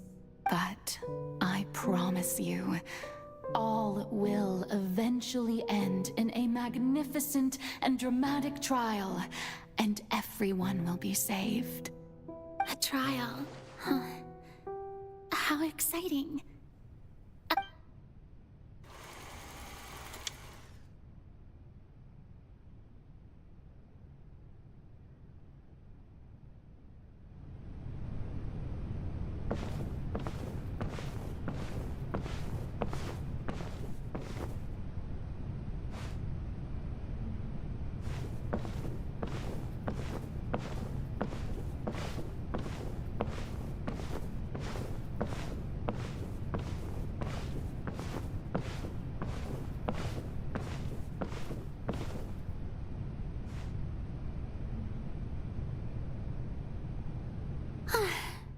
The Maison Cardinalise has announced my accession, but this is my first time facing the people. What should I say to most appear like a god? To be honest, I still don't know. Perhaps I should first try to act natural. Ladies and gentlemen, good evening, and welcome to the Opera Epiclese. I'm sure you've all heard about how I have taken on the role of Hydro Archon. Indeed, I am Farina de Fontaine, your new Archon. In truth, I know little about becoming a nation's new god, but it will be my honor to guide you all. As the god Focalor, the god of justice, I shall do all within my power to lead you into an age of fairness and justice. Once again, thank you all for coming. If you should have any questions or suggestions, please send them to the Maison Cardinalise. The future of Fontaine will require us to work together, after all. This should do it. I thought I might stammer, but thankfully, I was able to convey my thoughts just fine.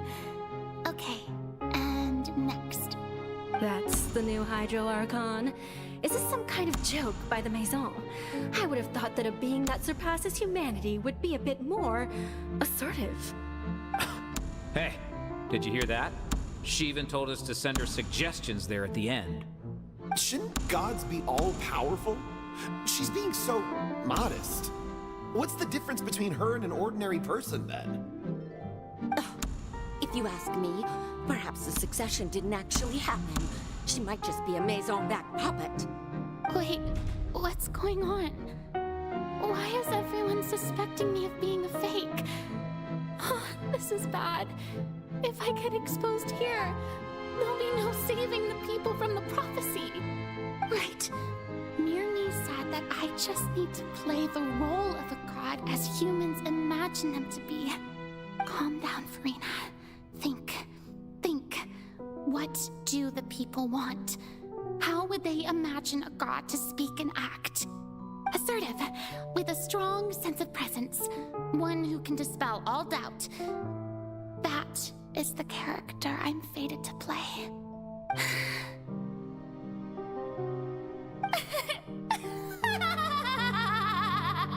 Oh, very good, my people. Only ones such as you are deserving of my rule. Now, I was wondering if some weak puppet were to one day come onto the stage and claim ownership of this opera house, would the children of Fontaine follow them? Well, it seems that you would all see right through them. Having passed my test, you are qualified to witness wondrous trials alongside my august self, here in this opera house. You may consider my previous act a door gift of sorts. I thought it was a debut that suited the atmosphere. Now then, let us be reintroduced. Ah, so that was just a performance. How could I have forgotten that we were inside an opera house? Her personality. It's quite shocking, to be honest, but I suppose it's a better look than before. Such a fascinating and bold deity. How wonderful. Our future future may yet be bright after all. It seems I've turned them around. Best follow this flow and restart my accession speech. My dear people, whether you acknowledge me or not, whether you trust me or nay, I say to you, keep faith in your ardor for justice. We have heard it said that this nation's sins can no longer be washed away. Well, I say that justice is most fragrant when it blooms amid sin. The scales of justice should not weigh heavy in the hands of its God. On one side, it must carry fairness and justice. And on the other, praise and applause. May law be the prayer on our lips. May judgment be our worship. Let us light the fires and drink to the future of Fontaine. There is no trouble in this world that justice cannot solve. All that is needed is for you, my people, to believe in it, heart and soul. So long as I, the Archon Focalor, stand within the Opera Epiclese, so long as I stand before the Oratrice, I shall even judge the gods of this world!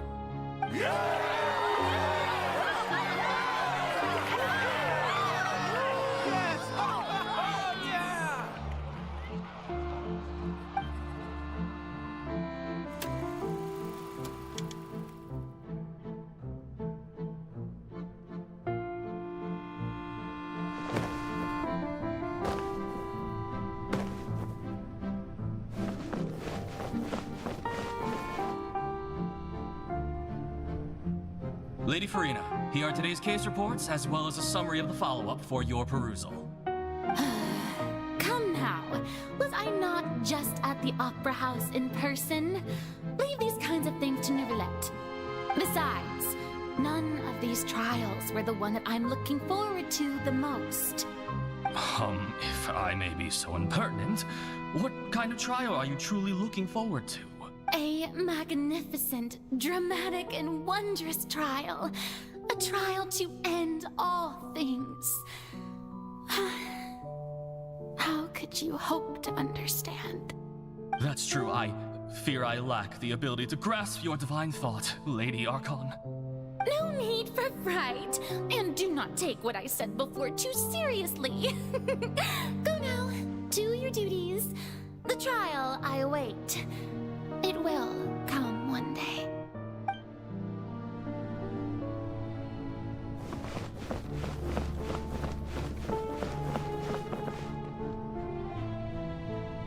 Lady Farina, I don't know what to say. Thank you for agreeing to see me. No need to thank me. Or rather, thank your own sense of perseverance instead. Long have you stood in line to meet me, have you not? Oh, I'm afraid that's just an inevitable consequence of my divine charm. All right, Deuteria, is it? How is your son's illness? You remembered me, and you knew of my family, too. He is doing much better now. In fact, he is far more of an ardent believer than I. He was the one who forced me to seek an audience with you, and to bring your words back to him. Oh, good. Very good. If this should happen again in the future, please do not hesitate to come and tell me. Going down to citizens' homes every so often, while not usual practice, should serve as a fine change of pace. Oh, you're such a gentle and wise God. Thank you once again, on behalf of my son.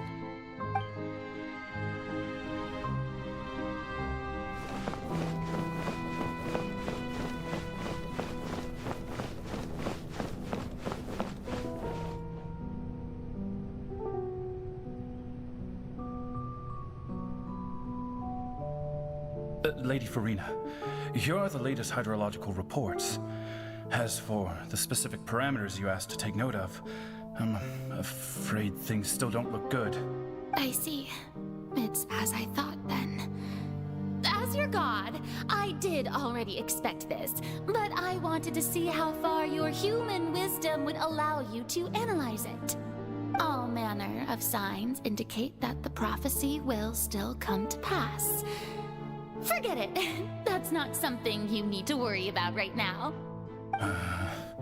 Well, as I understand it, the Fontaine Research Institute is also trying to find a way to counter the rising water levels. Really? Have they found anything? I'm afraid that they haven't found any effective solution thus far. Oh, is that so? Well, no wonder. This issue has reached the realm of the gods after all. Still, their spirit is praiseworthy.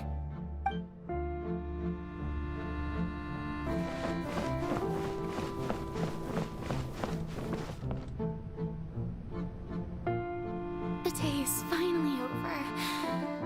I haven't had a moment to breathe this whole time. But it's good to see that everything's getting on track. There are no longer any voices of suspicion. Maybe this is fine.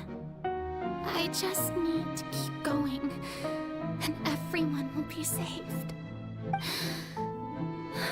All right, Farina, don't think too hard about this. You need rest. Tomorrow's a new day.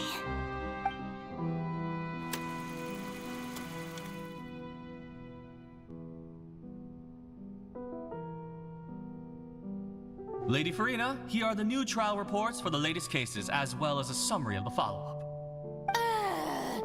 There'll be no need for that. I've seen them already. There's no need to go back over scenes I've witnessed in person before. Lady Farina, I've waited so long for this chance to see you in this manner. Indeed, my dear, loyal citizen. This joyous moment is an honor for us both. Lady Farina, we're detecting significant hydrological anomalies near Poisson. Understood. Keep monitoring. Keep me informed should anything come up at the Institute.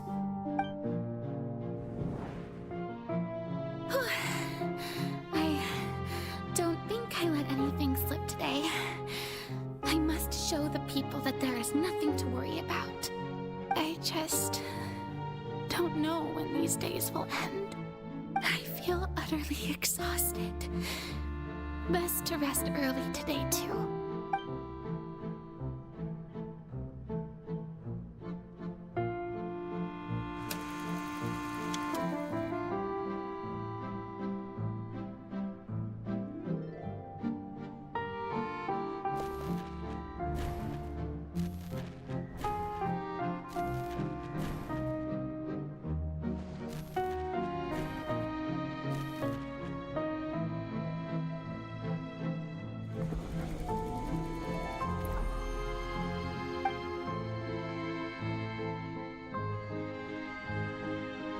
Lady Farina, it's like a dream being able to speak with you up close like this. I've heard that the first member of our family who was honored to receive an audience with you was Madame Deoteria, almost 20 generations ago. And what a fine family yours is indeed. It brings me great joy to meet such a faithful believer, a descendant of a line most ardent. Surely you exaggerate, Lady Farina. My lady? What is it, good citizen? Oh, are you crying? Uh-huh. Really now? I didn't even notice. This must be the overflow of hydro from my person. Well, can't quite help being the god whose dominion is the waters, can I? No wonder. No wonder. A manifestation of your power, then. Oh, Archon, I am honored to have witnessed it. Honored indeed.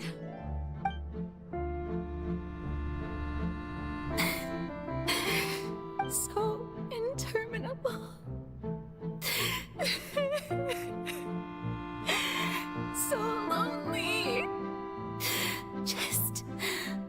much longer. Hundreds of years must have passed by now. Perhaps the show must go on for hundreds more. I never imagined that it would hurt so much. Have I reached my limit? No. Perhaps I reached it long ago. Today I didn't even notice my own tears. I want to tell someone, anyone, about this. But would that not destroy all I've done so far? I've conducted so many investigations across the centuries. But there's not even a sliver of hope that we might break the prophecy. All I can do is keep heart. I must maintain this act. It is the only way to save Fontaine. Please, mirror me. You have to succeed.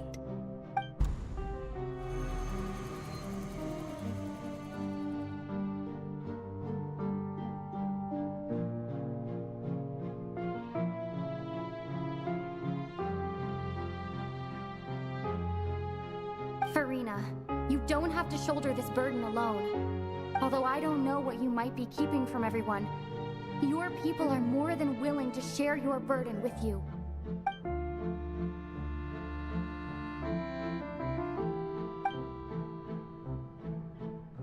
Share? That's impossible. It was fated right from the start that this would be my duty alone. But even if your burden doesn't need to be shared, you can still choose to confide in someone. Just share it with me. I'm what you'd call a witness. A witness? Yes. I've heard that you came to Tevat from beyond the stars, yes. In other words, you never belonged here.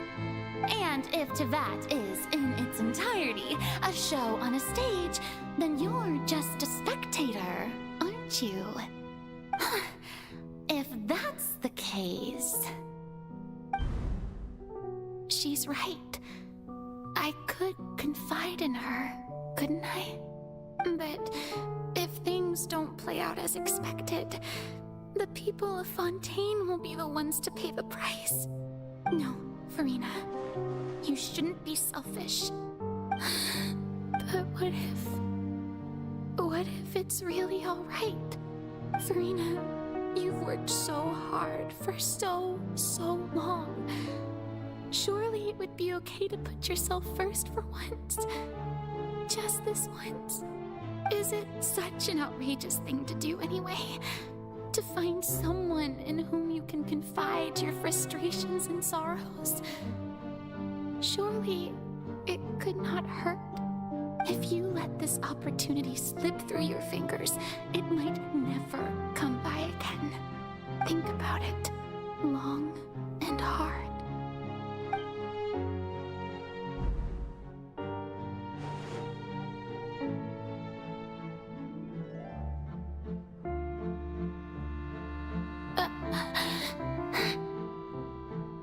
No, I have nothing to say. I am Farina, the Archon of Fontaine. Everything will surely get better. All you need to do, dear spectator, is to witness my performance until the curtains fall.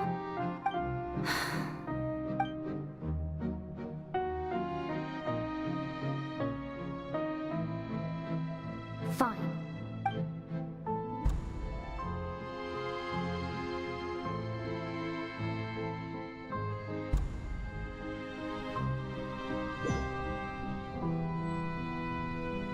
So even Farina doesn't know the truth? You've never once let her in on the full plan? Yes, it had to be done. To deceive the heavenly principles, you must first deceive yourself. She did very well. If she had let her resolve falter even once in these 5 centuries, Fontaine would have been doomed to the most tragic fate. It seems that trusting humanity was the right decision after all. I believe that I understand how your deception works, but that is only half the truth, is it not? How would you build on this foundation to save the people of Fontaine? That is the most important thing. Ah, good. Of course, the Iudex of Fontaine has pinpointed the crux of the issue. I'm sure you've long sensed that the Oratrice is no simple machine, yes? I've always suspected that it had its own consciousness. And Lenny did mention that he heard a human voice within the core chamber. It now seems that that person was you, hidden within the machine all along. Am I right? And then I became one with the Oratrice, taking Fontaine's gnosis with me. Yes, it would seem so, wouldn't it? Alas, your understanding of this device still lacks sufficient depth. In truth, it is no enactor of justice. It is, in fact, a device created to kill the god of justice. I beg your pardon? Oh, you have it. And to be more precise, not only will the Oratrice take down the god of justice, it will also take down the divine throne upon which she has been placed. I mean, did you think I would be the sort to enjoy peaceful repose while Farina suffered? My work over these last 500 years has been to constantly accumulate indemnitium within the Oratrice. But really, some have already discovered that only a small fraction of the energy generated by the device was ever used to provide power to Fontaine. The vast majority had to be accumulated to enact this death sentence. It was all a part of your plan then? Both the trial and the sentence? Indeed. This power, accrued over 5 centuries, could have sustained Fontainians for millennia had it only been used for that purpose. Almost all of it has now been stored within the Oratrice. But only power of this magnitude could hope to destroy the Hydro Archon's divine throne, shaking the rules established by Celestia and breaking through the institution that is the Seven. So the Oratrice's call for death was for neither Farina nor Focalor, but for the Hydro Archon. The destruction of that divine throne. If I do not misunderstand your intent, you must be... returning what's rightfully yours to you, of course. In other words, this was all done to return the authority of the Hydro Archon to the Hydro Dragon of this planet. But...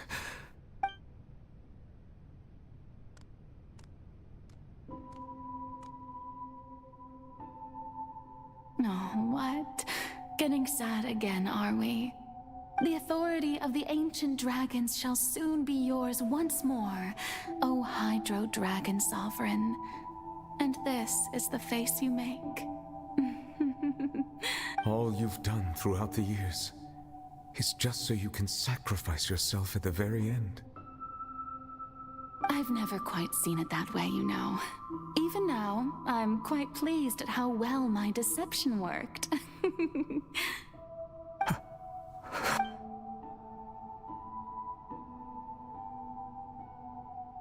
Hydro Dragon, don't cry. I must say, had it been within my rights, I would have loved to judge the heavenly principles themselves. Were they not guilty of essentially the same crime? Egeria stole the power of the primordial sea, and the heavenly principles stole the power you ancient dragons possessed. I, for my part, am the god of justice. And is it not just that your original powers should be returned to you? Speaking of justice, I have always believed that justice lies in the process of pursuing human existence itself. So, if the theft of the primordial sea's might was Fontaine's original sin, then, leaving matters of procedural right and wrong aside, the descent of the Fontainians as humans and their right to exist in this world would be Fontaine's original justice. In other words, existence was Egeria's justice, and to me, justice is the continuation of that existence. Defying the prophecy and ensuring that Fontaine's people shall live on, that should be the justice enthroned over all others. At this point, we, whether it be myself or all other Fontainians, have shouldered the burden of this sin for far too long. Iudex Nervillet, the highest judge in our land, when you regain your full power as an elemental sovereign, what verdict shall you pass upon us? So when I was invited to the court of Fontaine to serve as Iudex, I see now that that was your idea too. At last, I now understand the true purpose behind this position. In the beginning, I was uninterested in human existence. But these 5 centuries of living alongside them have gradually brought about mutual understanding between us. And I have even attempted to feel as they feel. You are a devious one, Fussalor. Things being as they are, surely you know that I could never declare them to be guilty.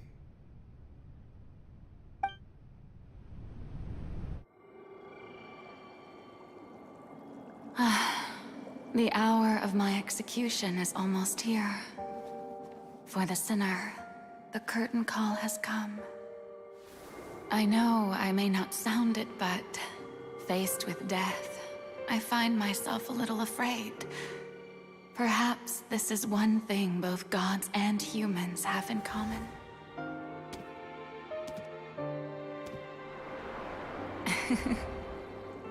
Farewell, Nervillet. I hope you've enjoyed the part you played these 500 years.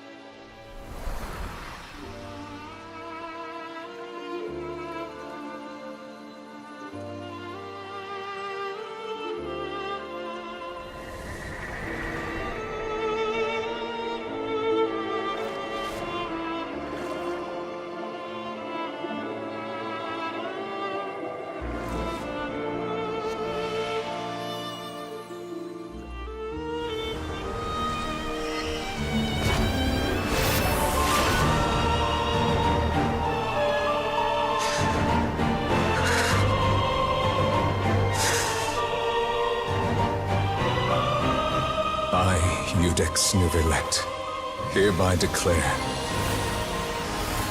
people of Fontaine, your sins are forgiven.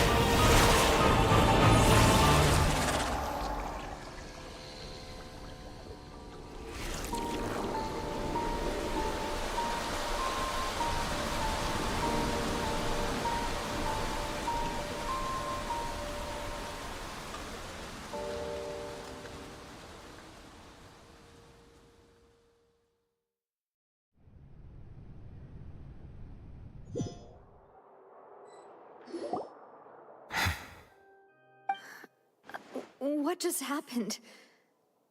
Has the death sentence been carried out? Was that bright light some sort of misdirection?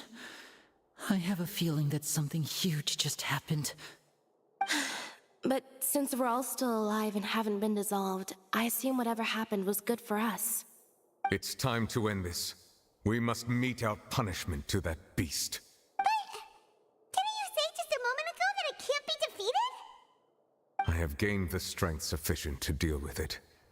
Through certain means, I now have the ability to separate the power of the Primordial Sea from that creature. We should seize the opportunity to pursue our quarry. Traveler, now that the oratories can no longer function, I require an executor to help me mete out justice.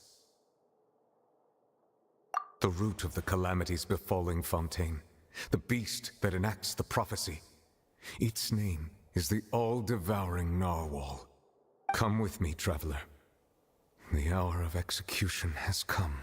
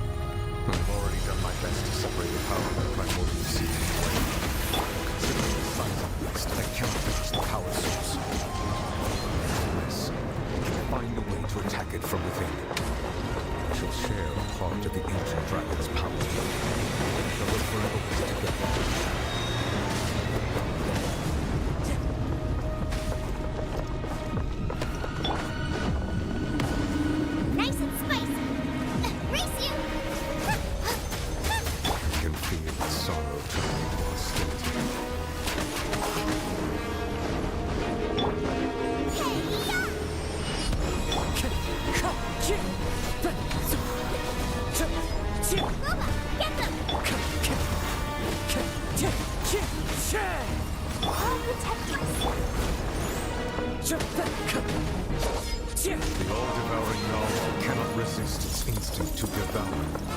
Continue to trigger its hostility. Chance will present itself.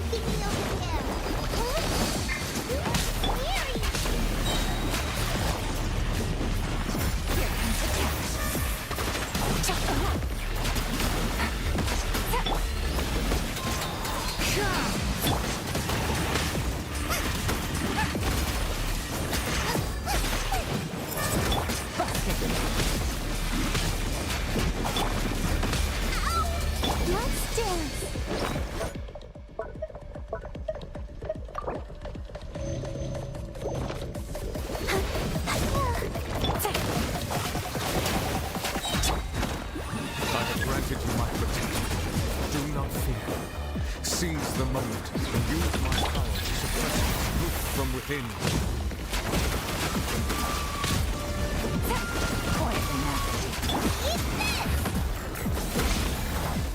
Fallen leaves, adorn my night!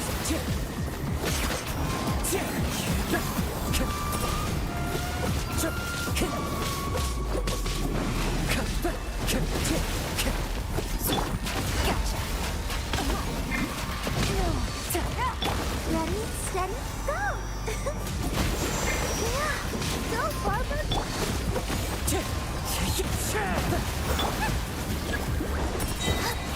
Your turn!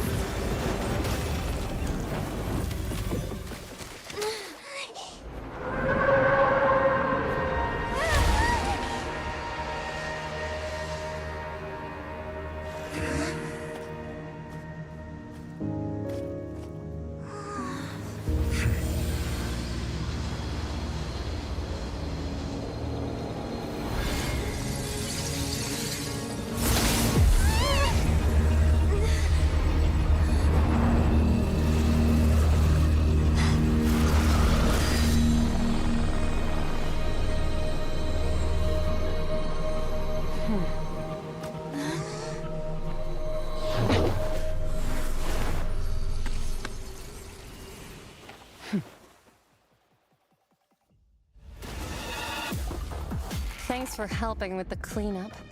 It should have been my job, but... oh well. It was just supposed to be a short private training session for me. I didn't think that my disciple and my master's pet would start brawling in the meantime. Well, actually, I had a feeling that it would happen at some point, but they bumped into one another earlier than I thought. What a blunder. I suppose I'll have to swing my sword 3 million times as penance. That power. Who are you exactly? Paimon has an idea. From what she said earlier, she must be Child's master. Skirk, right? It's just that he gave us the impression that she was the less talkative person. I simply did not have anything to say to the weak. But you, on the other hand, managed to defeat the all-devouring narwhal without using power from beyond this world. So you may speak to me as equals. I have to agree. It's a strange use of a planet's primordial waters just to raise an all-devouring narwhal. That kind of power is wasted on it. It's not cooperative. It eats too much. And I have more important things to do with my time than pet sitting. The only thing that creature has going for it is its looks. All in all, it fails as a pet. Miss Skirk? I think you might have missed the point. The point being? Well, being that this pet almost destroyed an entire nation. So what sort of person is your master? Well, Child's master's master. Wait, is that right? Oh, right. So you don't know him. Sorry, I assumed you did. His name is Sir Telogi. Huh? I am unfamiliar with that name. Huh. So Master isn't sufficiently famous. How should I describe him then? Have you heard of the name The Fowl? The Fowl? Still nothing? Well, how about the Visionary? Vetterfulnir then? Or Gold Rhindaughter? Ooh, that one we've heard! Rhindaughter's part of the Hexen Circle. She's Albedo's mom, right? Oh, so you do know that name. To be honest, I also heard all of those names and titles from my master. I don't actually know them either. But I suppose you understand now, yes? My master is likely a similar sort to Rhindaughter. They are both pursuing some form of perfection. Wait, didn't you also mention a visionary person? Paimon didn't quite catch their name. Actually, never mind that. I believe it expedient to inform you that the all-devouring narwhal used up nearly all its strength fighting you. Such roiling hydro energies will prove difficult for the planet's deep seas to digest. As such, the fontaine back on the surface has most likely been thrown into chaos. In other words, the prophecy that you've been fretting over should now be in full swing. What?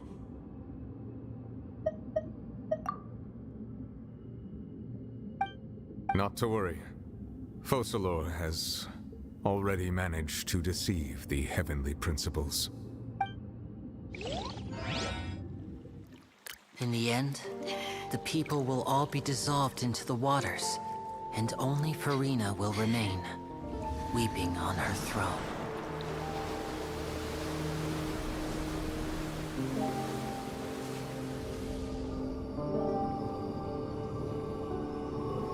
Only then will the sins of the people of Fontaine be washed away.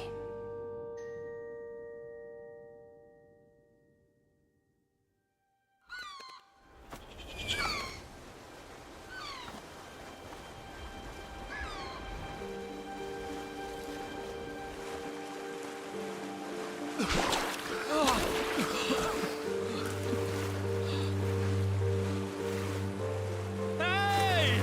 Help! Over here!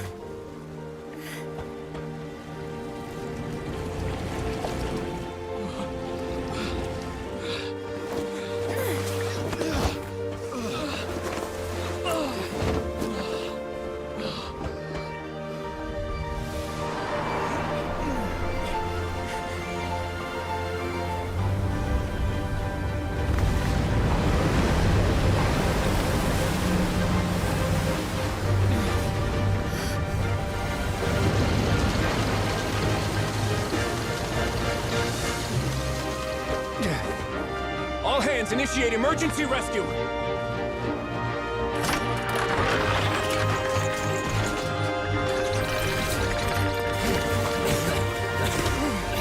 Hurry!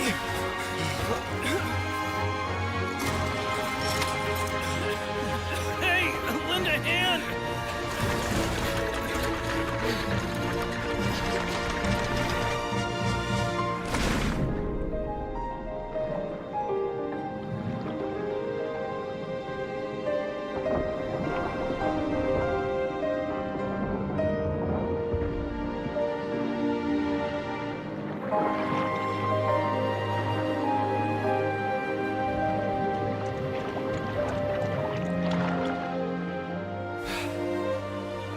Look! The water's receding!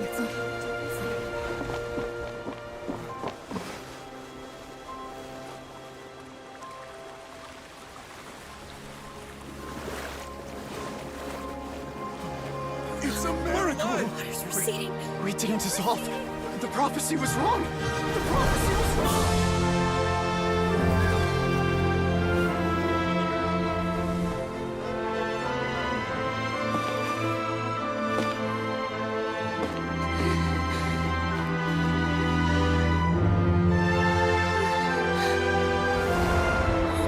Are you alright? We're saved.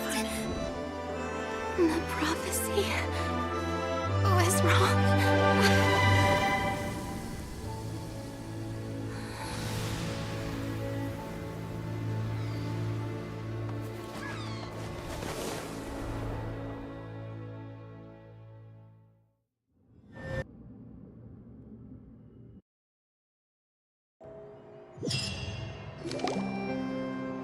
The Soul Renewed! The Spiritiva Sula talks post-disaster rebuilding. I recently visited Poisson to meet with Miss Navia, spokesperson of the Spiritiva Sula, and we spoke about Poisson's present and future. Old soil can still give birth to new bloom, Miss Navia stated.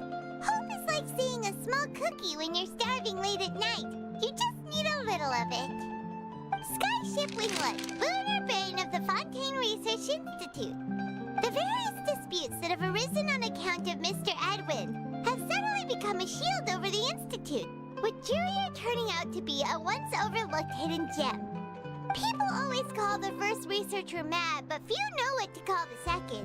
And should that latter person achieve a miracle, they would find it all the harder to find a word with which to classify him and his team. Wow! Paimon barely recognizes the people in the reports. Are those really Jurier and Navia? They sound like real big shots. What do you think? Pretty enthralling, huh? The Steambird's idea was pretty simple.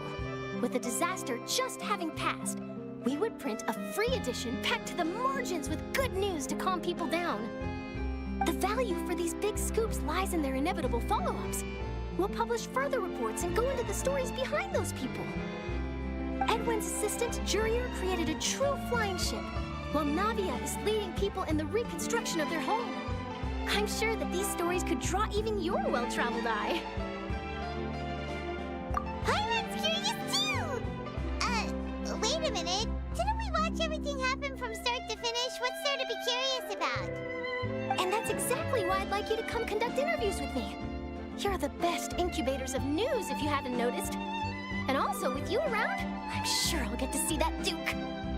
Are you sure? Hasn't he turned you down several times already? Oh, this time will be different. Come on! Let's head to Poisson first, and then make a trip to the fortress. There are some things you'll only know when you get there.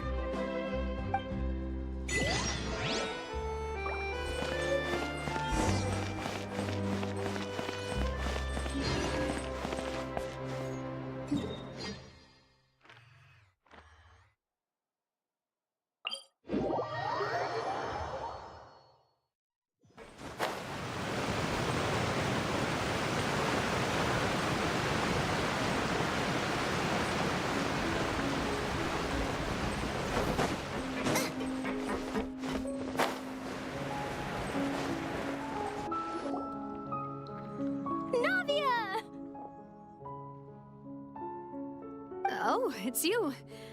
What brings you all here? Hey, we're just having a look around. I'm here to update myself on how things are going here. Oh, the Fatui are here too. Let me introduce you. This is Mr. Garunt Snezhevich. He represented the Knave in sending us a large amount of supplies, and is helping with our work. Our residents are hard at work as well. Thanks to everyone, work is progressing nicely. We've lost a lot of people, but we're moving forward. That will— Hello, Miss Charlotte. I'm a big fan of yours. I especially like that article you wrote last year about Fontaine's stray cats. But if you don't mind, could you not emphasize our role too much in your report? It's not charity we're doing here. We just happen to share the same interests as the Spina. I get where you're coming from. I'll keep it as simple as possible. Or would you be willing to feature as friendly neighbors? That would be fine. Thanks. Oh, you're back too. How are things? We finished laying down the construction materials. It'll be another hour before the workers are able to go over there. Huh? You're here too, Clorian? Well, her reputation's greatly risen after that whole duel business with Miss Farina. So she's here in Poisson to wait out the heat. All right. She really came here to help me out. There's too much to consider in the reconstruction of Poisson. The Spina has need of more decision-makers. And, well, I do already happen to be connected to Mr. Callis. Oh, wait just a moment. Do you mind me asking a few questions? You know, about how you felt before the duel, about what it was like facing down a god. There's lots of exciting material there, I bet. Forget it. I'm sure you can find a better theme than that, Miss Charlotte. I see you're the same as always. Couldn't you do me a favor, for Navia's sake? Well, if we're talking about doing things for my sake, you might as well just take a few more photos of me. Or of the Traveler. It's better than wasting time persuading Chlorand at any rate. Of course I will. I'm not gonna let her off that easy. All right, then everyone who wants to be in the photo, gather up. And smile.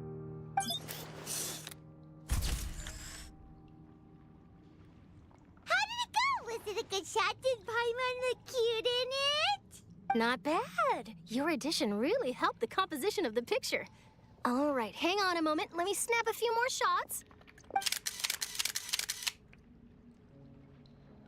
All right, that should do it. I'll be back here later anyway, so let's call it a day. You're very quick. Speed is of the essence when it comes to the news, and freshness is the key. Also, not to brag, but I'm pretty good at building connections. Who knows? I might eventually get that interview with you after all, Miss Clorand. Wow, you really do have that never say die spirit. I'm impressed. I'll hazard a guess that this is how you got that interview at the Fortress of Meripede. Whoa, you're well informed. Let me make a guess too. I asked Jeokjone, who told Monsieur Neuvillette, and he told you, right? That's a very complete information chain. In truth, all Monsieur Neuvillette asked me was, when did the fortress become so friendly towards the media? I told him that it was best not to speak too soon. There's no guarantee that Ridesley will make a personal appearance. You're right. I've got to treasure every moment I have with them. In which case, I'll be making a move first. Stay safe now. And tell me if you hear anything interesting. I'll treat you to afternoon tea in exchange.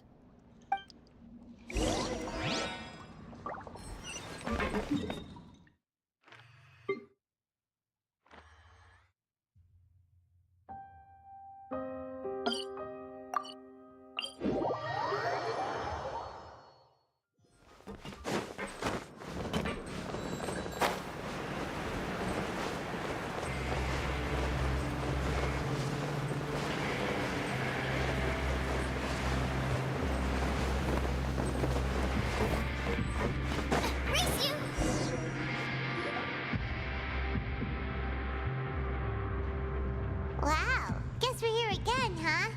There's a real nostalgic feeling to this place. Looks like you've been missing us.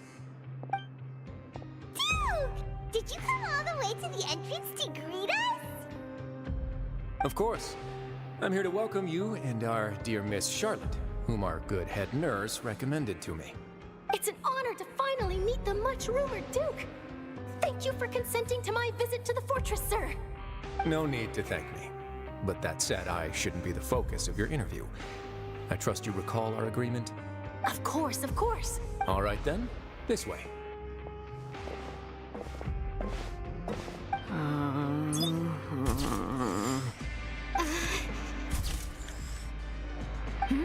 Hey, no need to be so nervous. I've already taken all the photos. Miss Charlotte, do these pictures really need to be published on the cover of the Steambird? It would seem that Miss Lorvine doesn't want her face to appear beside that of Mr. Jurier, Sir, please don't say things like that.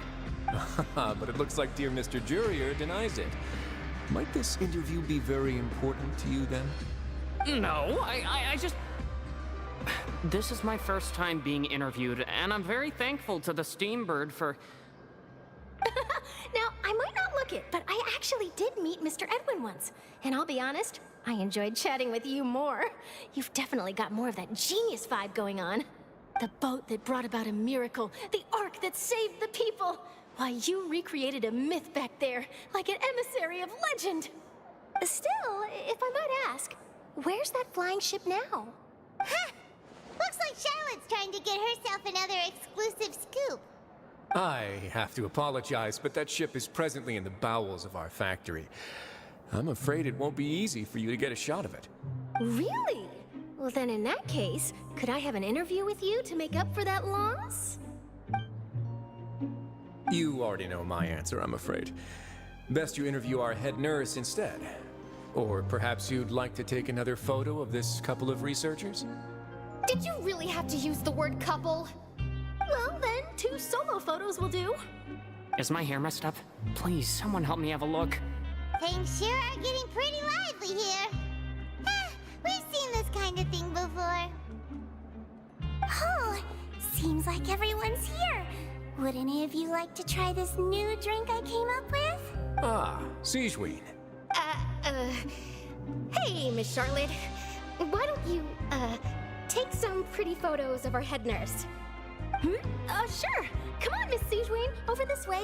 Let's find a brighter spot. Huh? Sure. Do I have to smile? So, how have things been at the fortress? Same old, as you can see.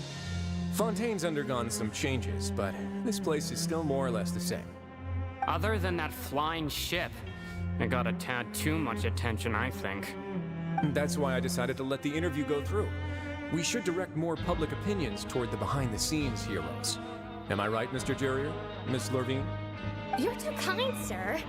I believe that you too should have your day in the sun. Not that you would want that, which is a pity. I'll just leave the spotlight to you two.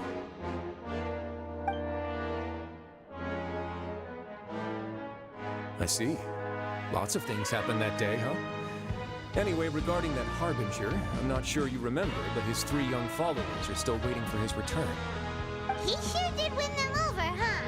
I'll tell them that there's good news and bad news. The good being that their boss seems fine, and the bad being that they must face extended sentences for abetting his escape. Oh, actually, what about you? I think... What change can there be? The fortress will keep chugging along, and so will my duties. As to what Miss Farina's departure will mean for the nation, and if our laws and governance will be transformed, we'll leave those to the folks in the overworld. Hey everyone, the photo shoot's done. Good. In that case, let's call it a day here. Thanks for your cooperation. Come on, Traveler, let's go. There'll be a next time? Maybe. Who knows? I might write a story about the underwater factory next time. Until then. All right, last stop,